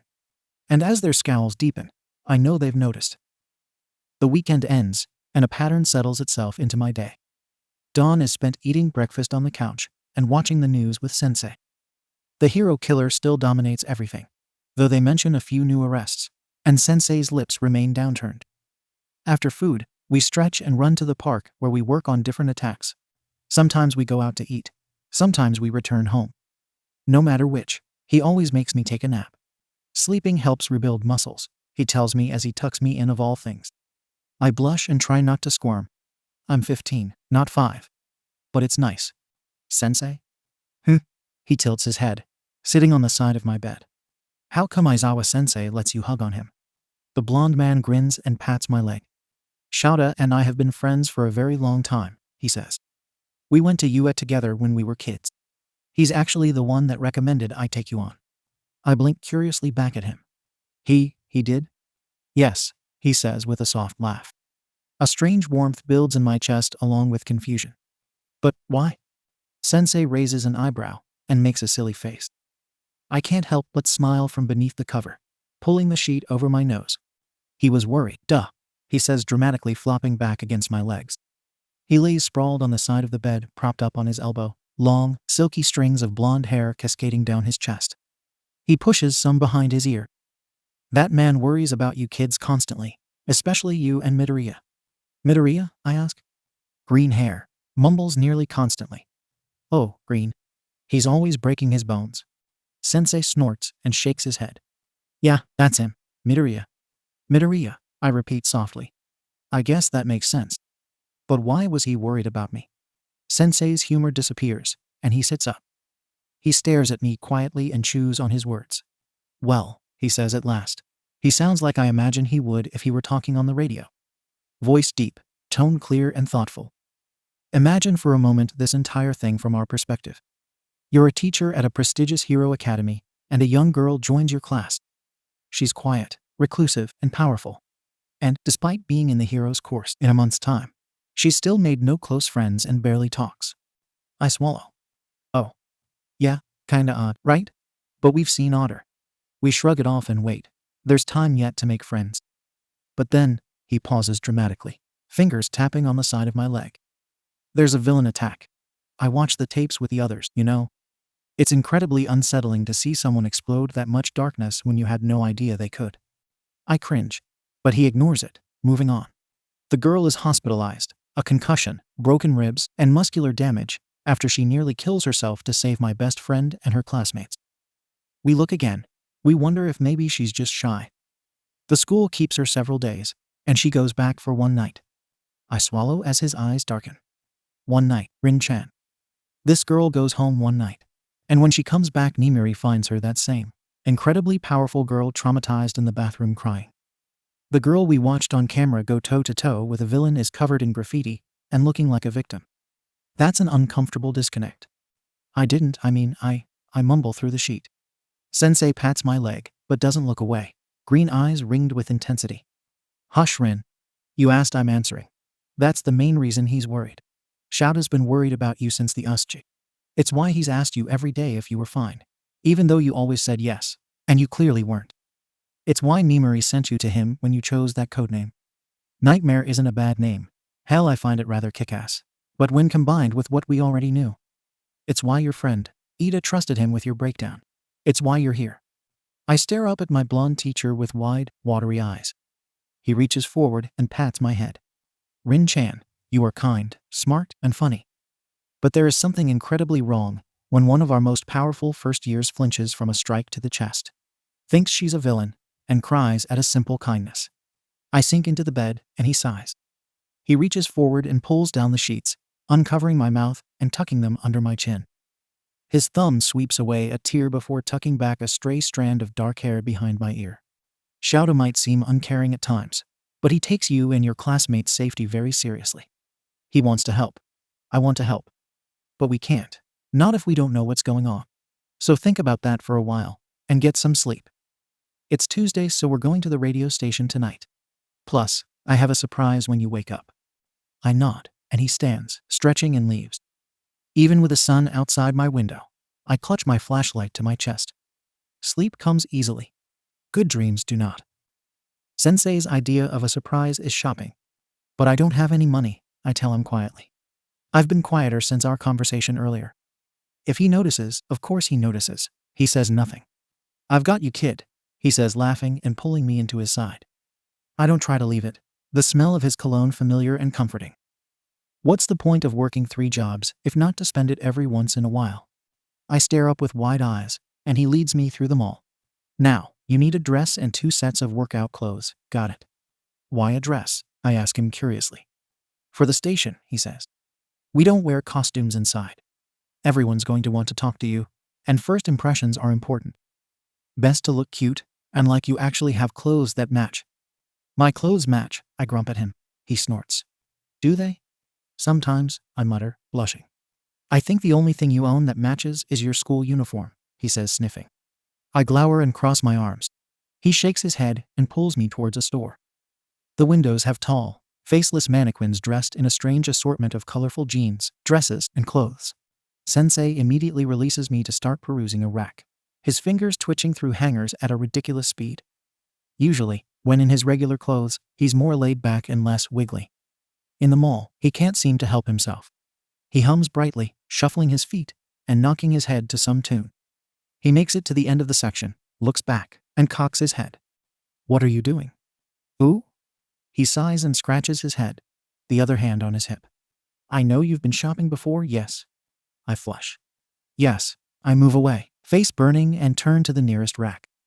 Yui-san took us shopping every 3 months at the local thrift store. I'd been shopping plenty. I'd usually just grab the first thing I found that fit. It wasn't like it really mattered. I only wore it to train, and half the time my shadows would rip it apart. I'd never been to a store this size. I have no idea what I'm doing. Rin-chan, he says once he realizes this, his voice sounding long-suffering. Just go try these on. Decide which one you like best and either yell or text me. He hands me 6 different dresses and motions me towards a room in the back. I frown at the rather large pile before doing as I'm told. I try on all 6. By the time I get to the 3rd, I recognize the reoccurring theme. They're all sundresses, they all flare out at the bottom, and they all have some hint of blue in them. I can't help but smile at the thoughtfulness. Then I look at the price tag and my stomach churns. I'm still wearing the light blue dress bedazzled with tiny silver glitter all across the bottom when I hear his voice in the waiting area. "Sensei," I say, stepping out. My eye ticks when I find him talking outrageously with an attendant and holding another ridiculous pile. He pauses, looks over, and grins, throwing out a thumbs up. "Rin-chan, that's adorable." The attendant makes a little noise and starts muttering about how cute. I blush. "Sensei, these are too expensive." He leaves the attendant and motions me to turn. I do so slowly, annoyed and frustrated that he's ignoring me. He rubs his chin as I complete the circle. "Do you like it?" he asks, raising an eyebrow. "Yes, but..." "Then that's enough," he says simply. He reaches over and sets his hand on my head. "Rin, it's okay, all right? If you can't accept it as a gift, then think of it as a uniform. You need something appropriate for the station. Now, go change, and I want you to try these on. I have every intention of trashing those workout clothes of yours." I grimace. They're not that bad." He gives me a look. And part of me warms, while another part wilts. I struggle to understand why as I return to the room to change. I just hadn't cared before. Why bother to make clothes match when you just end up tearing them apart anyway? Nobody in the last one cared what I wore, except maybe Kagura. But Kagura left. I return the clothes and trade him for his stack. He waits, still talking amicably with the saleswoman as I try on the new set. I like the darker ones. Shyly, I poke my head out the stall. "Sensei." "Yes," he asks, pausing his conversation to look my way. He throws a wink, and I step out, blushing. "Oh, that is much better." I look away as he uses English, feeling my face heat even more. He makes his way to me again and lays a hand against my shoulder. "Do you like it?" "Yes, sir." "Did you pick out a second?" "Yes, sir," I say, pulling at my fingers. Are you sure?" "Yes," he sighs, leaning forward and tipping his head against my own. His blonde hair runs in silky strings around him. "Trust me, will ya?" "I wouldn't offer if I didn't want to." I smile, hesitantly. "Oh, okay." He pats my head again. "All right, go change. We can grab dinner before the station."